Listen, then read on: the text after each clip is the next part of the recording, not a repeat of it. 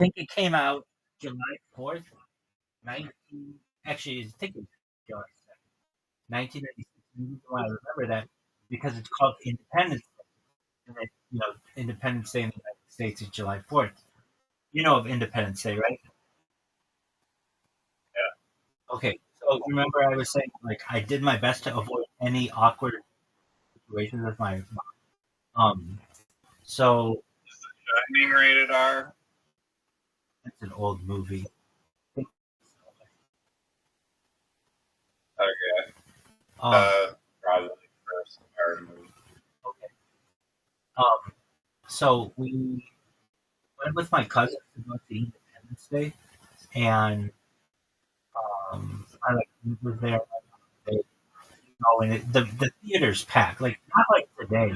Theaters don't get packed like they were then. They would just pack as many people and we were so excited to see this movie. This movie was going to be like the biggest blockbuster of the summer. It was giant. And there's a scene where I believe her Vivica A. is a stripper at the very beginning of the movie. And that was a very awkward scene. Like I still remember the awkwardness of being in the same room as my mom, but there's no nudity.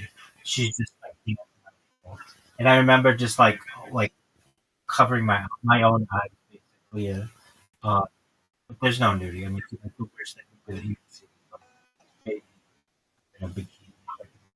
Even still, even that was like um, very, very awkward. Very, very awkward. My cousins were the same way. We never talked about sex. Everything was like very asexual. Like we, it's just not something that was joked about. I mean, like sex between people is like a very serious thing, especially in most communities like, where we grew up. Um, you just never, you just you did your best to just avoid the conversation. And so you saw the shot. When was the first R-rated movie that you saw that was like a modern movie?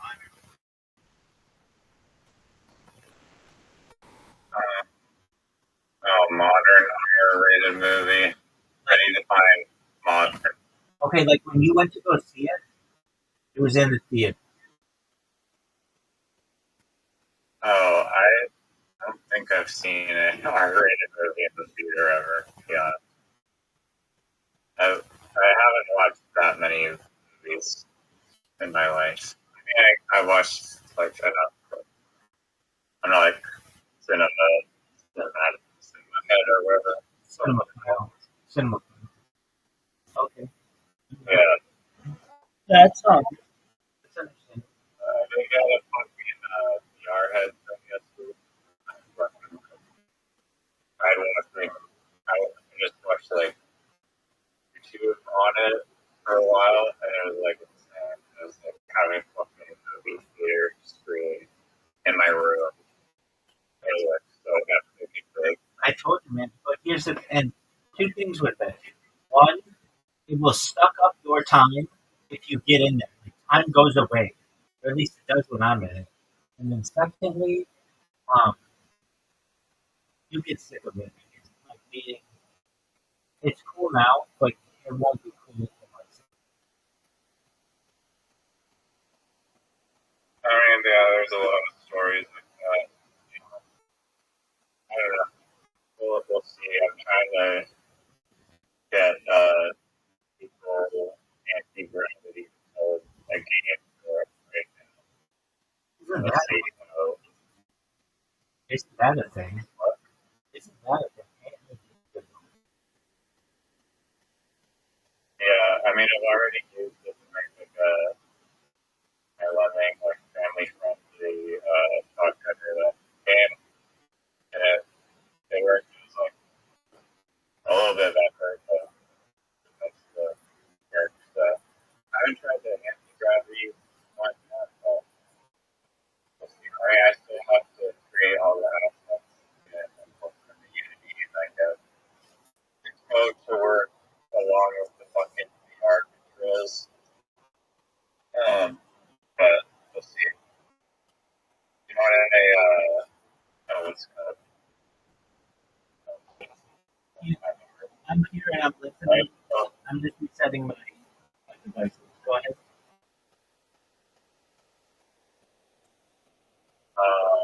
Let me just find the word real quick.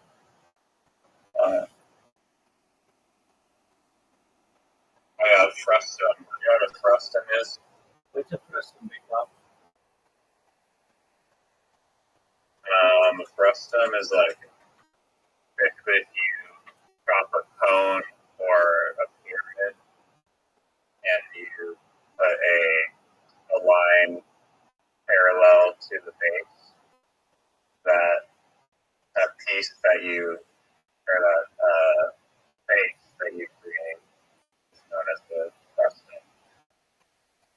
And why I'm bringing that up is because the CPR game I want to make. So there's a lot to do. I mean, like, yeah, the VR game I want to code is has a lot to do with like the meat and potatoes, the nuts and bolts of this game, and basically coding a realistic spray paint effect onto various surfaces and different nozzles that you use and different pressure and paint have different effects.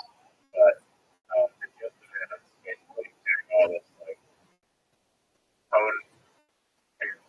conical or whatever the fuck cone geometry. Right. Canile, I think. Canile geometry. It's not conical.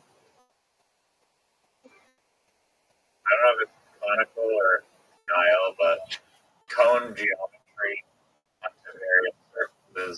What the fuck is he doing? Apology, I don't know what he's doing. Yes, I imagine. Yeah, that would the different sprays and the width and everything. That would be pretty complicated, right?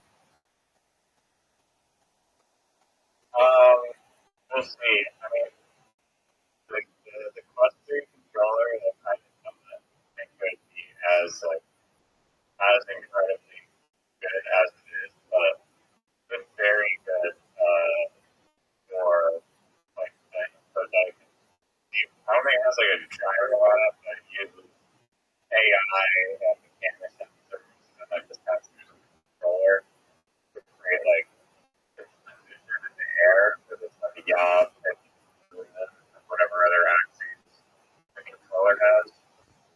And so the controller has these like really solid data that can do like whatever code that you want. You have to tell the code exactly what to do with that data. So like the controller's position relative to the ball and the angle that they're spraying at are going to affect how the spray looks. So you basically just do a lot of calculations based on the controller input and yeah. From the sound, I mean, we'll see how good the AI thing goes. The reason why I'm doing this is because the reason I want this VR headset is to use this graffiti game like virtual reality, and they have this like pretty like solid AI sound of it where the spray is pretty realistic. So I want to emulate that.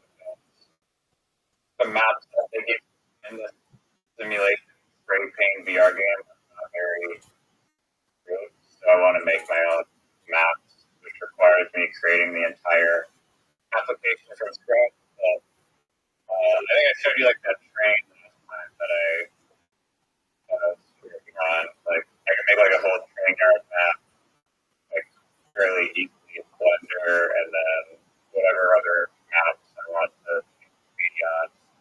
And then also can sell this game if it actually works. So, but yeah, it's gonna be a lot of. I hope it's mostly like a test right now to see how good the AI is at coding, I guess, geometry and vectors.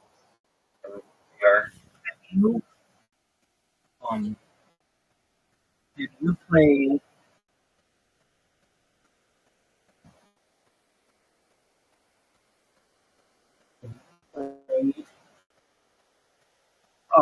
called Power Sprayer. Is that the name of the game? Is that the Power Wash Simulator? That's what it's Power Wash Simulator. Have you played that? I've seen video of it online. I don't, not really. I don't know how to phrase, but that one seems pretty mundane. Like, I don't know. If you have like OCD, it's a good game, but Yeah, I um, I see it advertised a lot, and it's amazing to me how saturated the game market is. And if you don't advertise your game, no one will advertise um, me, I have to put some awareness out there, but it. Right? people will play it if it's really fun. Like when I was a kid, the way you got a game was you went to Best Buy, and they had a certain selection, and that's what you had. That's what every kid had. Whatever. They might have 30 different games, or you go to They're all made by AAA studios like Nintendo with like exactly, giant budget. exactly, and that's just what you had. And no one had ever met anybody who didn't play one of those games. Meaning, nobody was like, "Oh, there's this other game." There were no other games. What are you talking about? That's not available at Best Buy or at Electronics Boutique, or which became GameStop, or any of the other places like Sam Good. Like nobody had ever heard of anything but the games that were there. And um, just welcome, it's Traceway. Um, Traceway, this is my friend, Liz Advisor. Oh, you back? Okay, excellent. Um, yeah, but nobody ever played any other game. Then, if you went to the store, whatever. And then if you went to the store, it was the same thing. Like there were just no other ways to get a game. And then Amazon came out, which changed things. And then, like then you could get your hands on like some rarer games that were like around the world, or maybe not necessarily in your area. And then eventually we'd run into like Steam, and Steam changed. You could download things, and like I don't know, like for someone to be like, oh, we like somebody would be like, hey, I played this game, and it'd be like, yeah, I saw that game available, but like you said, they were all by AAA studios, and these games didn't really need to market themselves that much. Oh, Riser, remember I was telling you about Duke Nukem 3D?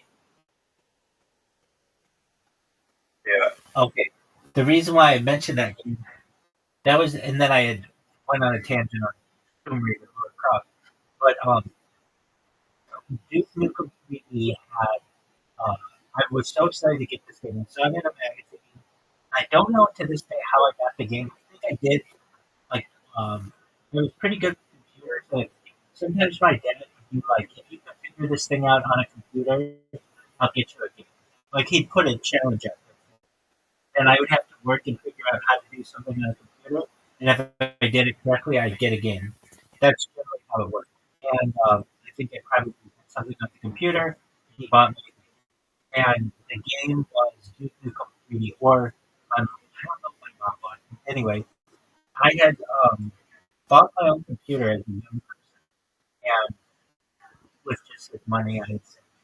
And I was playing the game. And the reason why this was such a big game was you were like taking a monsters, like dystopia like world, but they had a strip club there, or multiple strip clubs. You could go up to the women and press the space bar. I still remember the button to press. You press the space bar, and they would show you their boobs. And I remember having to avoid that section of the game whenever my mother was around, and that was like the first Kitty game. bar. Yeah, that was the first game I ever saw any kind of nudity. And and well, okay, and then Grand Theft Auto had a version of I think it was San Andreas. It's called San Andreas Coffee. There's like a special. Okay, so if you bought San Andreas when it first came out, there was like a hidden part of the game that wasn't available if you played the game normally. But if you went into like search the files, it was called Coffee Time or something, and you could actually have sex in the game. And then Grand Theft Auto. Grand Theft Auto. The pretty guys died, and then they got sued because it was like a hidden Easter egg that was not supposed to be there or something. That's exactly right. And it was the first game that. No, they got sued because the rating of the game was like. That's right. It's called Hot Coffee. Grand Theft Auto San Andreas 2004. While it's not playable in an official game release, the modding community discovered a hidden bug that, when enabled, allowed protagonist girl to have animated sexual intercourse with its in-game girlfriend. So that was that. To this day, I think that's the only game that I've ever played that was like that had sex in it. But yeah, that was a thing. And, I'm surprised that's not a thing. Oh, yeah, when I was a little bit older, they had these games called like Wild Beach Volleyball that were topless. They were just like 3D models of chicks who were topless. They did some adult games. They were called had the AO rating or adults only rating. Not necessarily, but so usually those were just like topless chicks and stuff. But as I think of it, um, were I'm pretty surprised to this day that you can have sex in Grand Theft Auto. Are you? I mean, You can do everything else. that's There actually because there are two things that I'm surprised you still can't do in Grand Theft Auto. The first is there are no children. There's only, to my knowledge, been one child in any Grand Theft Auto game. And secondly, you I think the reason for that is we don't want kids to see other kids on TV. Be like, hey, this is a kids game. No, it's for and they'd still get sued like crazy. Like, can you imagine like you go to a school in the game and hurt children? And you know, they would blame every school shooting in the world on that game. And then the other thing is, I'm surprised you cannot have sex in the game. You basically have been able to have like simulated sex. So basically prostitute where the car shakes, but just kind of you can do basically everything else in those games. But if they included that, then the rating would be not as mature. It would be like the other one, and all their customers would go in. well, here's the thing. Here's what's surprising to me. To buy an M for mature game, I think you have to be 17 or older, right?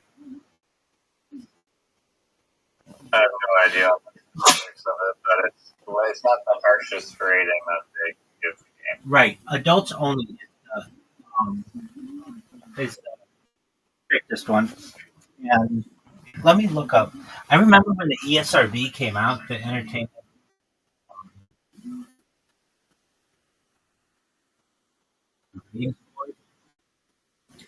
entertainment software board. It was a big deal. Right. So it launched in 1994. Before then, you could do anything. All right. So the ratings, and there's mature, so 17 plus, and then adults only is 18 plus. But that's not that big of a difference. Like that's 1 year. So I'm surprised that Grand Theft Auto doesn't say, "Hey, let's make this thing 18 plus and put sex in it." It's 1 year. 1 year is not that big of a customer base. Does that make sense? Um, I'm sure they have a reason why. No, I don't know what the reason is, but that exists. Well, oh, I think the reason is um, Walmart in those kind of places will not sell adults only. Yeah, that could very well their biggest retailers would not sell across. Exactly. But they will sell 17 plus. Now, um, they have, I don't know if I've ever played an adult only game. I've seen them. There was one called, uh, wow, okay, the games uh, that I had heard of are, okay, Leisure Suit Larry. That was a big game, and that was a adult only. Playboy Mansion, the Private Party. No one heard that. Manhunt 2, uncut version. That's from Rockstar. Seduce Me, F, Fairy Tale, Eden Plus, Hatred. There are not that many games with it. Like really, really rare to get that rating. Um, there was another game. Maybe it wasn't that. It's called. It was like some nude volleyball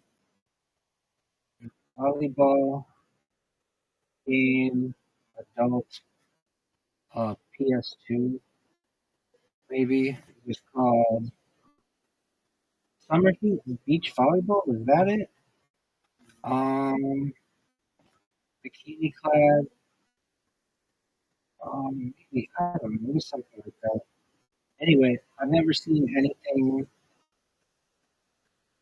more than that. Have you ever played a Leisure Suit Larry game?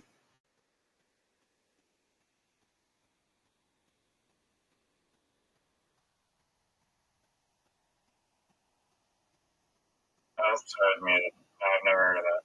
Oh, you've never even heard of it. This was a game that's like I played it just like emulators, but basically everything is double entendre in the game, and so it's the story of a middle-aged man known for his balding head, penchant for double entendre, and iconic leisure suits. The story typically focuses on his unsuccessful attempts to seduce young women, portraying him as an unsuccessful flip-up artist. Common link between the games are Larry's exploitations of luxurious and cosmopolitan hotels, ships, beaches, resorts, and casinos. So this is a guy who's like really wealthy, but always just like strikes out with chicks. And the first game came out in 1987, and I think that's the one I played, but I've only played on like an emulator or something. And then they haven't put out a recent one. It's like 2013 or so. Not even like I don't know, but they have some sexuality in those games. Anyway, so you haven't seen? What simulator games do you think would exist? I think uh, a roller skate rink simulator where you have to manage a roller skate rink would be good. I looked it up, it doesn't exist except for Roblox, or Roblox is trash. And also the Phallus Museum Simulator where you have to go around and collect all these rare animal penises. I think that one would actually eventually go viral. Maybe the Chinese squid ship simulator as well would be that. Where Shanghai people and like grow a fleet of squid ships. Have you seen the game that's like where you fill up vending machines?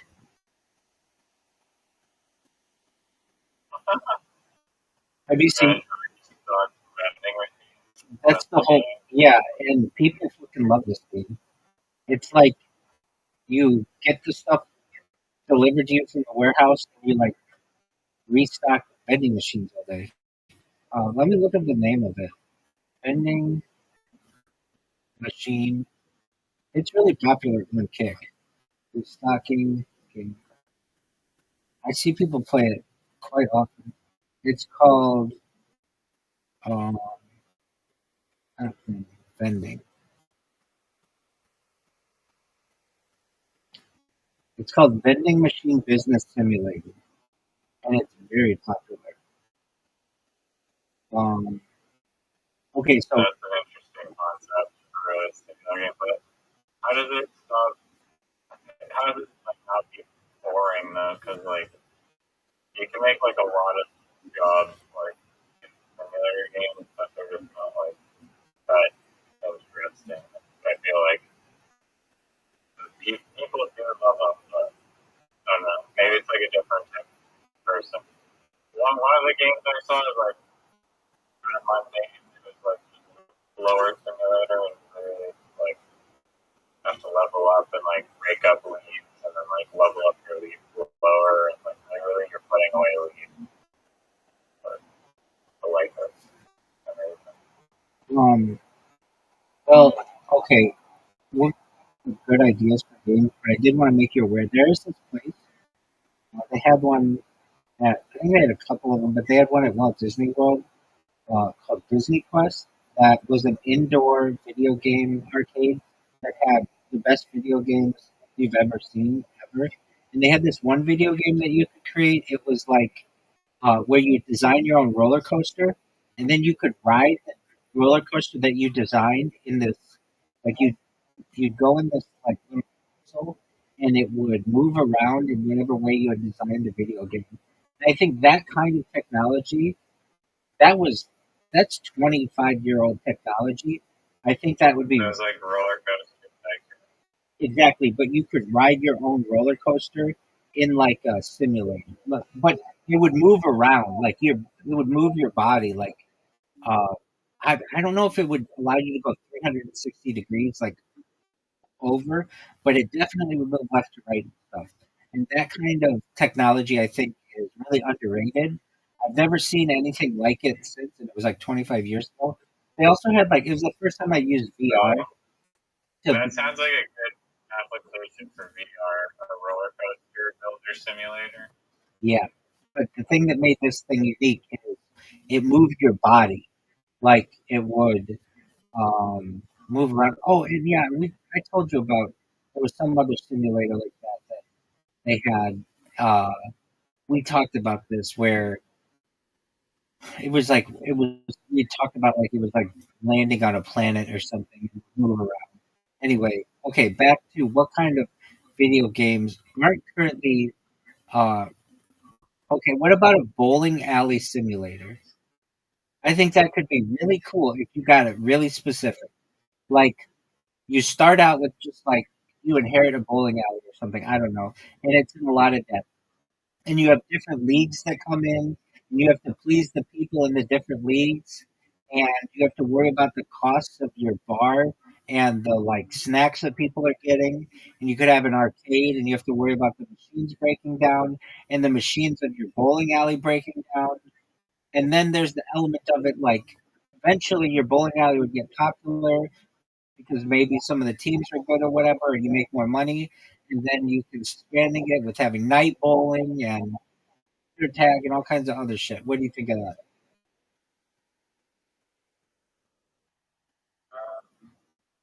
I don't know if it expands its ways something bigger than bowling. Yeah, I, Right? yeah. The reason why I said that is because a lot of bowling alleys have like they got rid of their arcades and then they made like something else in there. Okay, but that's fine. It doesn't have to have laser tag. But what I'm basically saying is like you have to build up this business from the ground up. But usually you do that in a simulator like game and get really specific. Okay, here's a fucking game that was amazing. Did you ever play the Sim games? Not the Sims, but like SimCity 2000 or those kind of games. I watched a friend play it, but I never got it. All right, so there are a couple games that they had that were absolutely amazing, and I think they should remake it today. If they remade it today, I think could be very popular. Okay, one is Sim Ant, where you live the life of an ant. It was the first time I'd ever played a game as like a real animal, not an anthropomorphic being, like a real animal. And you have to like build a colony and then move into like different housing areas, and you have to worry about like the health of your colony and like breeding the queen and getting food. It's like it's really like this was in the mid this was in the mid '90s they came out with this game, but I think if they did it now with all the 3D shit they could do, it could be really cool. Another game that I've never seen is a bee colony game, which I think could be really popular, where you have to breed the queen. You have like worker bees. You have to create honey, and like they that like fucking amazing hive. I think that could be really cool. And you have to go and pollinate different flowers, and some flowers pollinate better than others. You have to worry about dangers to the hive, like a bear. You wouldn't have bear scare; you just have to sting it. That could be a cool game. Another cool game. There's this game that they had, and I've never seen a game like it. I'm sure that it's called Sim Tower, where you can build a tower up to 100 stories, and you have to balance what the tower's going to have.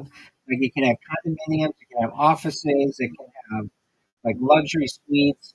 And then in the basement of the tower, you can have like food courts, and you have to worry about like where you're going to put the different elevators, and sometimes the elevators break. That was a cool game. Um, Other cool games. Or maybe they do, and I just haven't. Oh, where the fuck did he go?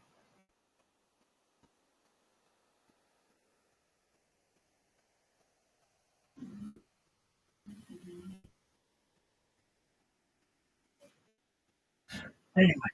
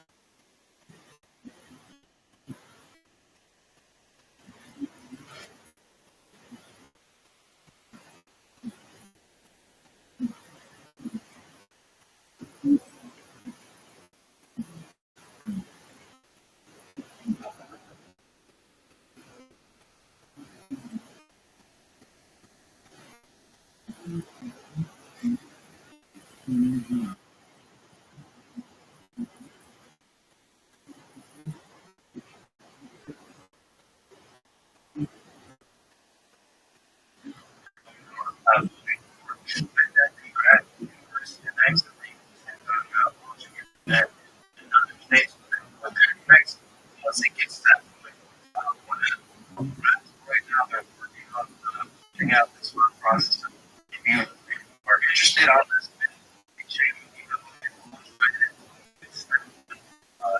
And on top of that, those rates are taxed. 25% of the proceeds will go to guys, peanuts, as dividends. To the NFT holders, so if you end up being enough for just by holding the rate and on top of that, I can't say enough about the community. Each unity and respect there is here by the rate culture movement. And it's such a huge thing. Once this project ends up, it's token. And on top of that, they have game that's coming out. It's just like it's hard to but it's your fucking set. We have go check out great guys every single one. Piece of artwork.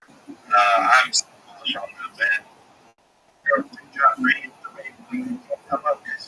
She's been working all day. She's actually up right now. Can you guys hear me? Perfectly. Everything I said, obviously, we're so bullish on great guys. I can't believe this thank you so much, Rahel. You're an amazing person, and we're so glad to have you in our community. So yeah, we are going to get quick. But yeah, thanks so much for having me up. So we are Raven. We are a Raven Festival project. The first piece of our project was the NFT. NFTs have only been out for a few days, and we're earning about 47-ish.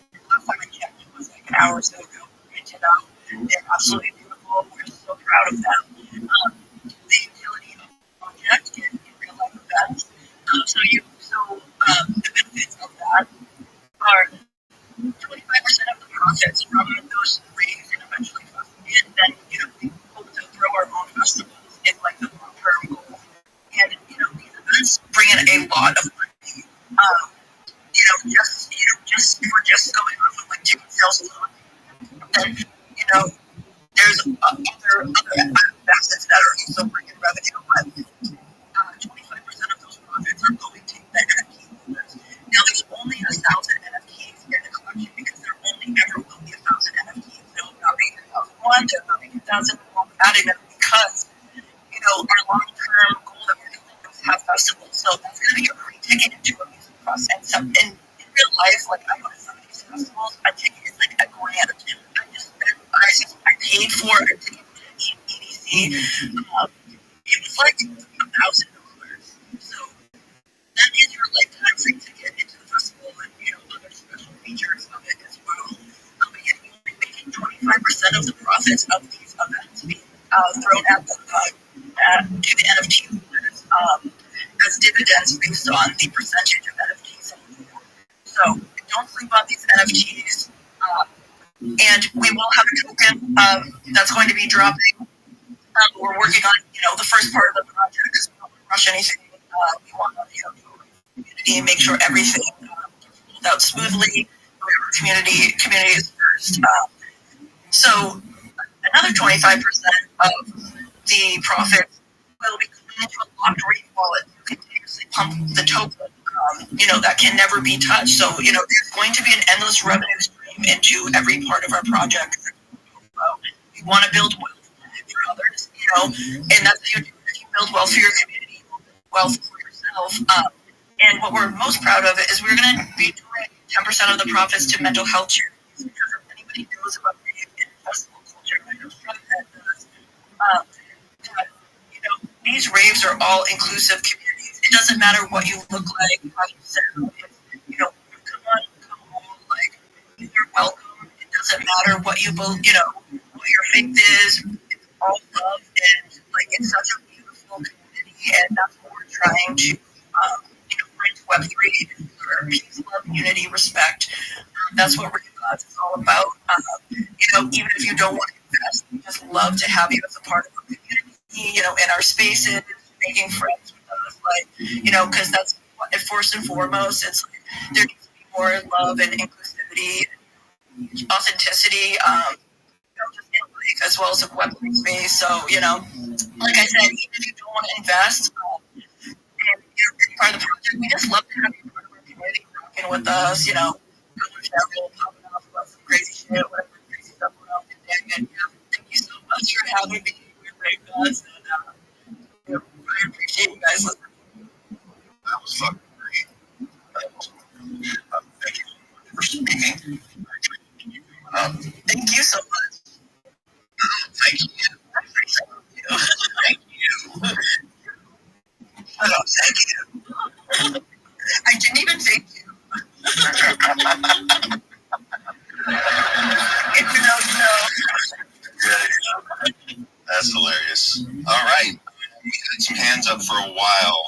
Emmanuel, what's happening? You've been for a long time. Yeah, bro. Yeah. Again, being lucky, I saw strong. Most times I was in the track. Oh my God. Someone here that is giving me the audio. Yeah, it seemed like the audio file. So they speak, see that.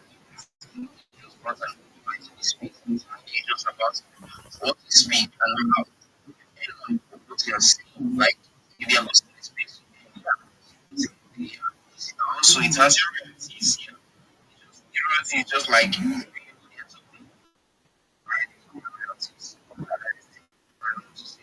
everybody needs to be punished. If is going to be dead, that is it. It is interesting there, guys. Check out if you want to make some money on Spaces. It's the best way to put some money into Spaces. Check it out. It's on the Jumbotron. Chris, what's happening, man?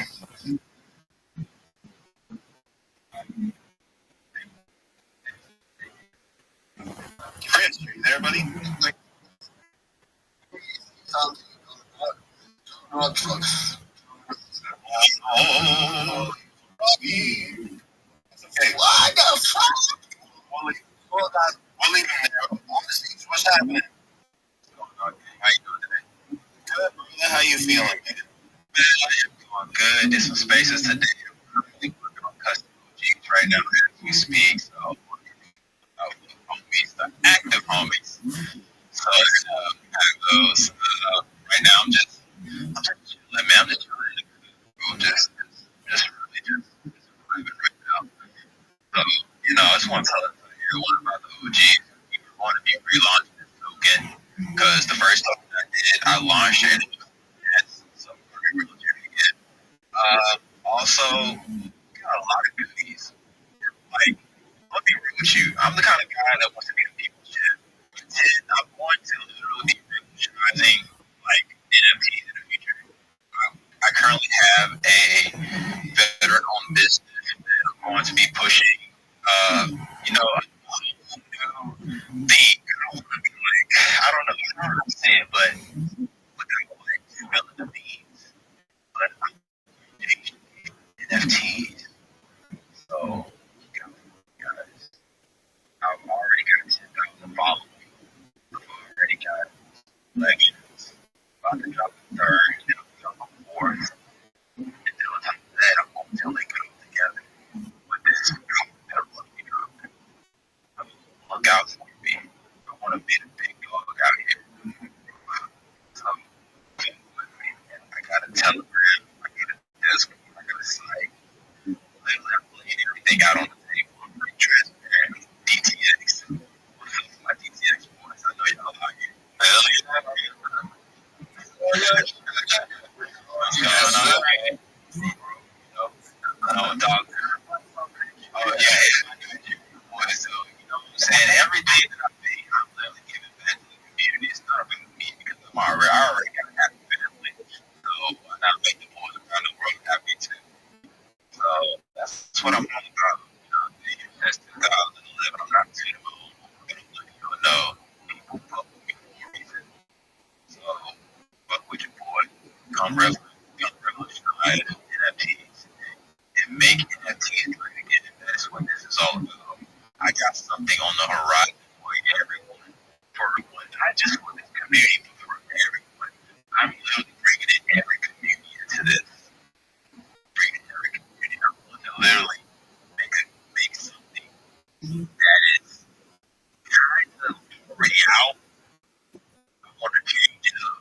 so that it's just for NFTs.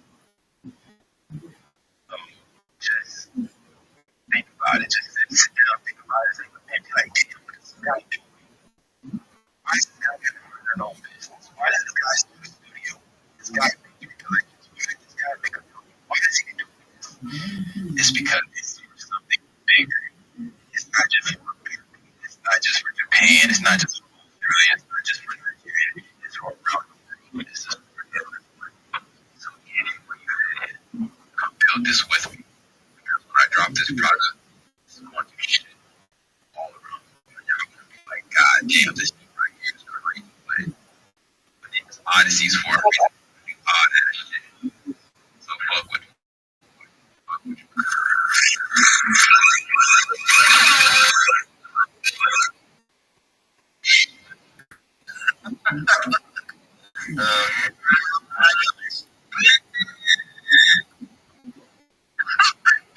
Oh man, this one good time. You've been trying to call you. No?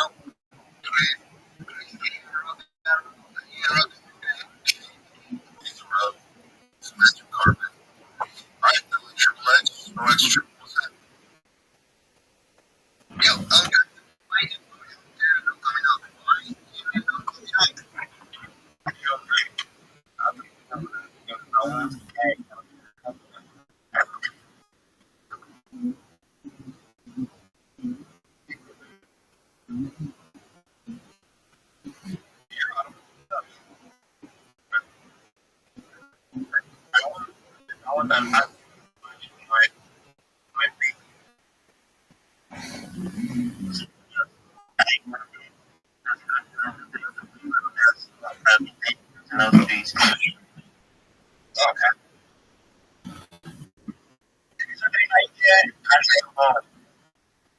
You're gonna have to repeat that question back to me, and then I can answer that.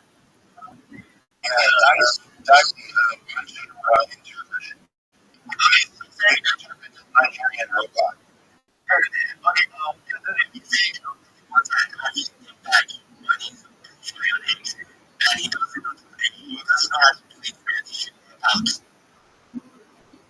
Oh, I'll tell you about it. We reach out to the project, and if you constantly consistently show up, they would give it to you. I mean, there's people have hit of what is it, box.com, and looking up that they have applications on their Discord, and there's some projects that, as long as you just continue to show up and you make an effort, they will see your value, and they want to give it to you. I mean, don't be. I'm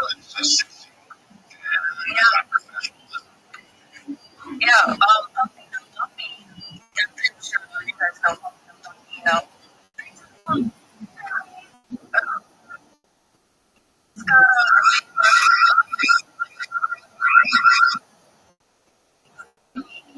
Opinion about John last week.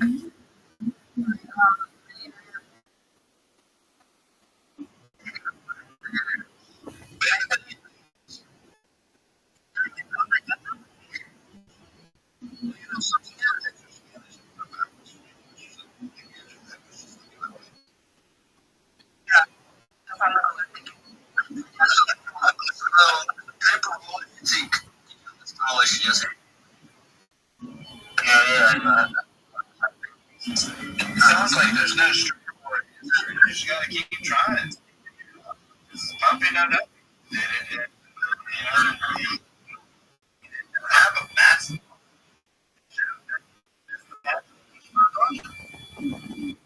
He lost his account, so he's building up his new account. I didn't even know that. Yeah.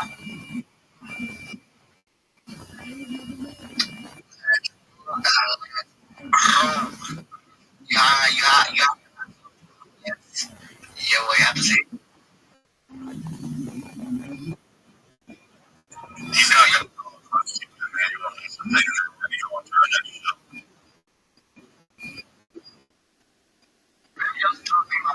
Back up.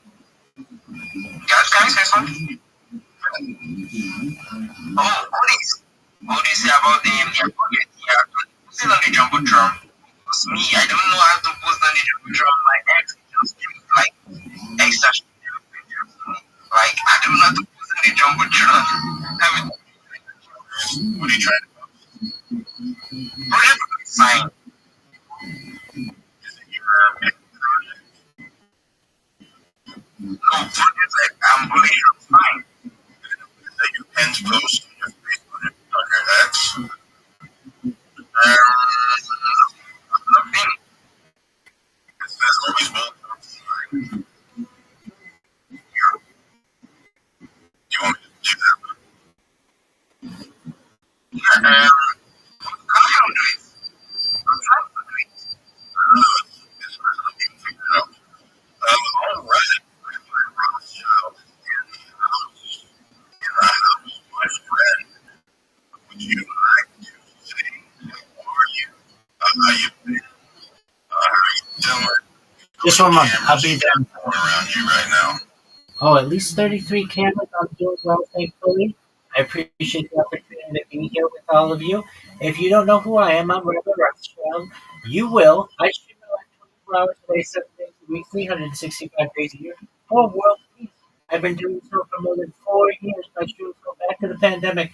We've seen the death of the queen, the birth of AI, the coronation of the king, and everything in between. This is a real life show, real life Big Brother. This is a timeline and a time capsule of human achievement. In the 1990s, Bill Gates phrased content as king, and I'm making it true today. I'm king of the internet. This is the biggest event in global history, and here's why. In 2018, The Economist magazine stated that data had overtaken petroleum as Earth's number one resource, and I have more data archived on the internet than any person ever, which is making me very influential. I'm going viral, and when I do, I want to make you, your friends, your family all financially independent. If you're not already, I want to ensure that you have generational not already, then I want you to be able to start charities and philanthropic organizations of your own.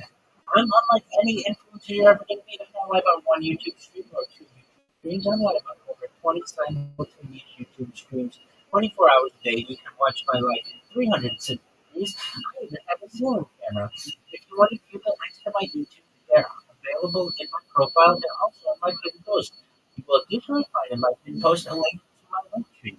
I dare you to look at my link tree. No one dares you to look at their link tree, but I do because I have more content than any person ever. I have more social media than any person ever. You'll also find a link to my Discord, discord.me/rabbi.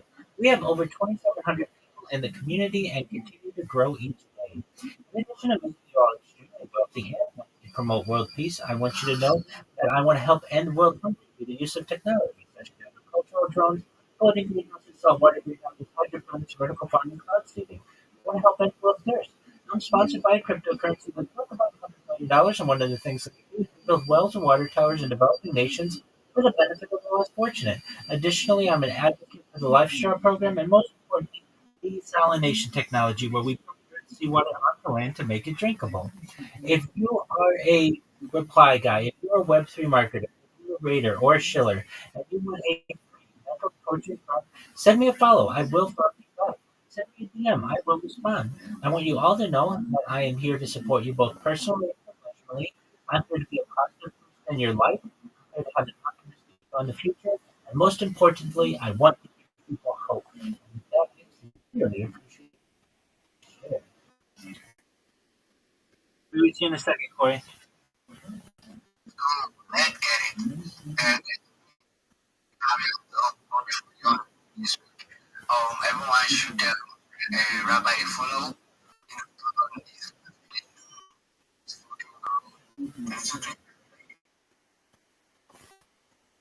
I have a random question.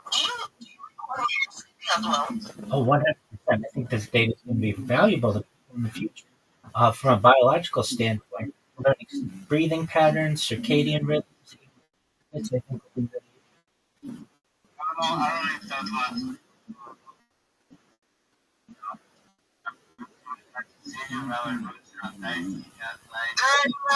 What's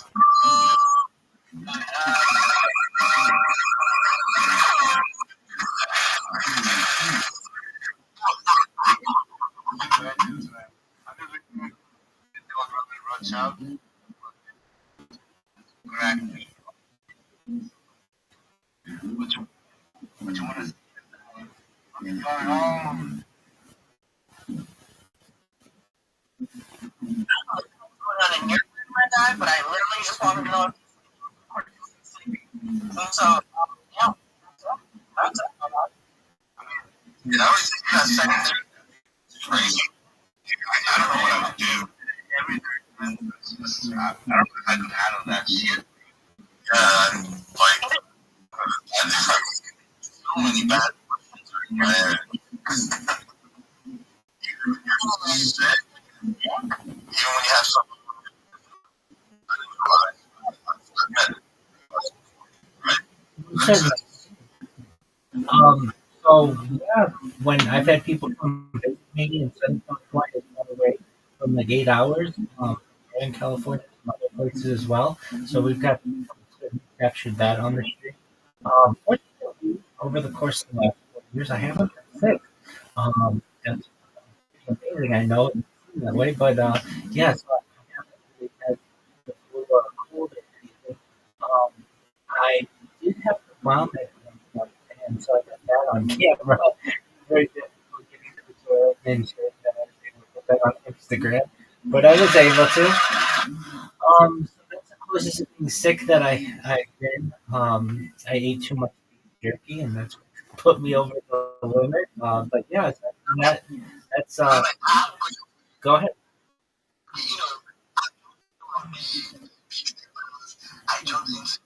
No, I think you have Discord. You like or Discord. How are you doing that? Great question. There can be different devices. So I have tablets and handheld devices, Chromebooks. I have 10 different laptops, Chromebooks, and I have another 20 handheld devices. Not only in my life, and just but I've been hosting my own Twitter space for now almost a year, and it's on video. So if you're interested in popping in to my Twitter space, just type Rabbi in the search in the Twitter space search, and you'll find my live stream on X. And if you have enough devices, you can certainly stream just about anywhere you want. So don't think that they all come from one massive supercomputer. I'd love for it to work that way, but it doesn't. There are different. You have some places to be. If you like have to go places, you Yeah, so I've streamed as far north as San Barbara, as far south as San Diego, as far west as the ocean, as far east as the desert and mountains. I've streamed in Beverly Hills, Los Angeles, and Disneyland. I have streamed really everywhere in Southern California. And yeah, if I have to go to the store, go to the doctor, or something like that, generally just usually stream it. The only limitations that I have at any point really has ever been data. But I have in the past gotten a family plan of 4 different phones for data, and am able to basically stream wherever I have been in the past live. The issues that occur certainly are overheating of phones. That's a big one that you don't expect. iPhones generally aren't that dependable when being used for long periods of time. IRL for live streaming. Additionally, power can run into issues there. So I have power breaks. Also, lighting is a big issue. So I have sets of lights that I can put if I ever go on any kind of mission out in the IRL world. But it's easiest for me to be as close to Wi-Fi as possible, especially with all the devices that I have. Especially because I have so many people who join my Discord. But when I do IRL streaming, usually I just have like a selfie stick. Sometimes I use a GoPro and I'll put it on my body. You can see my life in first person, and just record as much data as I can. damn. Yeah, for jet lag. Well, killing it. Robert, I want to hear from all the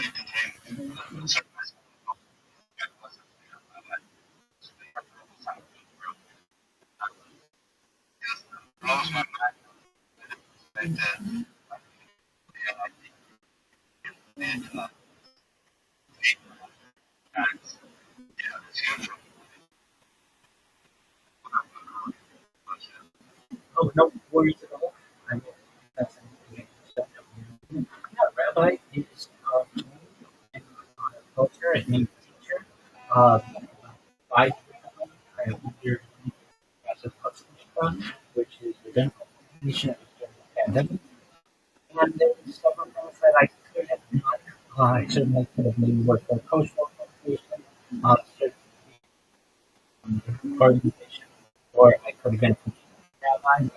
I can certainly not the general direction that most rabbis want to serve life in my life. I felt that it would benefit to the world for people to be able to see into an Orthodox lifestyle as best I can. And really, when I go viral, I'd like to eventually start my own community, start my own village, we call it, or synagogue, and spread Orthodox to the world.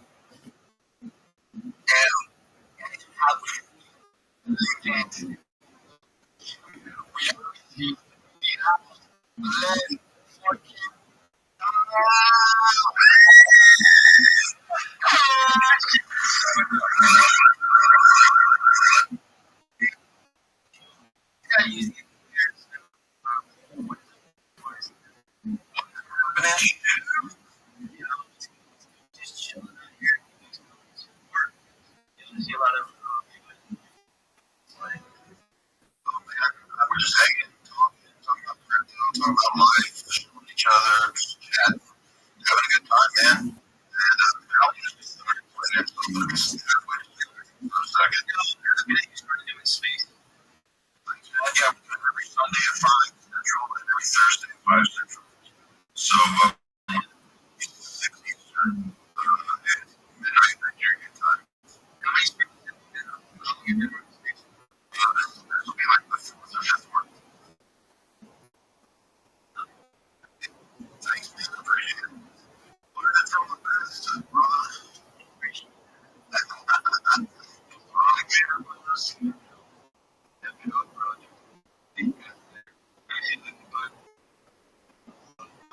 Thanks, man. Just to keep me down, but man.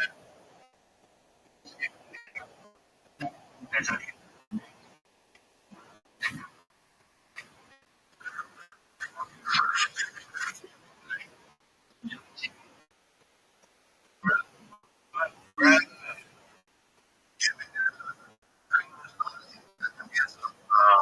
who's first? Go ahead.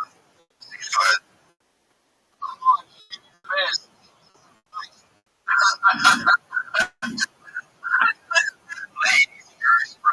Ladies first. Go ahead. Go ahead. It's fine. Go ahead. Because my question's gonna be anyway. So go ahead. Go ahead. Yeah, mine was for but you know what?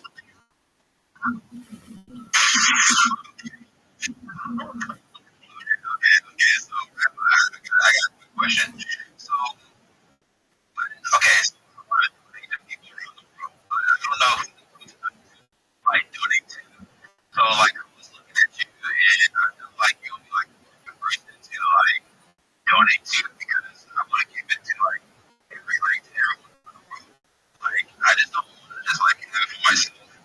Like I just wouldn't know. So like I understand that you give out to like a lot of people, and I respect you a lot. Like I see you all over the place, but like yeah, if I was to give you money, like who do you like donate to? Like I'm sorry if you got like repeat this all over again, but like mainly donate to. Like I'm sorry, I'm just No, let me do it. Firstly, I want you to keep your money, invest it in your family. I want to give you money in the future. When I say I'm going to make you rich, and you guys keep hearing me say that, I'll tell you that plan in my life. But that's the plan. If you wanted to donate to any organization, affiliate, it would be Chabad, CHABC.org. That we're having a campaign during Hanukkah right now, but I understand that's more of a Jewish community. If you wanted to donate to perhaps an organization, to my heart, any of your major American Heart Association, American Lung Association, those are, I feel, generally pretty good organizations. They're not perfect. I know there's a lot of administrative overhead, but I want you to keep your money. If anything, I want to give you money in the future, but know that it's very, very kind and much appreciated. Now, in terms of how am I going to make you rich, you keep saying this, but you keep hearing me say this. How are you going to do it, big dog? All right, well, here's the plan.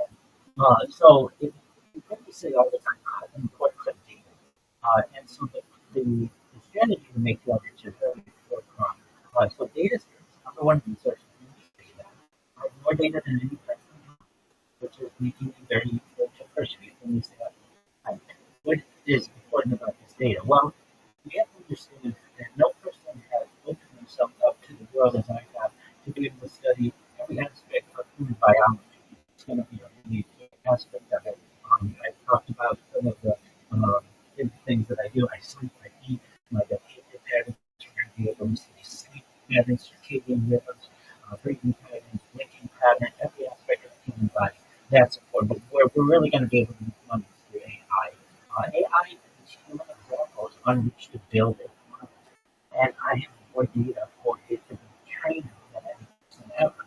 Now, that data is publicly available, but that doesn't necessarily mean that we can have customized applications for my behavior or AI to be able to make money on this stuff. The goal is to take all the money that we make from the monetization of all of these data that is in your data and put it in a 501c3, essentially not for profit. Then what I'd like to do is to take all the money that I make from YouTube and all the other places, Twitch, and just put that into a pot of money that we're going to invest in, but certainly also just have the interest accrue. Second way, the second problem of how I'd like to make leverage is through my social media. I say I'm a one person out there in the media. I have 100 YouTube accounts, over 200 Instagram accounts, over 500 Twitch accounts, over 1,000 TikTok accounts, over 5,000 Blue Sky accounts, and over 10,000 TikTok. I have a treasure trove of content. Every week, I have entire lives of my life, not just on YouTube, Twitch, and some of the other places, but archived on Instagram and Twitter and some other places as well. So when people have access to this, it's going to also be monetized. The third way I think we're going to do is through endorsements. I'm unlike any influencer that you're going to meet, and I say that. I'm not somebody who will just do a shout out for you. I will mirror companies' post 24 hours a day on my live stream. I currently do it with a cryptocurrency that's worth $500 million, and I'm willing to do it for many of your major organizations out there. And then the fourth way is through cryptocurrency. We're going to be able to start cryptocurrencies. We're going to be able to endorse cryptocurrencies and really may have the Midas touch. We're going to take all that money, put it in a not-for-profit, and give back to the people, and you all are included in that. Thank you. Do you remember what you were going to ask?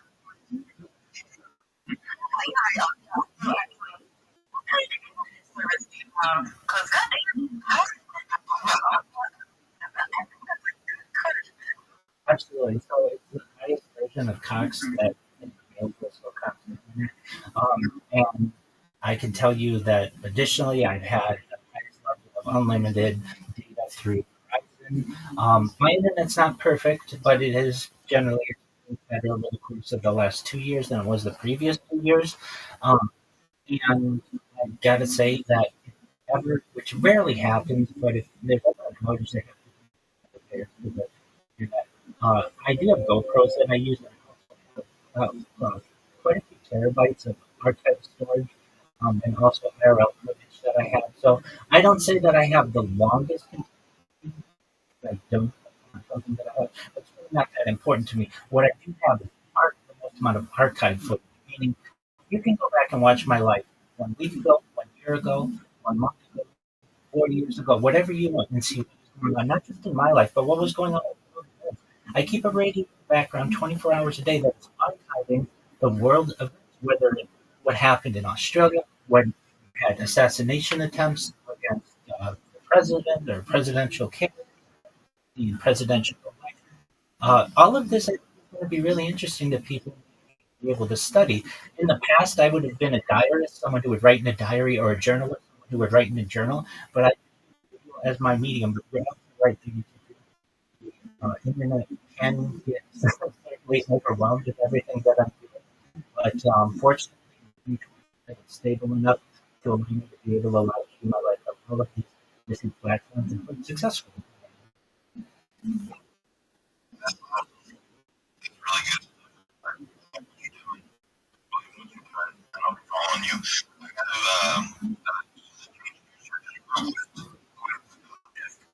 earlier in the space, I was talking about Luke.gg.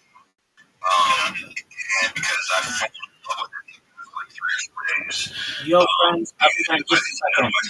I see you have a tag over there. Hello, hello. Can you hear me? Yes. Yeah. We want to know your opinion on things that happen in Australia. Yeah, terrible. I never wanted to get hurt. Certainly within the Chabad community, extremely shocking and not something that I think we would ever want to have to enter people, but especially within that tight knit group. I know my thoughts and certainly prayers for the community. It's very unfortunate, and it's really a surprise to have it in Australia that really has some pretty tight um, laws. I think this is the biggest event in several decades, and really hope that justice is served on the perpetrators. And again, thoughts and prayers go out to the families. You know,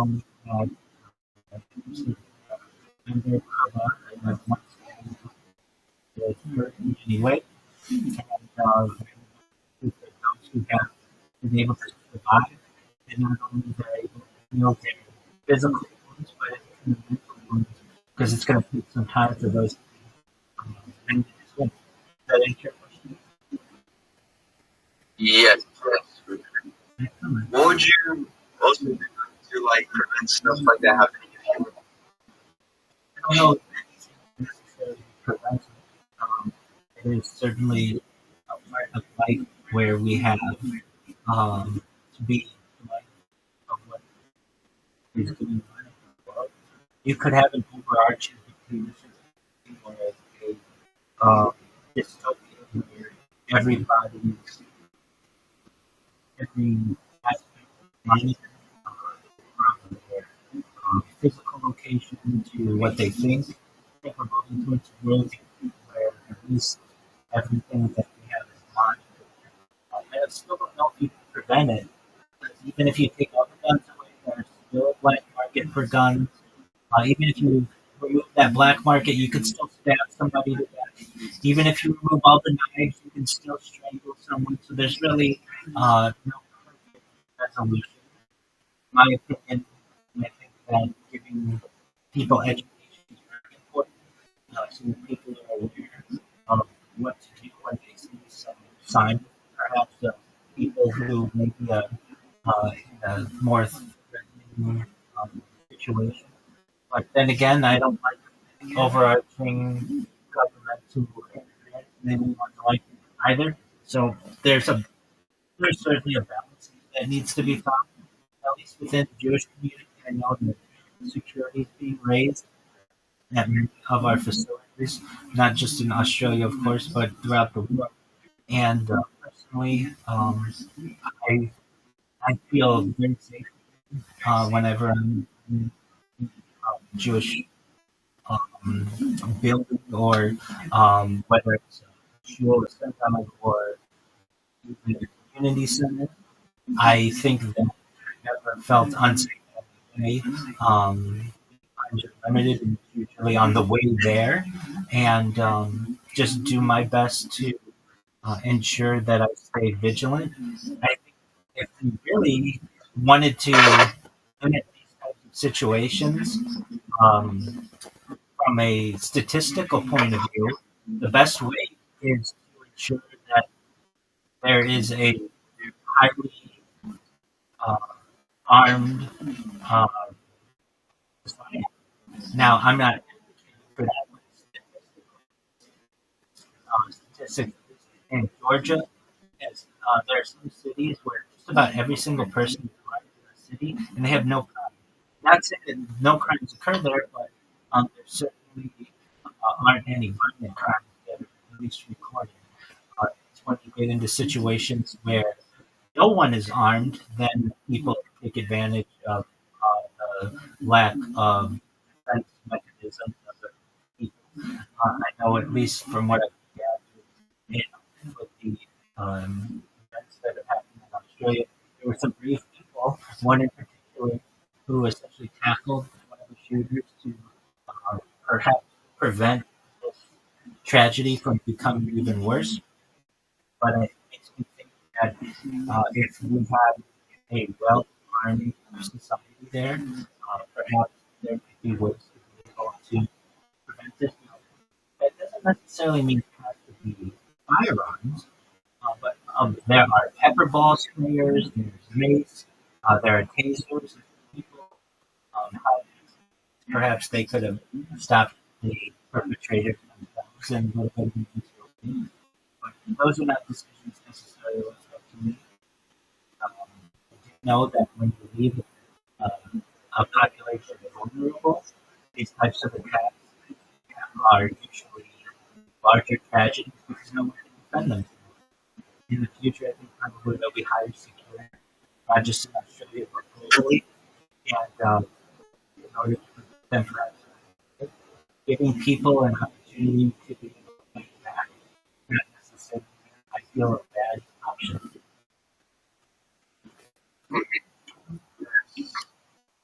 But you live in America, right? That's correct.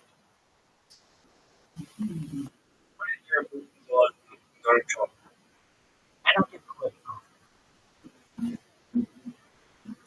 Well, that's right.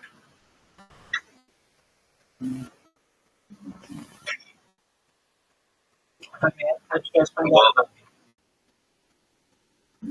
Oh, we found we've known you for a while, and we just stumbled back across you. okay. Yeah. I appreciate you guys your concern.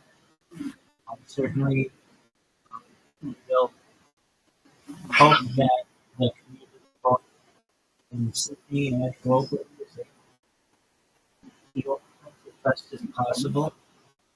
And, I personally don't want violence anywhere, particularly within our own communities. And I am an advocate for peace, both diplomatically as well as within society. So I never want to see a tragedy like Yes.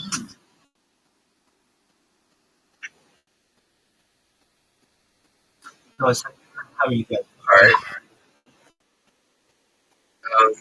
We're doing good. Here. Yeah, we're like, how long have you been on live streaming for? Like, you know, tracker, like, how many days you don't use? It's 4 years. Um,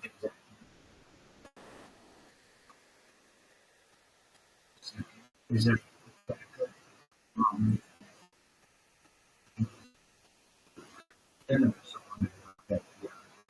so it's about 1,500 days at this point, and on in the little bit, um, I can tell you I don't have one continuous stream. That's not what I do. Every 12 hours I restart my stream so that they're archived. People can go back and see a day ago, a week ago, a year ago. So that's what's important to me. There are some people who have one long stream. That's great, but you can't go back on their streams and view what they were doing generally a year ago. You only have you might have clicked it or something like that. But with mine, all of the data, all of it's available to the public. And yeah, I'm just over 1,500 days right now, and still going strong. Yeah, all right. I don't know. No, I want to do this with. Okay. That's pretty good. Like, go IRL. Yep, I shoot from the same part, it's not the same thing. It's from west, it's from east, it's a desert, and I shoot in Beverly Hills, in Los Angeles, in Disneyland, basically everywhere in Southern California. How often do you Well, it's difficult for me to do and balance having Discord and all the other live streams that I have, but I go up to times a month at least outside to some extent aspect of it. And I've got hours, I've got many hours of live streaming. I don't know. And if I ever need to go to live stream, like I need to go to the store or something like that, I do. But generally, I have things sent to me. But yeah, live streams, all the places that I mentioned. So, some bowling alley, the store, the gas station, the bank, open bank account on stream. They had um, some everyday live stream as well. But I find it gets a lot for me to get. I gotta get data. I gotta get the device. I gotta get lights. Sometimes I gotta get power bank. And then I can't talk to people because I can't be in Discord while live streaming as well. So it's easiest for me to get things delivered to me and be able to talk with people like you and in Discord. Oh yeah. Wait, how do you make money? I'm a certified project manager. I successfully launched apps on Google Play. This allowed me to find independence. If you feel comfortable sharing letters to Memphis. Sending my information. Oh, alright, okay.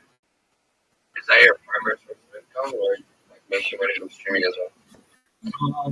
I do make a little bit of money from streaming, but not anything that I feel um, it's, um, but yeah, my primary was, income through my previous uh, undertakings, and then also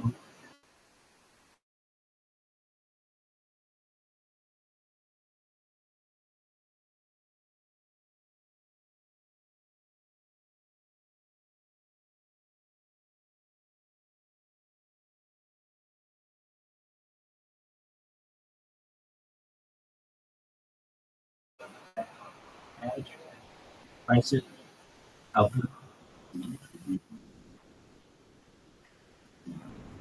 Yes. I understand that. Do you have any plans for 2026? Yeah, go viral. We're not. Sure.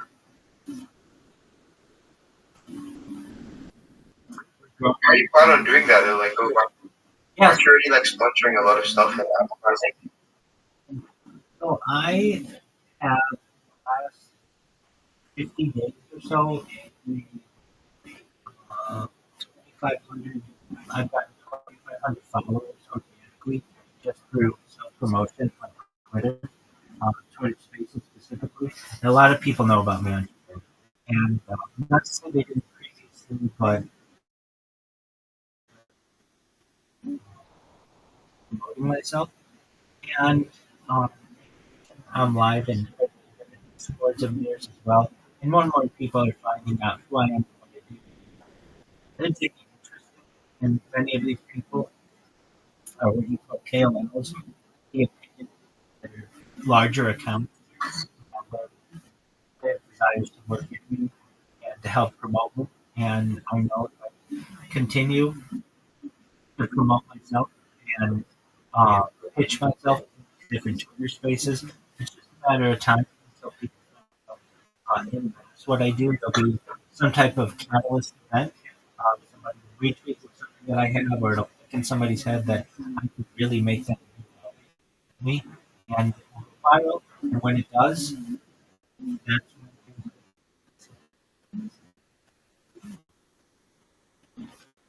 Mm.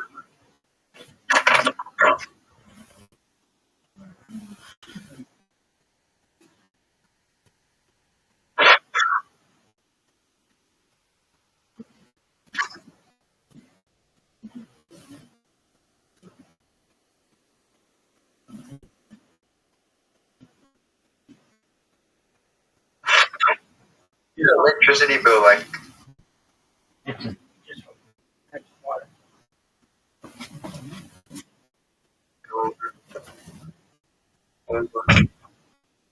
it's just like, what is this reunion? They were, they were, we got a couple and see if we remember this.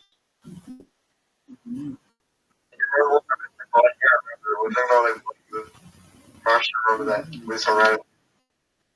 Yeah, but like, of that, just What was your one, Fred? Fred.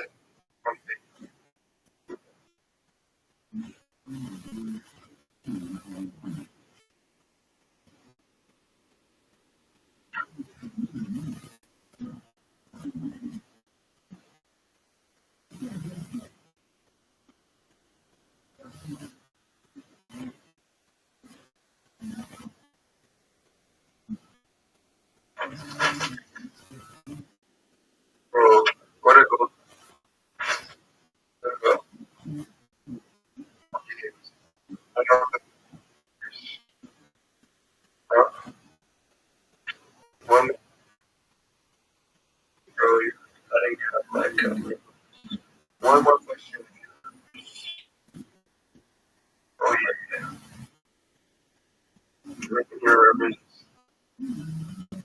Oh, yeah.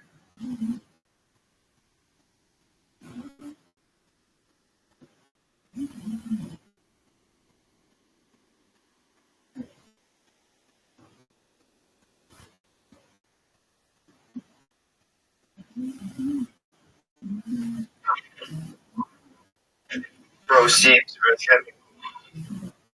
who's walking then? Just stay on. Where does he get it? Water.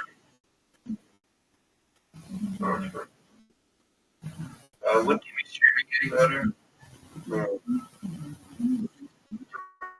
Never. I actually don't know if he goes outside. I feel like he's got who are Brandon, some of these actual people. I think they're all AFK. I'll talk. And I think he goes outside most of the month and by the way for you. Like he has to be taking the vitamins. And this guy, the caller is real. If he was Leo, I have no clue. But I don't know if anyone's Brandon has a camera streaming two things. He's streaming the news for Rabbi. He's streaming the news and he's streaming an empty room.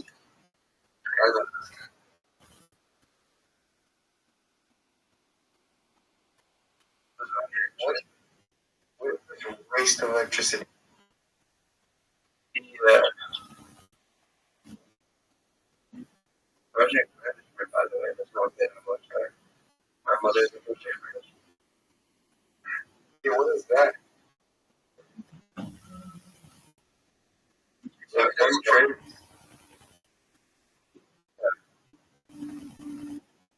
This is cooked. I don't know how he's doing. Cryptocurrency with 100 million. Most cryptocurrencies are worth like 30. Yeah, how would you smart? He said minimum on stream. He's probably there for like fun. And $2,000 a minute or something for 50 minutes. That's so good. You can get that like 1 week. Easily. Then on social media transactions, so not use it. That's what I'm saying. I don't get it. Or no, it's possible.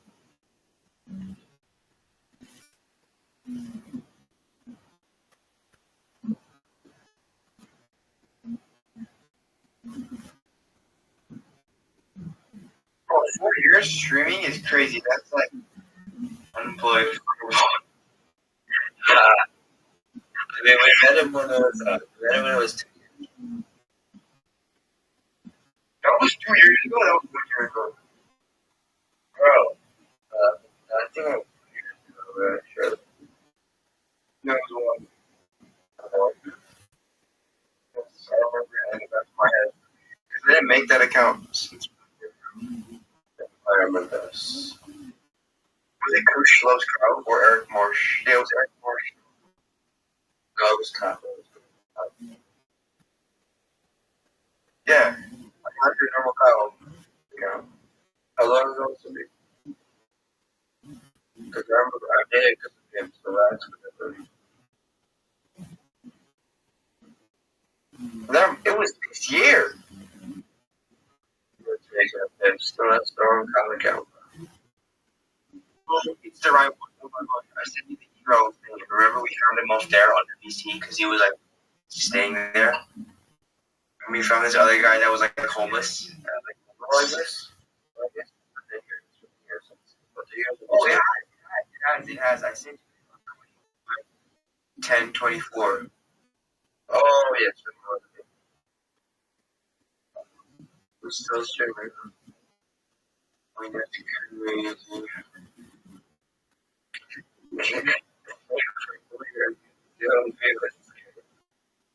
What? This one. No viewers. I think I watched that. Do what? Yeah, okay. Because like that's like not even interesting. Yeah, so right. It was Tyler. Why did you put the right, yeah. They also make you rich. Get rich yourself first. Bro, and it's not the money it's not selling. It's like the one for the work. Alrighty. It's hard. And you remember when we joined the last time so research $1 trillion? That's all they. This person. It's good stuff, bro. And nobody really the worst like shit ever. And he's disclosed. Yeah, he signed an NDA on I don't know. NDA. It's a non-disclosure agreement. Right. Whoa, how was I going to go to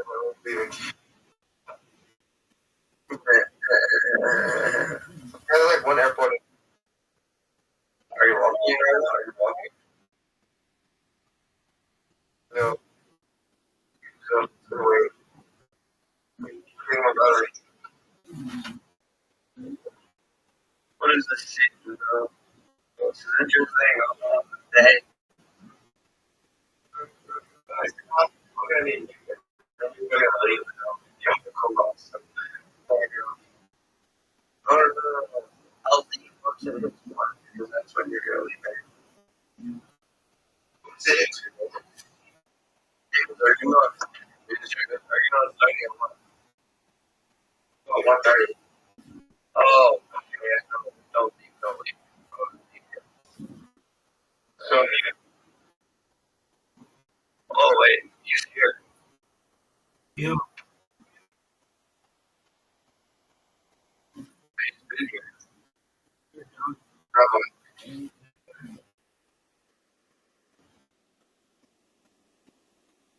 Wait, do you remember us?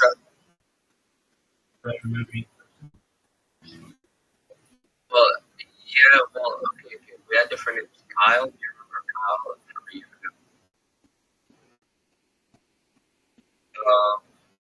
Remember Fred from a year ago? I can tell you that you change your name,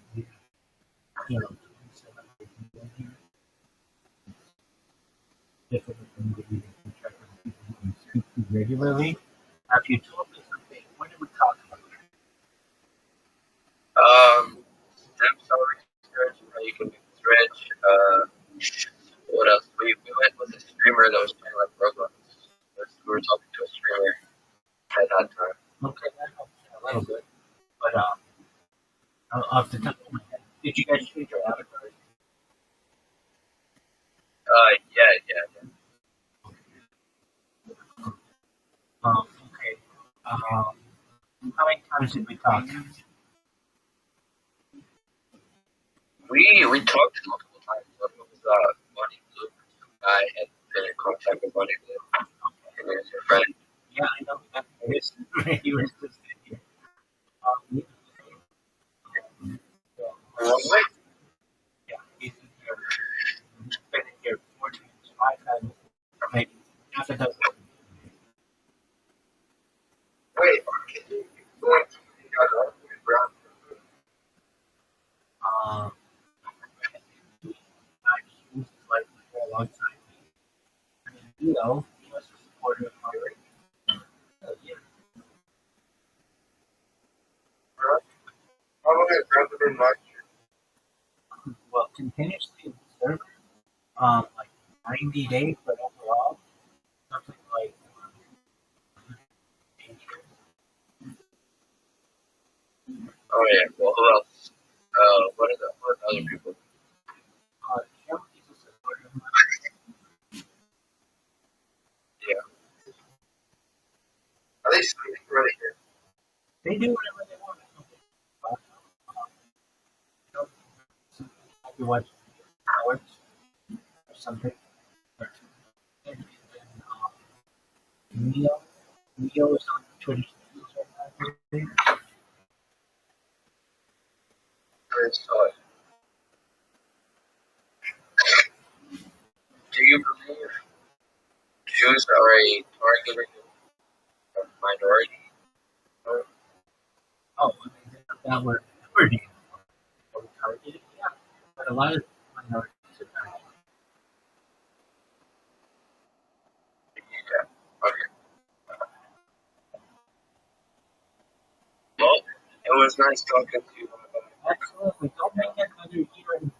If you change your names or whatever again, say, hey, we came when there was the Australian tragedy in our. Oh, that's smart. Okay, yeah, good. Yeah, we'll do that. Excellent, my friends. Take care. Yeah. Thank you. Okay. Surely you remember. Oh, no, I remember. Yeah. All right. Thank you, Rabbi. Wait. We'll check up with you some like what? How you doing? Excellent. That's fine, my friend. All right, goodbye. Peace. I'll take care.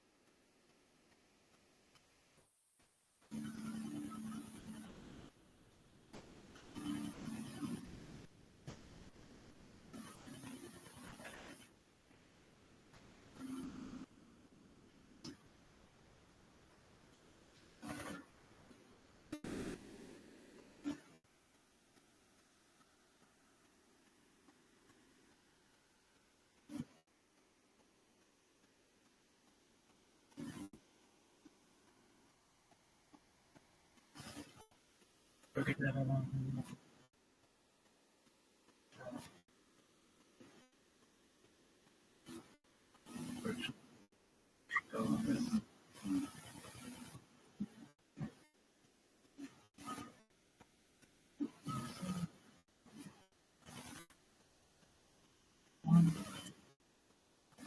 sure. So, perfect.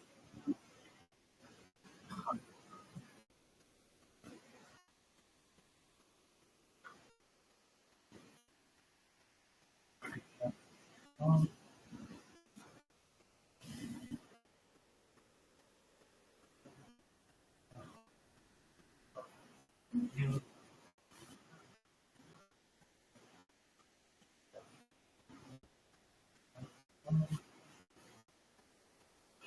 can my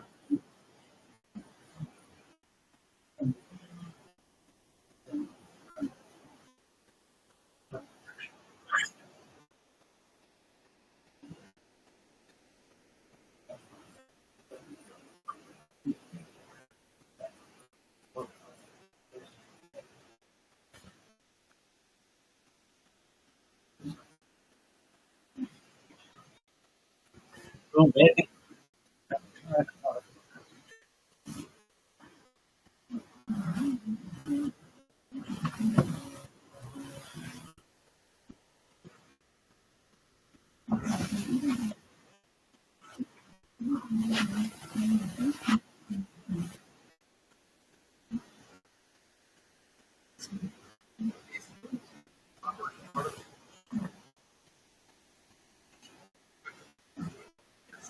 So chá perché non mi se você se vai pra quê?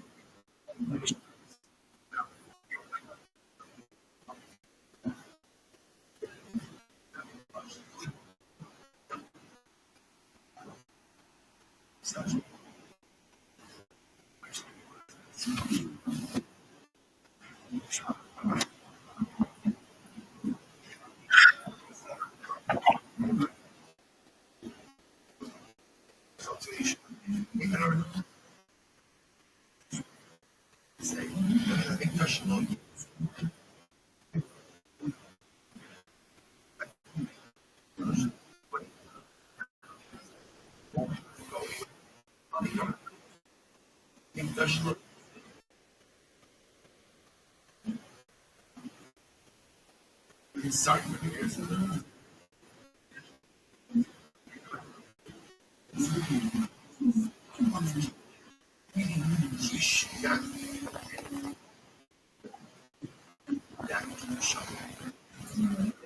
he's allowed to go on the film session as long as he wants.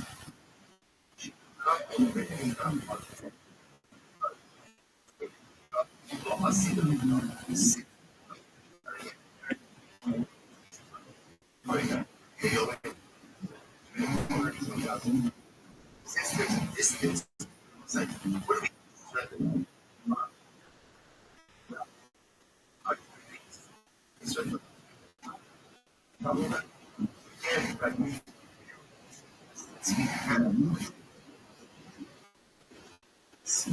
Without including us.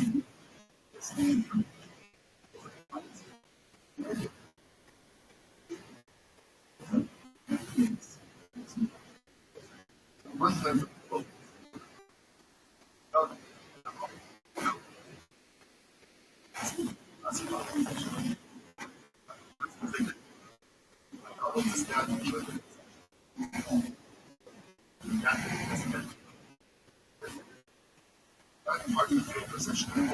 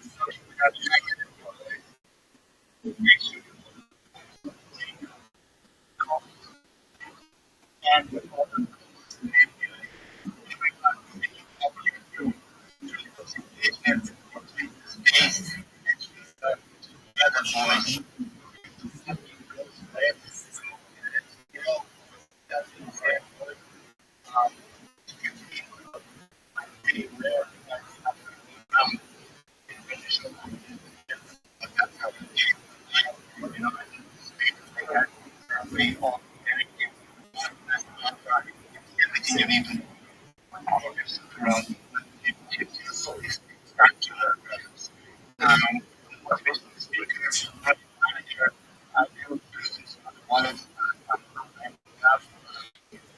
now, I have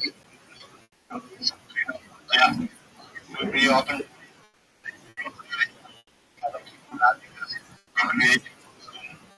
I want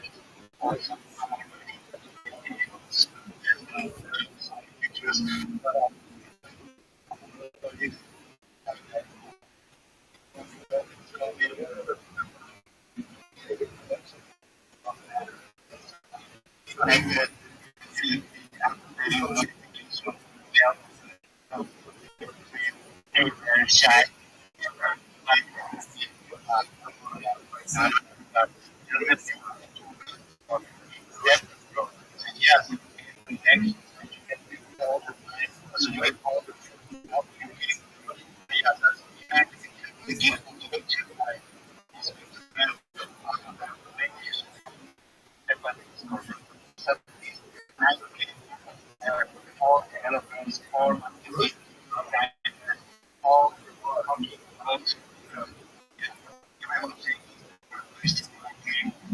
Yes.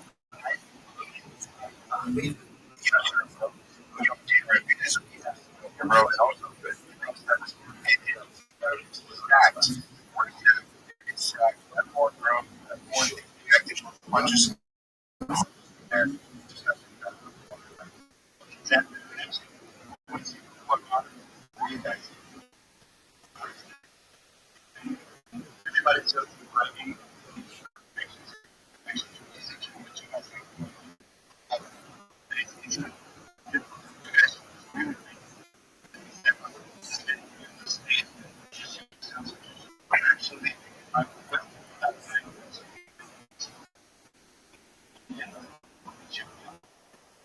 yeah, I'm not gonna lie. From here, not even just my space.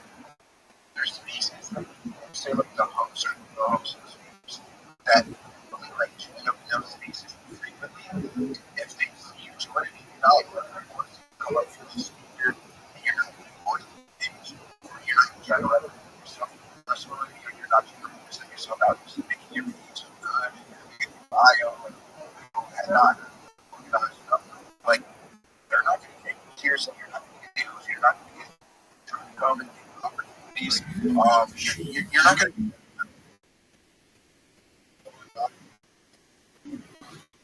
It's just how it is. And bro,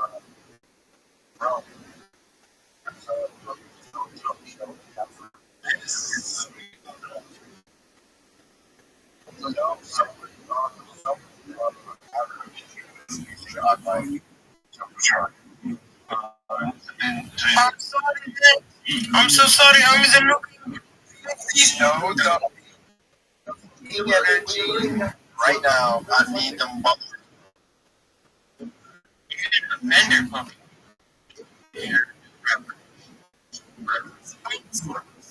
Like that, right?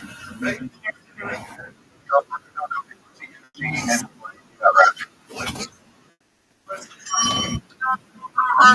People are not supposed not in it.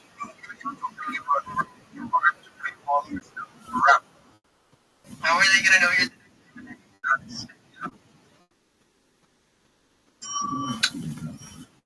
puppy? You're not gonna say you're strip you?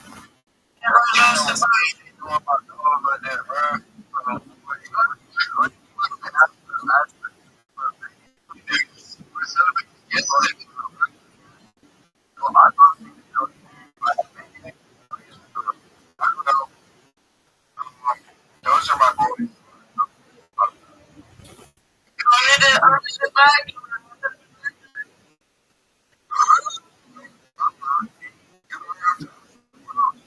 Where's the rapper?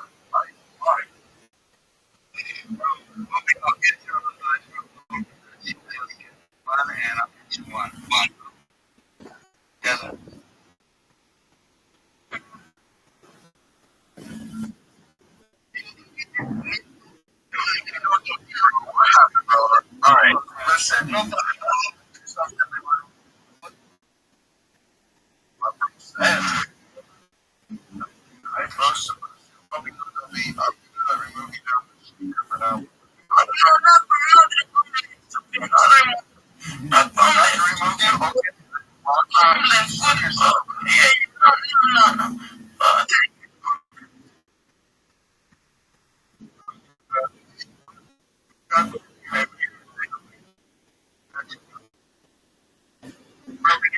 I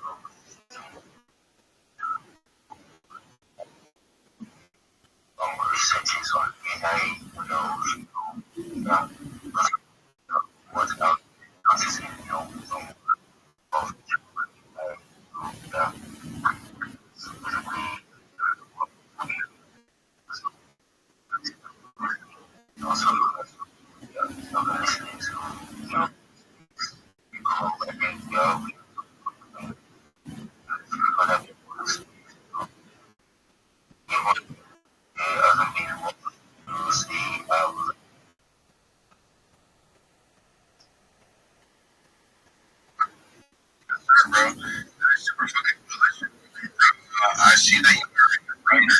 You've been a writer for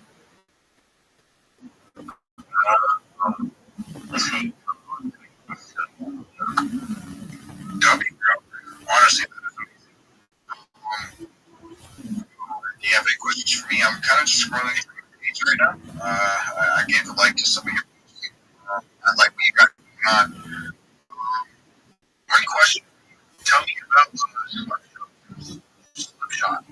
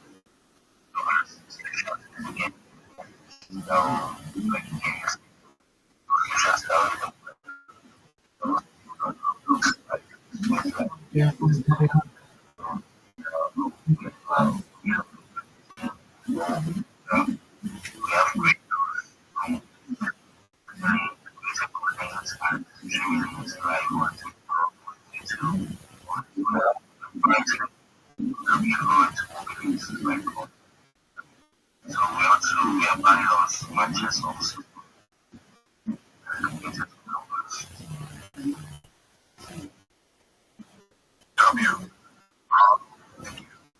For me,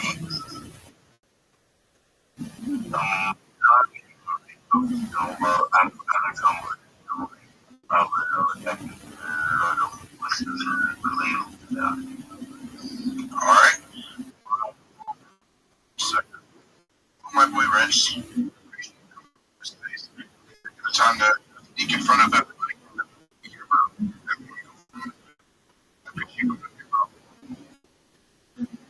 Yo, with that being said, I reached the point of the mic here in a second, but IGY, you're up next, bro. Yo, I appreciate y'all being here. You guys like the post that's sitting up there on the drum and follow and the people down in the audience. Everybody grow. That's how everyone's going to grow. Thank you. Like that tweet posted is very important. As many people as possible. That's your family. As many people as possible. This space is growing. So I'm growing this tradition. Hey,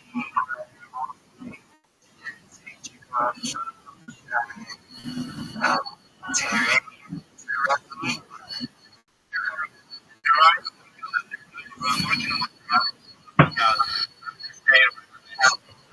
Okay, Rabbi, shout out to you. See you on lots of spaces that have fun.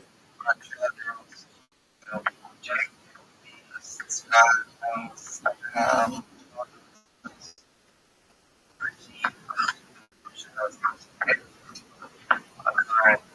so, yeah, I It was like, I couldn't do that, but I'm thinking of market maturity. It's very tough. It's I've actually worked like yeah, and something, something I call coach. And yeah, I've actually discovered this many times. This happens when things about change. So this is actually everything. Uh, but this is the I,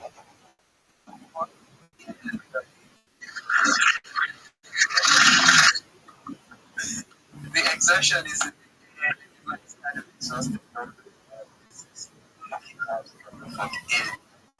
If you if you get coached, it's easy. Like actually, so go by it's not you just want to actions. I just like that. I just I offline like once 3 months and I'm like, but that's get time to earn my so down to the info file. I gradually change. So this is the time to yeah, each and every one of you. I'm a big supporter. Like I was selected in my engagement. Support you so I post a lot of offers. Check my emails. I follow me. Job opportunity. I've also leadership programs. Yeah, I'm that like I much of each and every one of you. Like if you follow, guys, I think consistency is the alpha. So I just shoot like that. That is the alpha. You grow. Everybody follow. Fucking connect. I love meeting new people. Love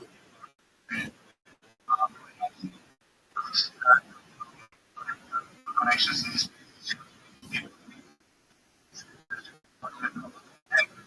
the right place. And I just uh, called it. I just can't. I'm really right about this guy. Give 1 second. I don't know. Just wait. No, no. I was waiting for everyone to show up. So I just need something. But we're taking a little bit while I was. Oh, Vicky, you're a fucking legend for showing in these spaces every single. I know it's a big, harsh. Really push yourself out there something. If you haven't already, make sure you go follow it. Showing up. He wants to system. Put his voice to his account. He wants to be basically keep up going. So thank you for that. If you haven't already, make sure you go take a month and she'll take over here. How we doing, Bridges? How we doing? I know everyone's on the account. So how we doing, Bridges? It's a surprise. Doing a cookie. Anyway, what if you have Bridges? Make sure you have the notifications on. Have something. I mean, you can come right here, even if I'm somewhere else, or you can behind the scenes, but that's just that's what I do. Every single day. So, how we do Detroit, how we do What's happening? What's good, bro? how we do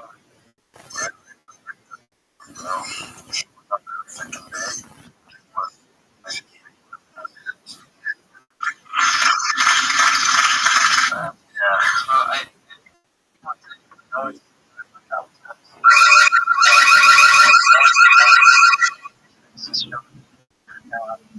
know it's probably useful, but it's beat that.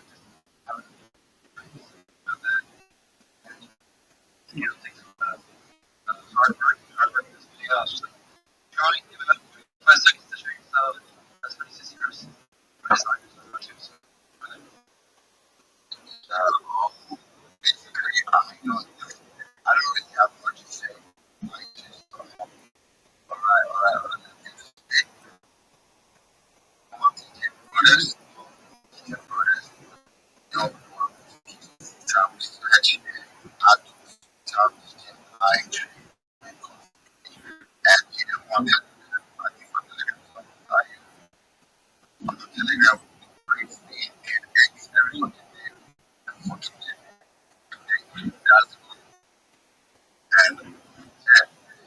Sometimes we just too good.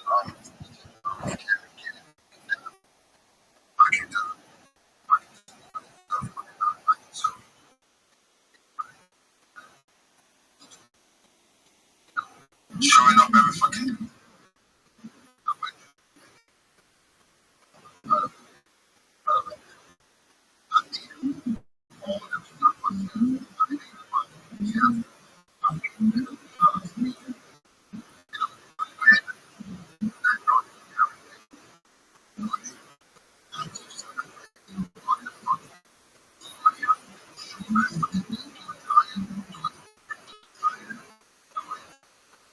Even when you don't feel like doing it.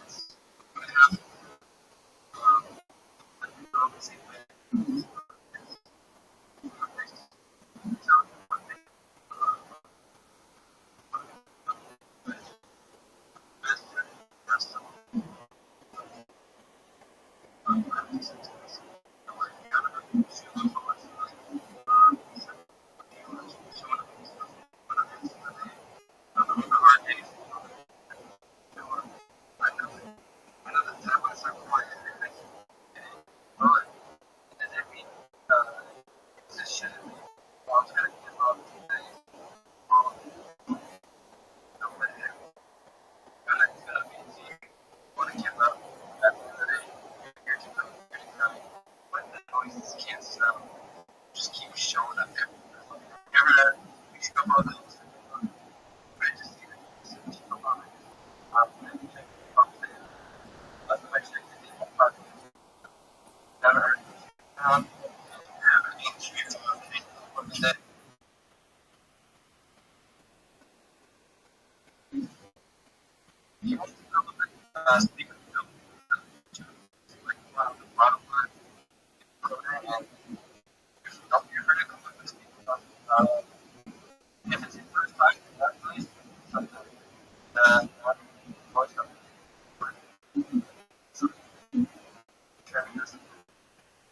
I was gonna say the merge is really next year. A lot of cake. Gotta put it up to this.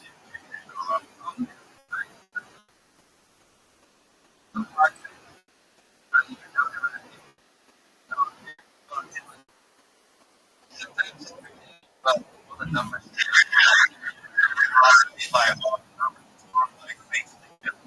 we're gonna look nice again.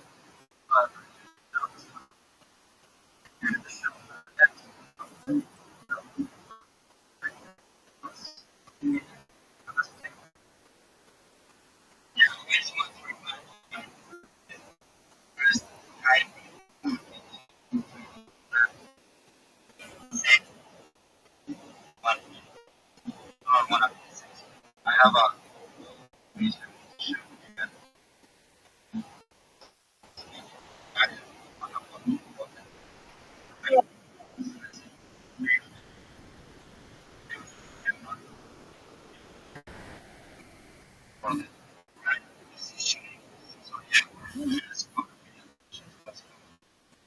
Thank you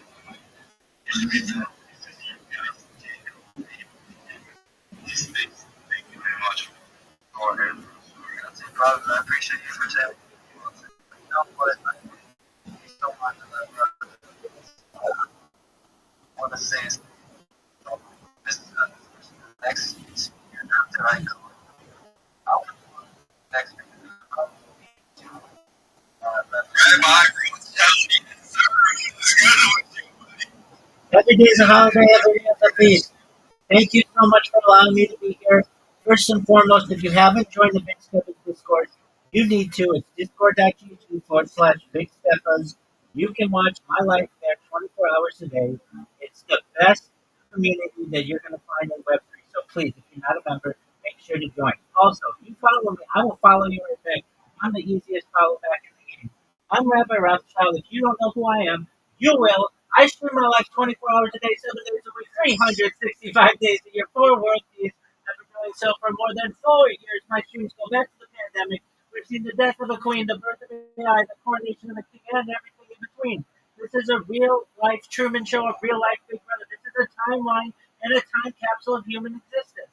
In the 1990s, Bill Gates coined the phrase "content is king," and I'm making it true today. I'm king of the internet. This is the biggest event in global history. And here's why. In 2018, The Economist magazine stated that data had overtaken petroleum as Earth's number one resource, and I have more data archived on the internet than any person ever, which is making me very influential. I'm going viral, and when I do, I want you, your friends, your family, all financially independent if you're not already. I'm going to ensure that you have generational wealth if you don't already, and I want you to be able to start charities and philanthropic organizations of your own.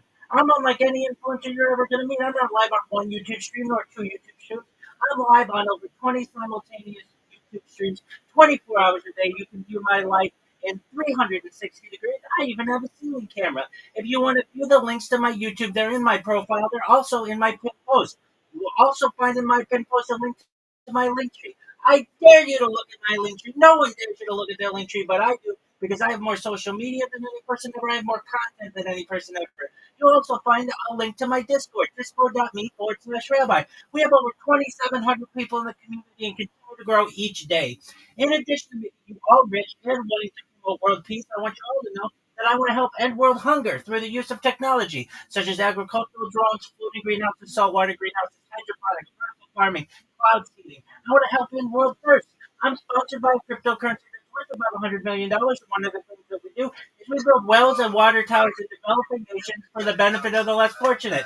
Additionally, I'm an advocate for the Life Straw program, and most importantly, desalination technology, where we pump Earth's seawater onto land to make it drinkable. If you are a reply guy, if you're a Web3 marketer, if you're a raider, if you're a shiller, if you want a free mentor, coach, and friend, send me a follow. I will follow you back. Send me a DM. I will respond. I want you all to know that I'm here to support you both personally and professionally. I'm here to be an advocate for you. I'm here to be an optimistic person on the future. And most importantly, I want to give people hope. And with that, I sincerely appreciate the opportunity to share.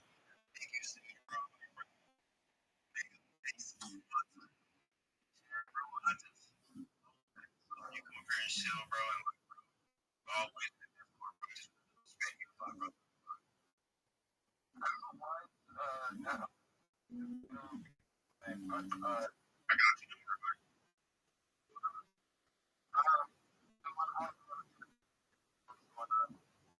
How,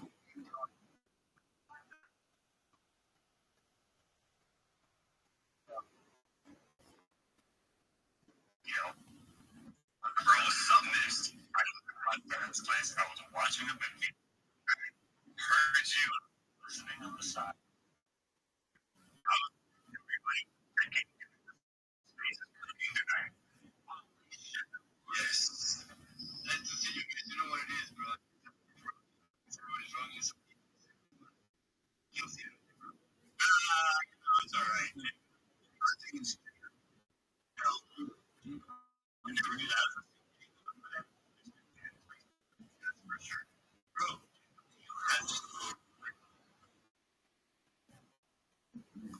oh boy. What you say?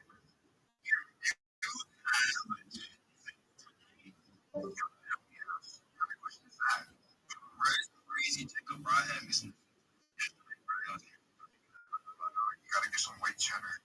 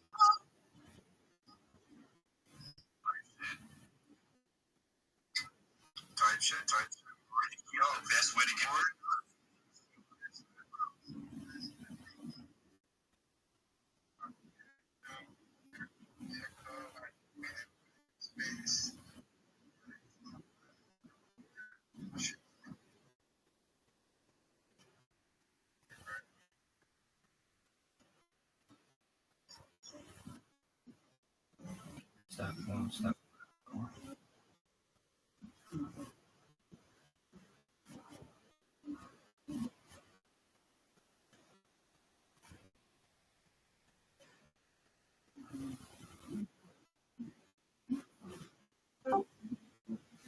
Yo, what up, dude?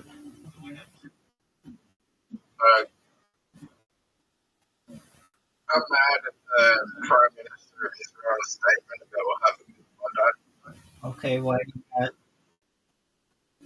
He said that he basically said the Australian government are to blame for doing nothing about the anti-Semitism in Australia, which led to this event. And it's like that has nothing to do with two mentally ill people shooting up. Those people didn't attack them because they were Jewish, they attacked them because they were mentally ill. Okay, I'll make sure to communicate that to him. I mean, what do you want him to say? Not blame the victim, Okay, not blame the Australian government, which is not blame Australia and the Australian public, which is of like, crime, but hate crime. Like everyone in Australia is suffering right now because of this event. okay, There's schools shutting down in Bondi. There's people who can't go to work because Bondi's quite involved. The media is just the whole. I turned on the news today and they're talking about it Bondi. Like for like 2 hours, I turned on the TV and all I can hear is about the Bondi shooting. okay, And then you have the Prime Minister of Israel say, "Oh, well, it's Australia's own fault for thinking about the anti-Semitism, which is just blaming the okay. The emissary, the Rabbi Eli Lounger, he was killed. He was 41 years old. Really sad. side." Now, why do you think things like this happen? I mean, you get people who are mentally deranged, but then also people can't protect themselves, which makes people easy targets.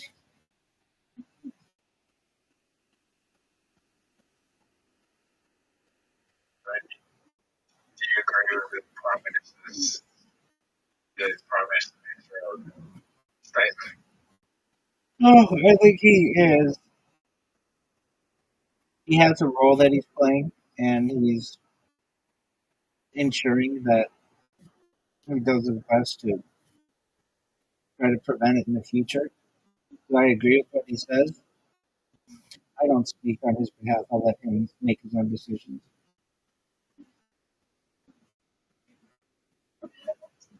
Here's what I can tell you, though.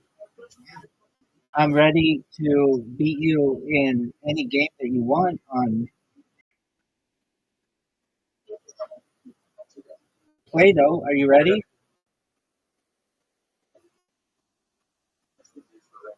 Zoot.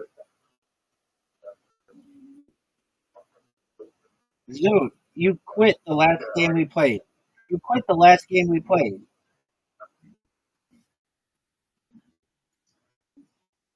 Are you going to quit again? Okay, well, then I'm not going to send you an invite.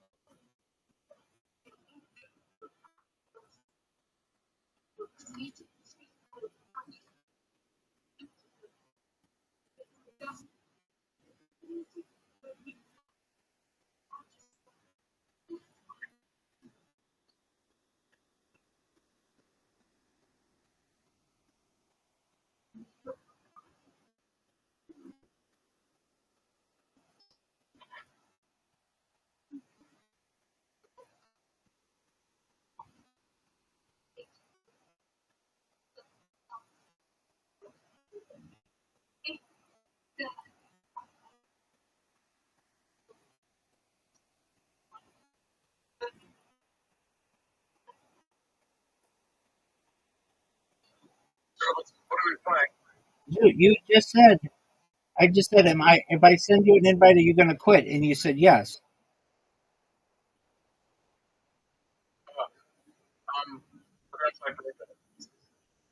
Oh, that's a hard game for me to play, but okay. I'll play one game with you.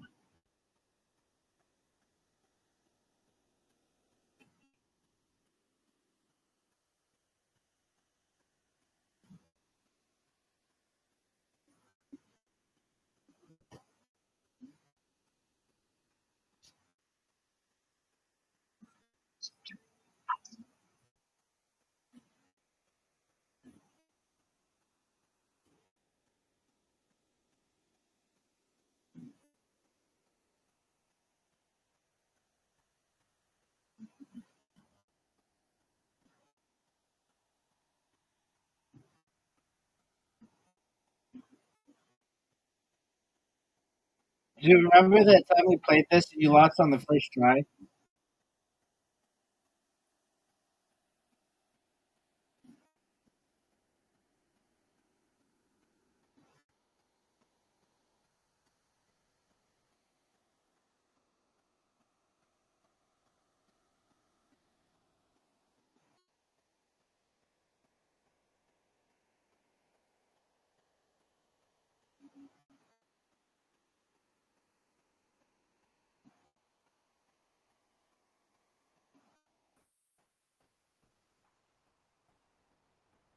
This might be the greatest shot we've ever seen. Oh, you got me, dude. That's not cool.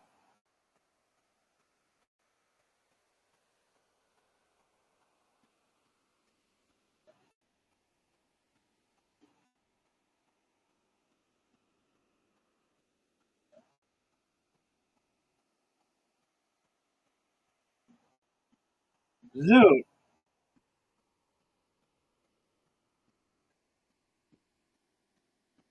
dude, WTF is this?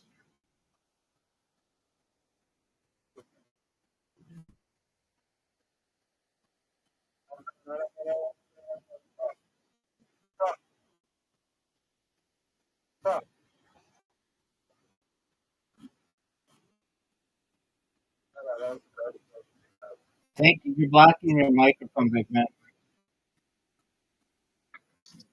Rabbi, have I ever said anything anti-Semitic? Yeah, dude. Yeah, You just straight up said I hate what did I Jews. say? I hate Jews. Then I'm like, what are you talking about? And you're like, it's my dick. Did I actually say that? Yeah, you said that.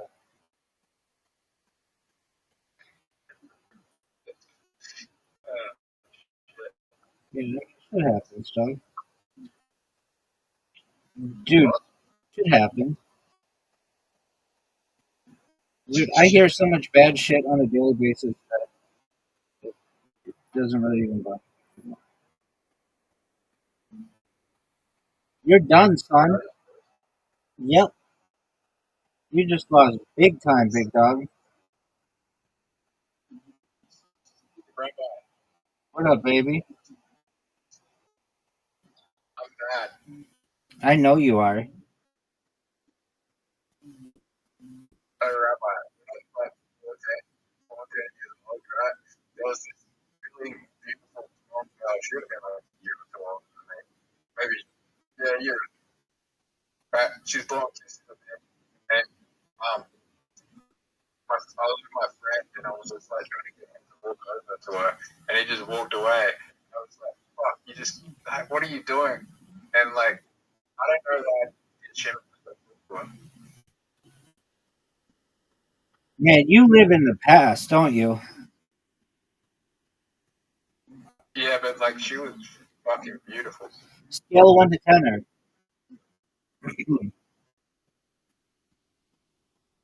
Oh, like a 9.5. Oh, so she was smoking hot. That, well, here's the thing, right? I'm gonna say 9.5 from the distance I was because I couldn't because of the distance I was. But she looked 9.5 from the distance I was. But when I'm so close, she might have been a 10. But I didn't fucking. But That's understandable. That happens. She was one of the most beautiful girls I've ever fucking seen.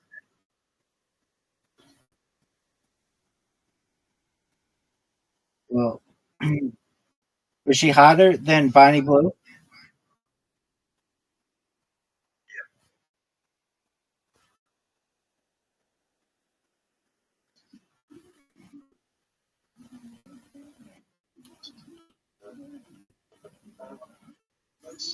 Bonnie Blue's not even a fucking woman. Yeah, you can kind of tell that.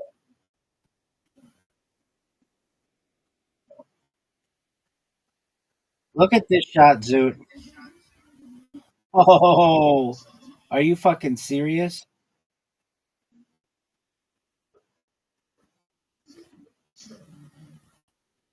Zoot, are you gonna make this shot or no? Oh, Zoot, this is easy. Are you serious? But you know, the best part is you can't get it in. You can't get it in. You're going to you just did the dumbest shot you could make. Not at all. You're fucked. You've got all your guys back there.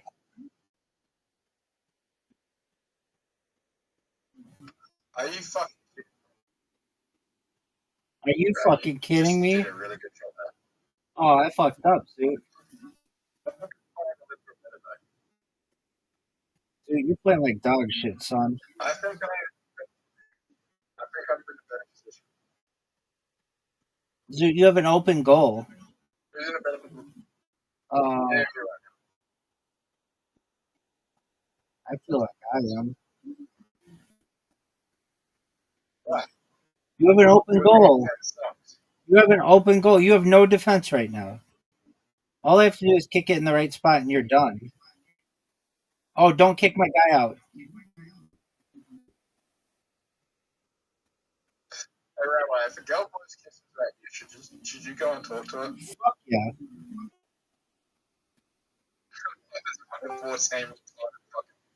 Why did I want that? I don't know. Probably because you didn't have that much confidence.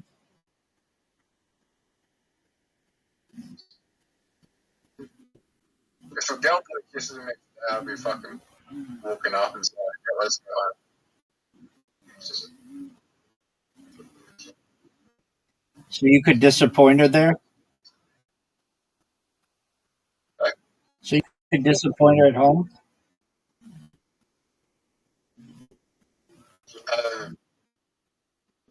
never disappointed anyone. Bitch, you disappointed the last two women you've had your dick in.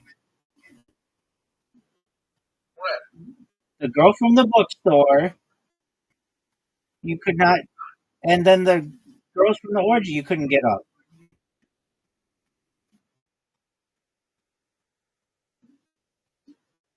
Actually, the last three chicks you've been with, you've disappointed.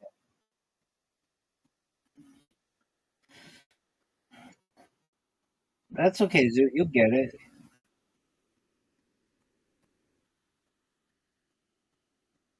Look how good a shot that is. Dude, I'm up 3-0 on you. Do you recognize this? I mean, do you just can you comprehend how good I'm playing?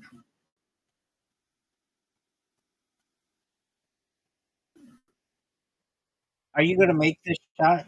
Look at my guy. He's in goal.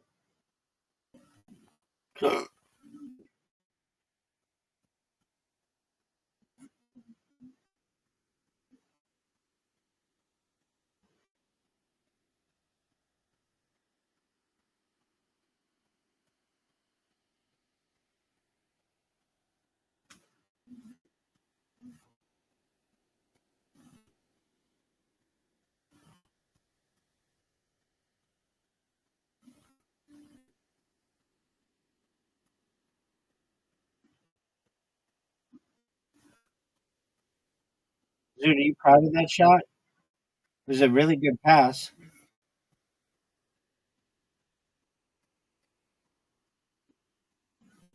Oh, dude. Are you serious? That's garbage, dude.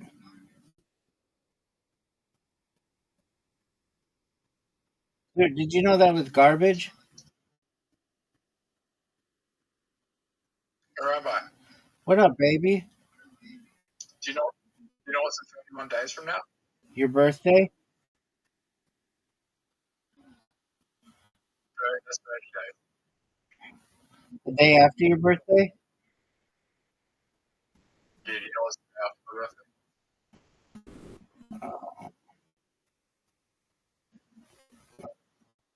The first day of you being 30 years old? No, but what we're trying to win. World peace? That's your one. Hey, Bitcoin Obama just randomly messaged me saying, "Fuck you, you haven't given me money any fuck you." Like, he literally told me to kill myself. He said, "Fuck you, kill yourself, please."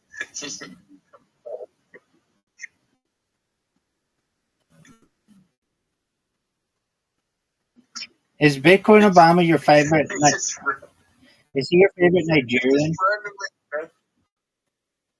randomly messaged me 2 days ago saying, "Fuck you, kill yourself, you're fucking it's your fault, my life's shit, don't kill yourself, you fucked up everything, I hate How did you fuck up everything? you, give him money." But he sent me a long message saying, "Fuck you, kill yourself, I'm poor, kill yourself, I hate you, you should go die, I don't like you." Why is he so mean?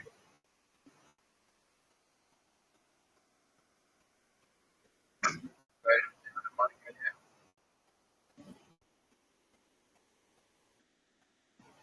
Is I he your swear, is he your favorite Nigerian? I swear you can made up, I swear you can made up his own number in front of him. And if you gave him money, he wouldn't get it. Yeah, he's the ultimate swindler, dog.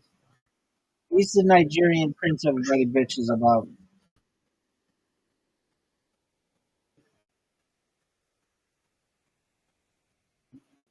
I swear he would sell out his own mother for money.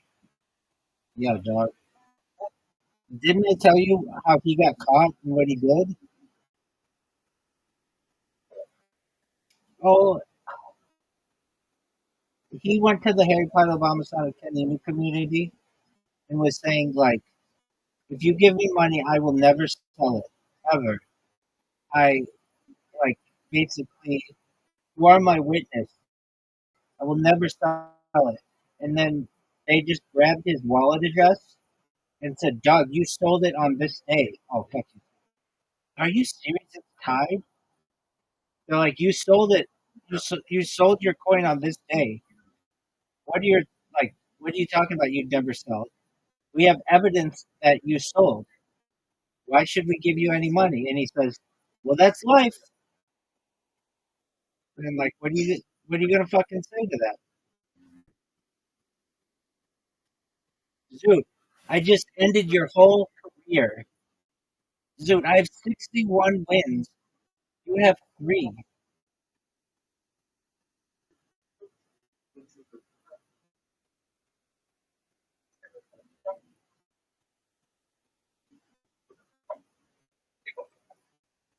I don't want to play word for myself. Fucking sucks. All right, well, Yeah. you've done okay at it. You beat me last time, I think.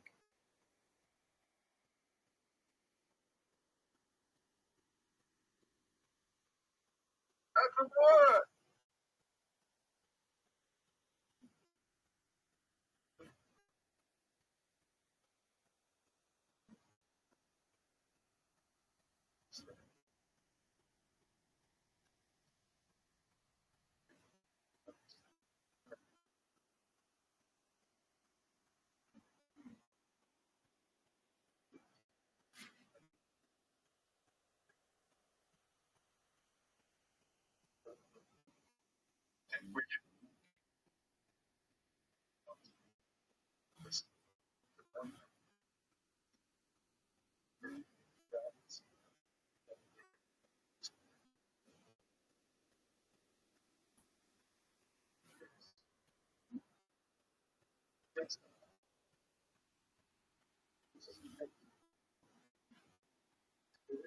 Hey,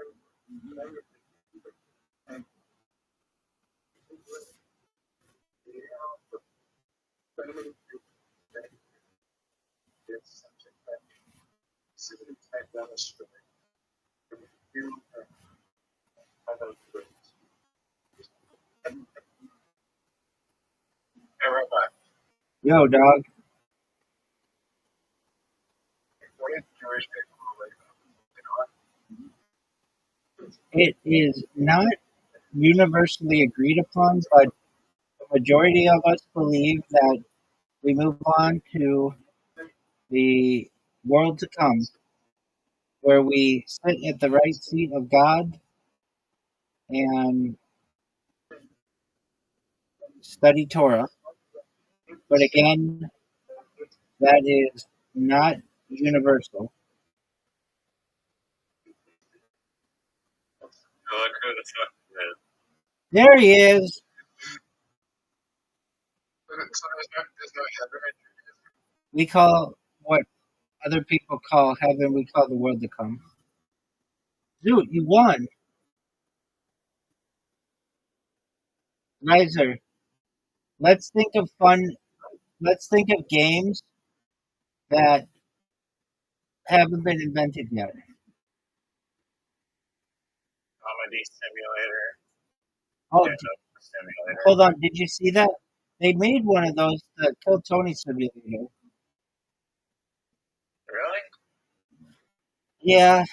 Joe Rogan was roasting. Joe Rogan even looked up the William Montgomery bombing clip. He's getting more views from the bombing clip than he has the stand-up.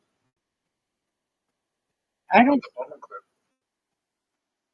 He went to a show in Alberta for whatever reason. Like, I don't know. It was like a half like rock band show, I think, too. Like half comedy, half rock band. So half the fans were there for like the rock concert, and he just went on stage, and then like a minute in, some guy like grabbed. He just went on stage and just grabbed the mic out of his hand, and was like, "This guy sucks," and then it just went downhill for 20 minutes. But he had to stay up there for 20 minutes because he had a contractual obligation to stand up for 20 minutes. They could just not do it. You met Jay? You met Pastor Carlin? No. Riser, did you accept your invitation to mini golf?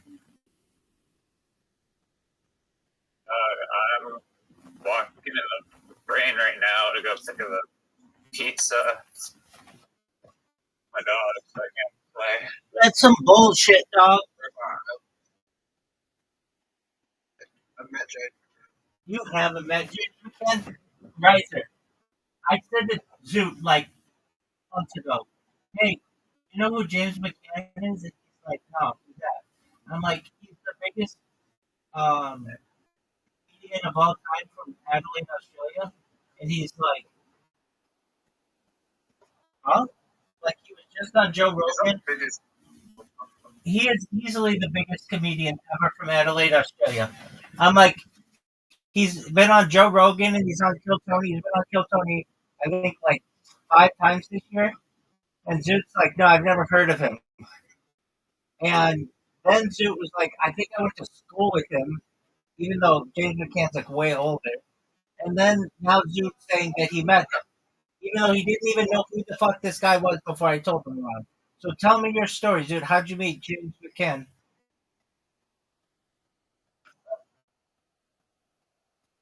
Oh, not only that, but his step cousin has opened for James McCann. Yet Zoot still didn't know who the fuck I was talking about.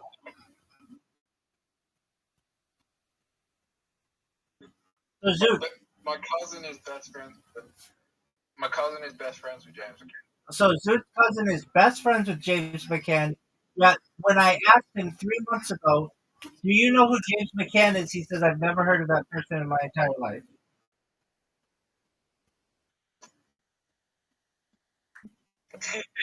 It's just going over the club I go to.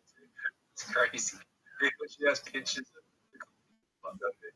So, Zoot, did you Have make? you spoken a word to him before? Yes or no? Or is your fucking cousin your proxy?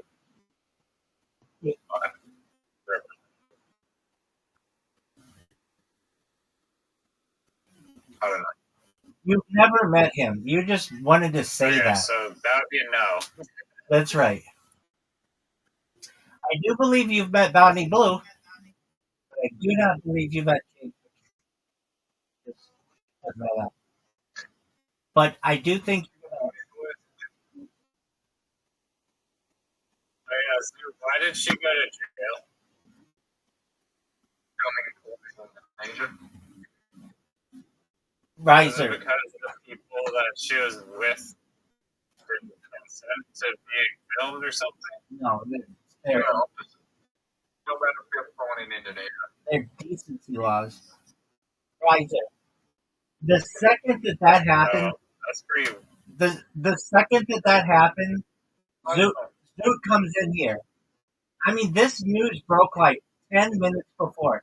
Zoot must have had a bat signal to this information. Zoot comes in here, and I'm like, hey, Zoot, did you hear about Bonnie Blue? He's like, yeah, I know all about it. It's about decency laws in Bali. I'm like, oh, okay. He's like, yeah, but she moved up to number 3 on Pornhub's porn list. And I said to him, well, you've been really putting in the time, haven't you? And he thinks that's a funny joke. Yeah, no, it is a funny joke. Yeah, I did not know that you could not film porn in Bali. She should have known that, but I guess not. I know. I didn't think she'd get. She published it before. Isn't it like one of those like you're gonna be sentenced to death countries or like 25 years for like something like it? Are you fucking serious? She's getting out of that shit. She got out. She was facing 15 years.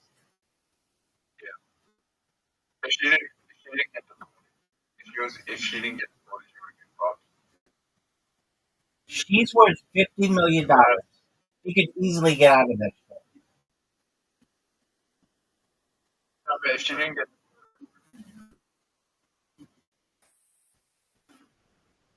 Dude has watched multiple Bonnie Blue documentaries. He knows everything about this woman. Literally, he knows she's not a natural blonde. He knows her real first name, even though I taught it to him. He knows about her ex-husband. They got divorced in 2023.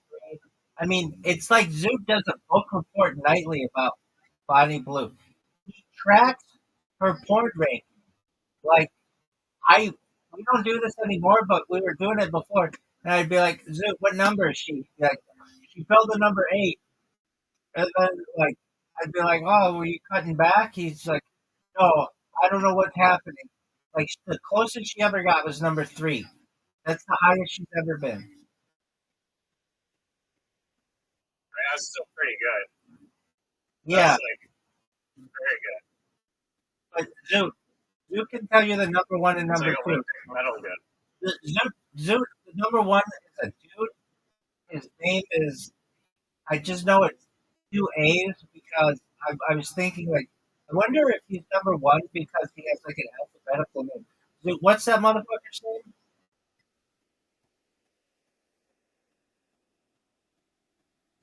Zoot. Zoot is, like, the most difficult person with whom to communicate. Zoot! I agree. All right, I Riser. don't even know if he's in this call anymore. Riser, let's go back. Let's go back to, he is still in the call. Let's go. No, he's not. Zoot, Riser, what Can about, I just say one thing about crazy laws?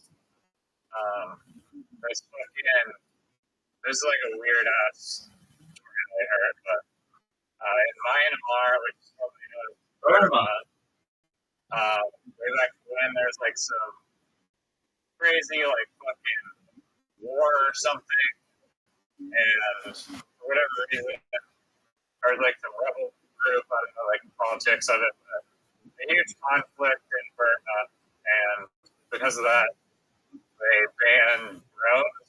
And so this dude was going, he was in Myanmar, or he's going to Myanmar to film this like nature documentary of like catching some fucking crocodile.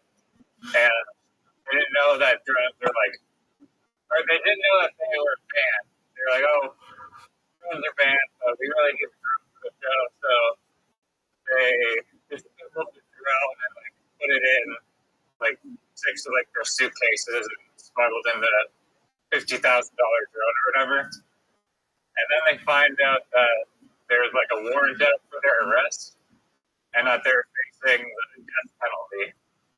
And they're like, oh, fuck, that's not good. So they canceled the show, and somehow, like, they got super lucky. They're like, oh, we have to like flee the country by sneaking into like Thailand at night, or for whatever reason, they chose like the somewhat sketchy way, which like they had like some local tour guide, and for whatever reason, the power went out in the airport, and so they like now's their chance. So they took this like 2-hour window of power outage in the airport where they had to like manually sign in and shit, and then they were able to sneak out, but they're literally facing death for swimming in the drone. That shit is wild. Okay. Yeah. What about a video game where you walk dogs?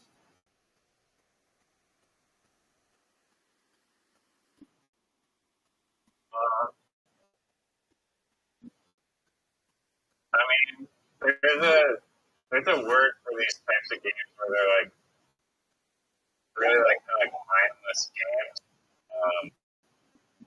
road games or something. But I don't think it's something that I would personally play, but I'm sure there would be people that play it. But it seems challenging because there's only, I mean, there's new territory to explore and stuff, but like, I don't know, it seems like there's not like a lot of progression. I think progression is like a big thing for games. Okay. What about a game? Dude, the game that I'm about to say, I thought would be really popular, and I still think it could be really popular. It's the game. I forget the name of it. It's where you're a cat. Cat, you are a cat. Yeah, it's hard as fuck. A game where It's called Stray. Is it the Stray yeah, one? it's great. Yeah, I thought that game would be really, really popular, and It is really popular. They've spent like $2 million and it grossed like $100 million. okay, well, good. I'm glad it was because I thought that was a really cool idea for a game, and I remember hearing about it, and I was like, "Oh, dog, that'd be really good, like a fun game to play if you got to just be a dog or a cat the whole time and like jump from place to place. That would be cool." I like games like that. Like, Yeah. just give me a game where you are an animal and you just have to live the animal's life. I think that's a cool game. You don't have to do anything super special. Like, you could give me a game where it would be like, I don't know, this could just be a game. Actually, I have an idea for a game, like super good. I'll tell you in a second. But just a game where you're a moose, and all you have to do, your goal is to have grandchildren, and so you have to like you get raised by like your parents or whatever, however moose are raised. You have to avoid like getting eaten by bears, and you have to continue to eat, and you have to make it through the winter, and you have to always make sure you drink water and stuff. And then you have to mate with the female moose, and then that moose has to have children, and then you have to. Is this game rated AO? You know, I was just thinking. I think it could be rated like. probably, I don't know, like it's animals having sex, but people see that on like Discovery Channel. Well, I don't think it'd have to be AO because it's not human. But even if you don't have to like have sex, like it could just say mate. There just could be a mate button, and then all of a sudden you're Do the bushes start shaking? that could be like Grand Theft Auto. And then okay, you ready for a really sick game? I think this is a cool fucking game. I've got this game, and then let me make sure. I think Wait, hold on one sec. Let me say one thing. For like the Stray game about the cat, Yeah. I was watching a video, and the guy was asking if they used motion capture to do the cat animations, and the guy said no. Like all the cat animations was just done by this really skilled animator. But he said that there are cats that have gone into motion capture studios before, which I think is really funny. And he searched up a picture. It's like they got like the cat with like the cat suit with all the little like sensors all over it. It's like Eric Andre bit where he's like in the subway covered in Fruit Loops. Yeah, and if you want to plan about it, it's motion capture. There you go. you interrupted my fantastic idea for that. Motion capture is a dope concept. You interrupted. And, You interrupted my fucking video game review for that. For motion capture. yeah, you're welcome. Okay, are you ready to hear my amazing game? It better not be shit, dude. No, I think this It better game. not be. I honestly think this game would be. It's something that I've always wanted since I was a little kid, and I think it would be amazing. Okay, imagine it's a game where you can put different animals up against each other and have them fight to the death.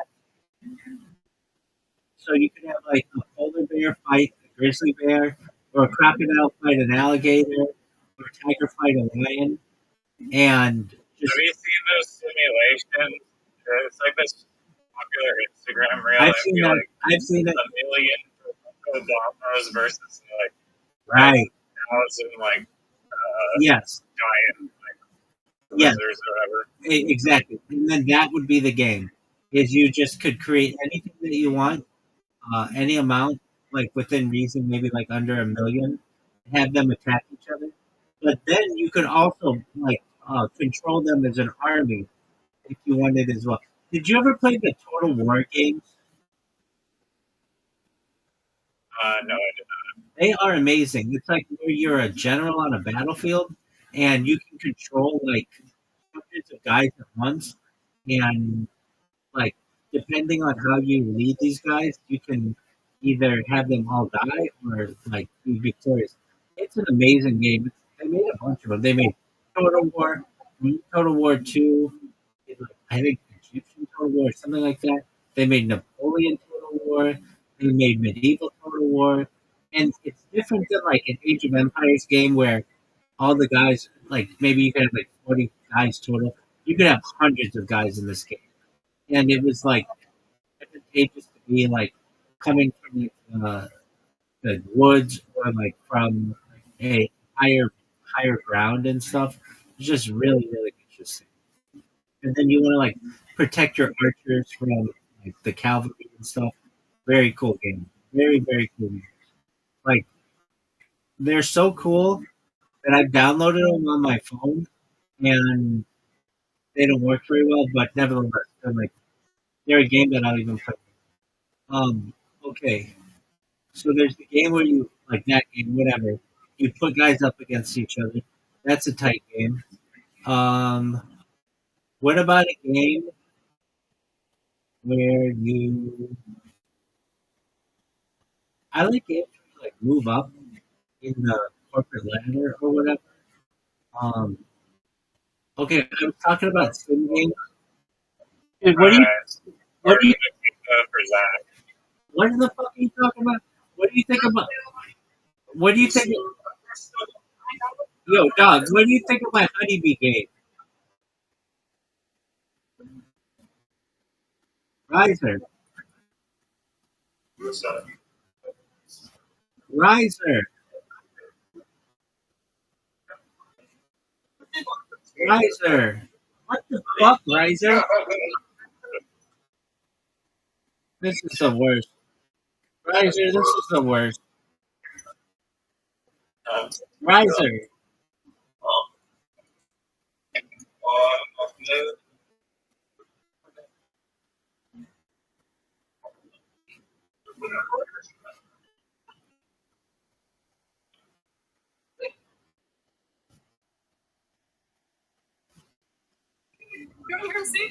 it's all right. Thank you. Thank you. You did. Riser, What do you think? what do you think of my game? That is a honeybee game. Food.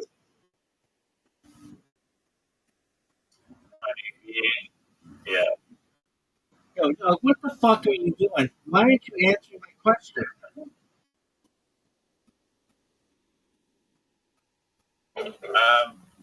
Outside now. I was just picking up the fucking pizza, dude. Dog, when I care about your pizza, I'll tell you.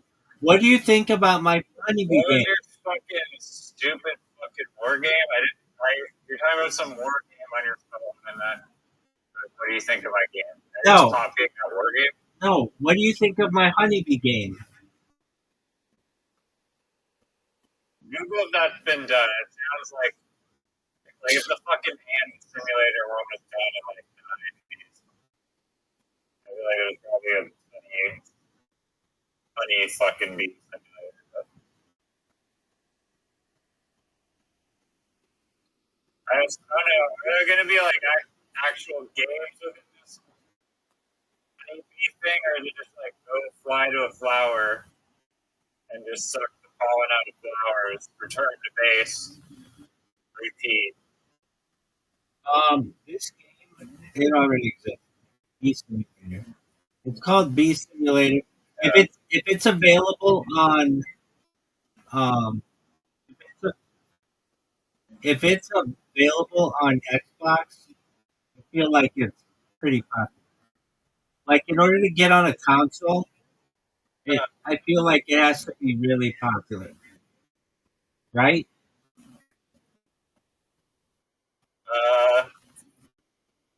Oh, I don't know. I forget how that works, but yeah, I know some guy building a limited space game that's like pretty trippy. It has like anti-gravity sort of, or it's like non-Euclidean like, geometry shit. But they're saying that you had to pitch Xbox on the game and then try to get in that way by just pitching the game to Xbox so that if they think it's worthy, they'll like allow it or something. Okay, I remember the other game about which I wanted to tell you. It is a dinosaur hunting game. This has already been done, but it was amazing. It was called, I think, Dino Hunter or something like that. And you're put on an island, and you get to like choose different weapons or whatever, and you get to hunt big, well, you start with small shit, like I don't know, Stegosaurus. I guess it's big, but whatever. Like shit that isn't like gonna eat you, and then you work your way up to like raptors and Tyrannosaurus Rex and stuff. And it's a What? really You have like shitty like prehistoric weapon? Is it no, like rock with spear? no. You have guns, Okay. rocket spear. Yeah, that'll work. Humans and dinosaurs were never on the same timeline, so they're like millions of years apart. So that doesn't really work. So that would be cool. But no, this is like a game. Like imagine you were put on Jurassic Park, but with guns, and the animals hunt you, And oh, that's another cool game. What about that? Okay, so when I was a kid, we had this teacher who told us about this short story called "The Most Dangerous Game," and we listened to him tell us this story. And we were just like amazed that this this book existed from like the 1930s or something. But basically, the idea is that somebody gets shipwrecked on this island, and they make it onto the island, and they uh, find this really big mansion on the island, and they get to they knock on the door of the mansion, they get let in. It's basically this like really wealthy guy who lives there, gives them clothes and like shelter and food and stuff, and then goes and the people who like were shipwrecked or whatever, they find out that they are actually going to be hunted on this island. That this rich guy like only hunts people, and the idea of it is that the hunter goes out and tries to hunt the shipwrecked people. Are you listening to me? No, was a 289-681-9420.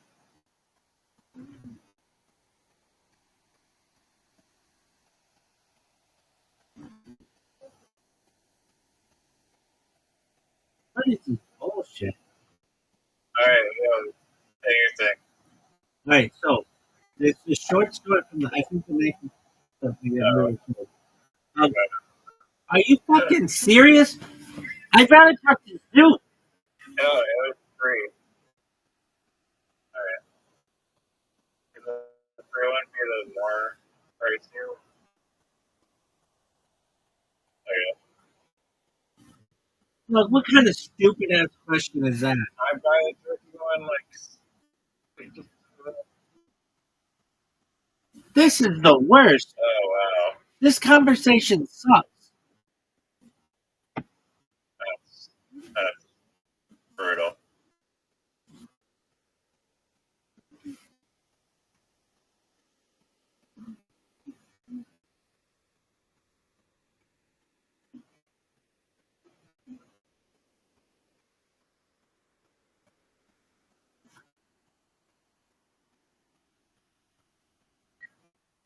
No, it's okay.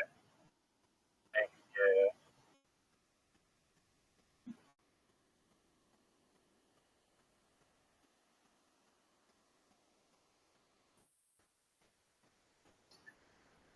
Yeah, what were you saying? I was saying that it sucks dick talking to you because you don't pay attention. I was paying attention. I just had to grab. All right, then tell me what I was saying. Then tell me what I was saying. I was listening. Okay, then tell Up me. until the point I walked in the dog's Okay. store and then So if you were listening, my brain goes. so if you were listening, tell me what I was saying. Shipwreck game. Yeah, okay, actually, that's where that you know. No, it's not a shipwreck game. Well, it could be. So basically, we heard about this story of a people who are shipwrecked and they get onto this island and there's a mansion on the island. And the guy in the mansion takes care of the people initially, but what the people don't know is that he's a hunter and that he's gonna hunt them. And so they get up the next morning and they run away and they're all running trying to hide. And this guy goes around and he's trying to hunt them. And he ends up killing off like all the people except for one person. And then remember the name of the book is called The Most Dangerous Game. And you're supposed to think that the game is like the game like Tiddlywinks or Twister or Monopoly or something. But in reality, it's a pun. It's the most dangerous game. It's human. But the twist at the end is that the guy, the hunter, thinks he kills all of the people and one of them got away. And then he goes back to his room, and right before he goes to bed, the person he was hunting is in his room and actually kills him. How baller of a story is that? The plot twist of the millennia. Word, dog. And there was a Gilligan's Island like this. And there's been a ton of like different movies that have been like this. But it's basically like this idea of hunting human hunting. Like, that's a thing. And, Like and it's assassination, no, like assassination, no, like or to kill and eat. no, like people who have like a lot of money pay people to like, or they don't pay them. They just like somehow kidnap them and then put them in an area.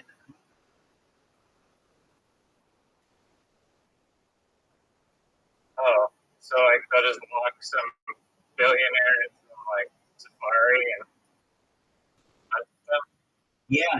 In fact, have you ever heard of the Hague in like the Netherlands?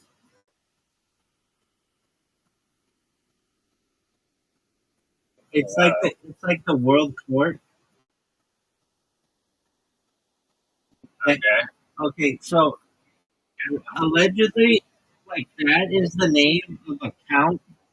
Like it means like the area of a count, like um the like walls of a count property where like you where you don't hunt. So basically, like everything outside of that is hunting ground or something like that. I'm looking it up. The Hague name count property. It's like this fucking weird, scary thing. Okay. The name The Hague originates from the Dutch's Gravenage, which translates to the Count's Hedge, the Count's private enclosure. The name reflects the city's historical role as a hunting ground and residence of the Counts of Holland, and established a court there in the 15th century.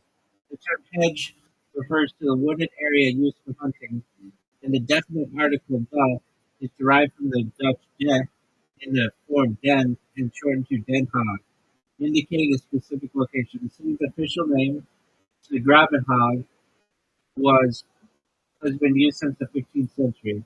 The English name The Hague is a direct translation of the Dutch name, preserving the definite article. Anyway, so it's like we're like outside that hunting ground or something. Anyway, let's look up cases of human hunting.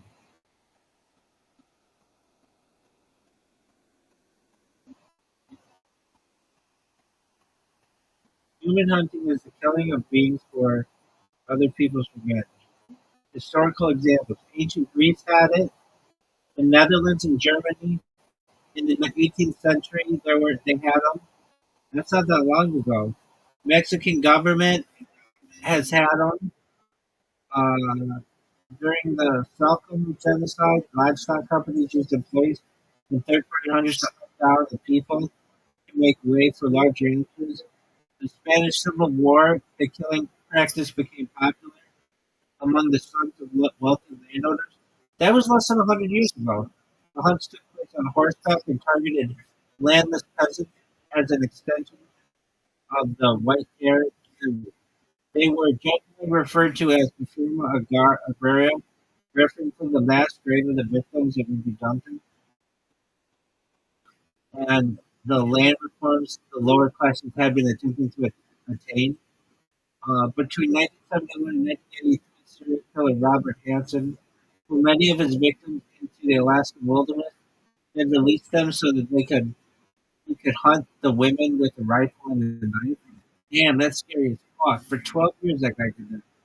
And then there were allegations that during the siege of Sarajevo between 1992 and 1996, some rich foreign tourists paid by the army of whatever were paid to take part in organized human safaris, where Serb soldiers would take up tourists to various sniper positions, and they could hunt the local populace. Isn't that scary? Sounds like fun. We're done. All right. Hey, can I tell you this? Did I ever tell you this about Oregon Trail? Did you ever play Oregon Trail? I've heard of it. I've seen videos of it online all the time, like boring. Yeah, That's what I saw. You died of dysentery, but dysentery. But back in the day, Oregon Trail was like an amazing, groundbreaking. And there was this game that came out afterward called Oregon Trail 2, which was just as good, but it used video and it was really cool. Anyway, so the idea is you start in the eastern part of the United States, and you make your way to the on the Oregon Trail. There are several different ways you can go. You can go to like San Francisco or Sacramento or Oregon, basically uh, going through some different routes. And usually, what you do is you go and you like hunt big game or whatever, like bison and shit, and then you like take in the meat so that your family has food, and you can sell the pelts and stuff. And sometimes you'll do trading with people, and like the indigenous people, and then you'll get like your axle will break on your Conestoga wagon, and your people will like maybe your kids will die, whatever it is. Like that's what happens. Well, I figured out this kind of a cheat to the game where you uh, basically could barter with people, and I would barter with people before ever leaving the the city, and I would amass like huge amounts of money, way more than you were supposed to ever have in the game, just by bartering with people at the very beginning. But if you've never played the game, you wouldn't understand it necessarily that well. Zoot, you son of a dog! What is up with Zoot leaving and coming back? Zoot, how are you? Oregon Trail. Talking about how you fucking either in the call or you're fucking not. One or the other. I was fucking 1 foot in, hokey dokey. What are you talking about? What are we from? Oregon Trail. Rabbi, Yeah, baby. how do we travel back to the past? How do I be 15, 16 years old now? Is it possible? Well, there's time travel. There's time travel. Time travel? We're done. Guys, this is a Can you go back to the past? guys, this is a developing story, but there's a pretty famous actor and producer named Rob Reiner from the United States, and there were two people found dead at his home today, which is kind of freaky. And LAPD is investigating. Um, Same thing happened to Ashton Kutcher. Okay, well, it's just weird. Okay, You know, so Zoot, you know, I know. Zoot, isn't that crazy? Well, they haven't arrested David yet. Yeah. I'm pretty sure if you have the amount of evidence they have on the internet against that guy, I'm pretty sure they should arrest him. No, I know. Who is his lawyer that's keeping him free? Yeah, you're 20, you're dating a 14-year-old, she ends up in the back of your car. Just think about that for yourself. Well, yeah. Like, you're 20, you're one of the most people in the music industry, like upcoming people in the music industry.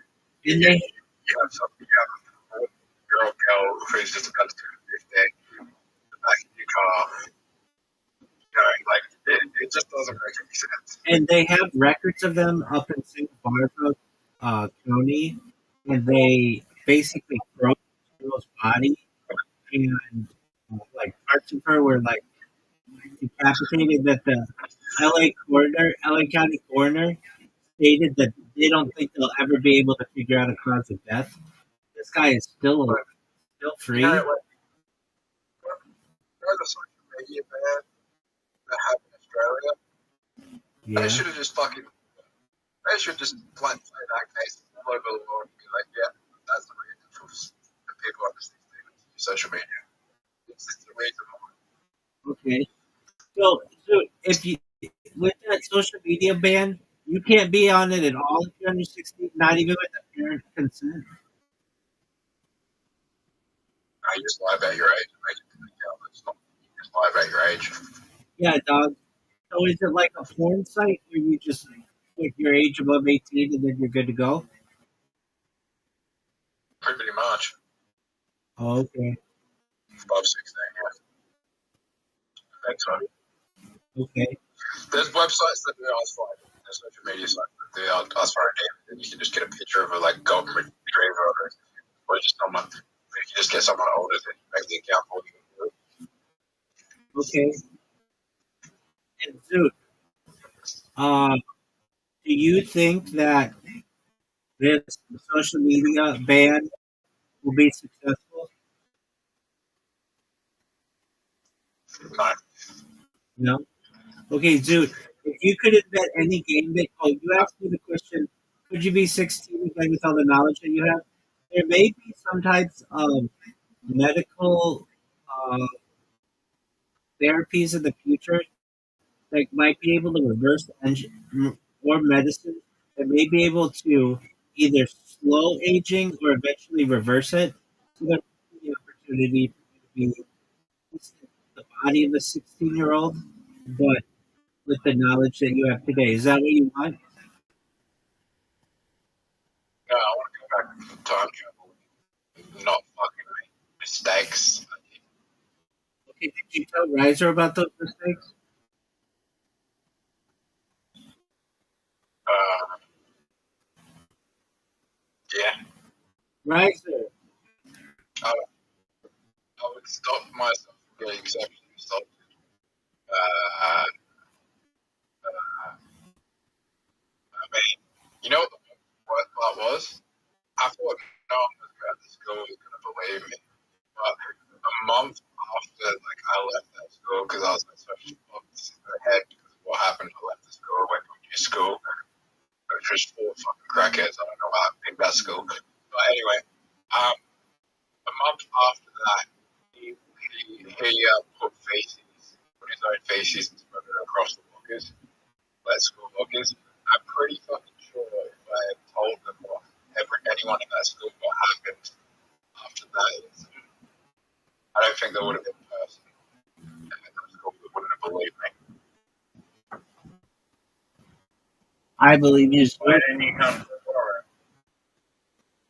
Why didn't I come forward? He was a young I'm man. not trying to say something. He was a young man. I was 15 years old. You know how that hard really comes to a lot of guy like, oh, someone grabbed my dick. It's fucked. You know how much shit I would have done? I would have been playing. I never even heard of this story. Did he grab your dick outside your pants? Yeah. I mean, Did you twist it?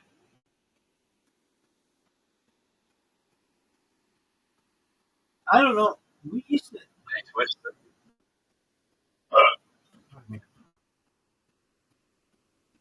Like, so some fucking teacher grabbed your dick. Oh, what's the picture? Dude, we had this thing called jimmy tapping, where you like tap a dude's crotch with the back of your hand, but that wasn't like we didn't see that as sexual assault at all. That was just like cranking it. That was just cranking a person. Yeah, but that was consensual, right? That was consensual.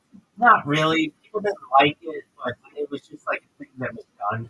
We also had something called credit carding, where you take your hand, rub it up the butt. That was a game you were playing consensually, right? I don't know how consensual it is with everybody, but yeah, I mean it happened.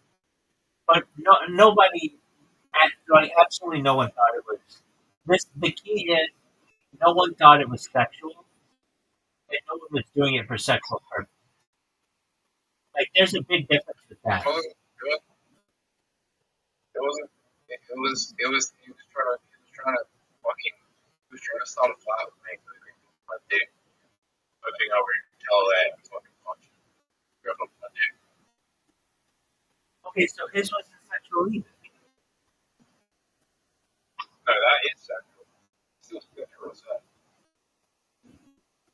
Yeah, no, I agree with you, but then Still like assault. Still unconsensual with some handle tools in the head. Hoping that you get a reaction that they will fight with you. And you think that's funny. That's sexual assault. That's indecent. That's all. yeah, I mean, I guess we just grew up in different times. Like there would be like if a guy kicked another guy in the nuts, is that sexual assault?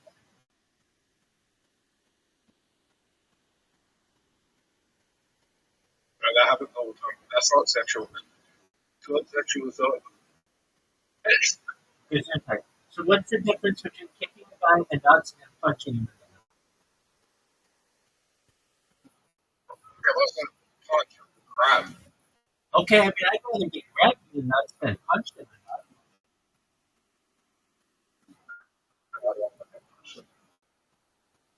Would you rather be? I mean, That wasn't just that was accusations of lifting up girls' skirts before that as well. Yes. okay. Well, I mean, that's different, but that can happen. I mean, I could have prevented it. You were 15 years old. You couldn't have done anything about it. I could have, man, I could have gone up in the whole fucking school assembly and talked about it. I mean, yeah, you could. I mean, I can tell you that there was this thing that went on. I mean, I was amongst all boys. Uh, this happened to me, and we all started doing it. Okay, you take your hand and you run it up the butt crack of another dude. Say credit card. That was a very common thing that was done, and we never saw that as sexual assault at all. That was just like a funny joke that you were doing to somebody. That's bad. Yeah, like usually adolescent guys are very gay.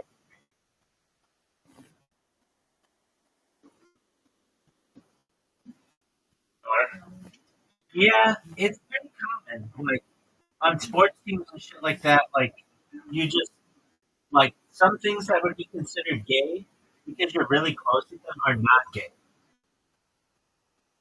They're like, Like yeah, you know, no, there's nothing like that. It would be like if it were done in a sexual way, that's one thing, but it's done in a I don't know, adolescent way or a all in good fun kind of way. It's different. Riser, have you ever heard of a Jimmy tap? yeah. Okay, so a Jimmy tap, according to Urban Dictionary, is swiftly but painfully slap balls with your fingertips, or to leave your opponent in pain for a while. Okay, so Right, also, titty twist. okay, yeah, there you go. There's one. Isn't a titty twist sexual assault? Yeah, Rabbi, I'm not going to this. Okay, to do stand up, I still got that. Yeah, I got nothing. it's like 85 degrees. It's been warm. Material. Some big jokes and some boogie jokes. Let's hear them. Let's hear them, Zoot. Big joke. You didn't tell Riser. Rosa, I love this. Yeah, I love it. I love that he's you know, someone, you know, that as a kid, I love to make him more.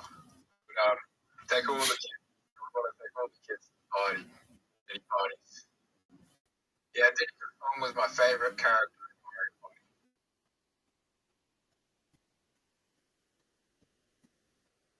Nice. Really? Donkey Kong though? That's what I wanted to say. No, There. Diddy Kong's like brother. Yeah, but is he in Mario Party? No, it isn't. Diddy Kong is in Mario Party? Yeah, it's Mario. Okay. And then what's your other joke? Wait, bro, hit me out, right? Hit me out here. I'm listening. Whoever runs Nintendo should change the next Mario Party game to Kong Party, and it will sell so many copies. I was just thinking that you've got a pretty good premise here. If you said something like, how many of you have ever played Mario Party? It's a lot of fun, right?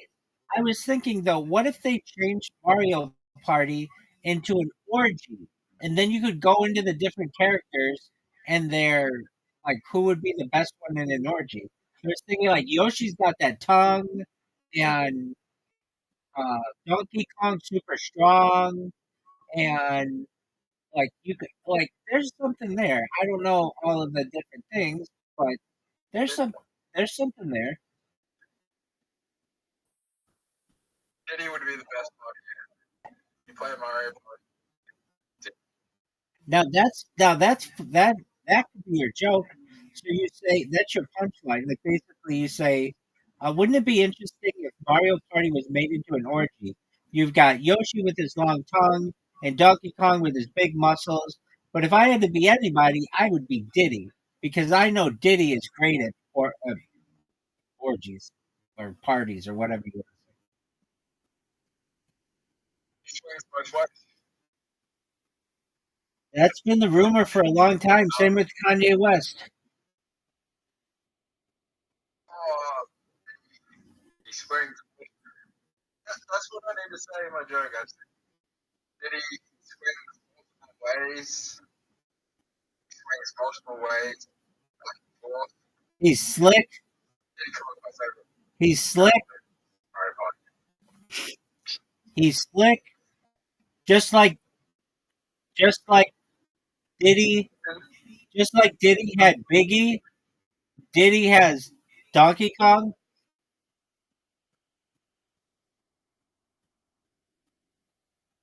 And then I'm going to go into the orgy story.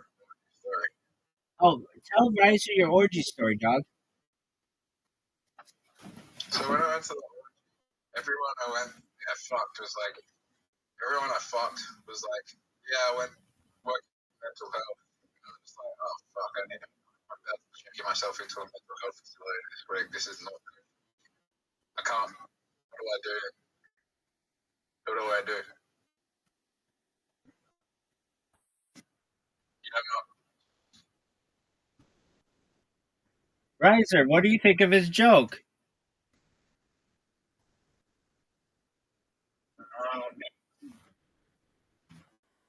I don't know. Maybe not as strong as joke. Really, was there a joke there? I'll tell you another story. Tell us your story, Zoot. I was 5. I couldn't get it up. And I fucked a fat chick. And then someone told that there was pizza. And then she was just like, oh, I'm gonna go eat the pizza. I would have felt disrespect, but I had the fucking munchies, so it was like, oh, okay. Once again, I know that that's a joke, but you need to work on the punchline to it. So what's the punchline? The fact that the girl stopped having sex with you to eat the pizza, or that you had the munchies? I had the munchies.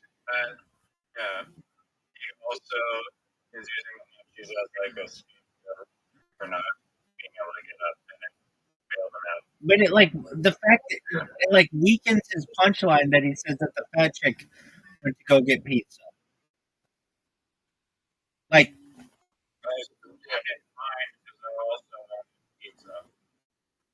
Yeah, because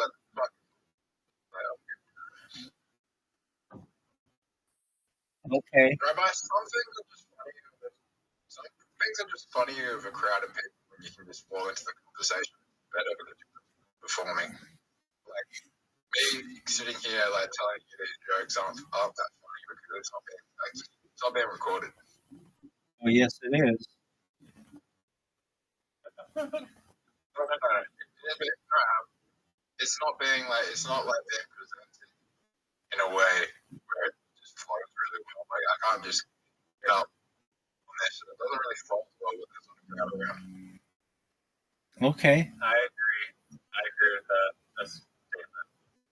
Well, let me do an impression of Zeus doing his tweet. Ready for it. So I'm at an orgy, right? I'm at this orgy, and I go to figure out that a lot of these people are working mental health. And so I thought, yeah, I'm probably going to check myself into a mental health place next week. Okay. Okay. So You gotta check into a mental health facility, and I'm just gonna be like, oh, I remember you. You're like black dudes. all right. That's not how. Can you work on material that's not technically Wait, that's what I said. talk about fucking Riser. That's exactly what I said to him. And he says that kind of joke, those kind of jokes aren't funny. They are funny. You're good enough and funny way. Hold on, Anything can be funny. I'm gonna review with you all of Zoot's jokes since the summer. The first one involves an Amish orgy. Zoot, you never even told the funniest joke that you had. One time I told somebody this joke and they're like, "That's actually pretty funny."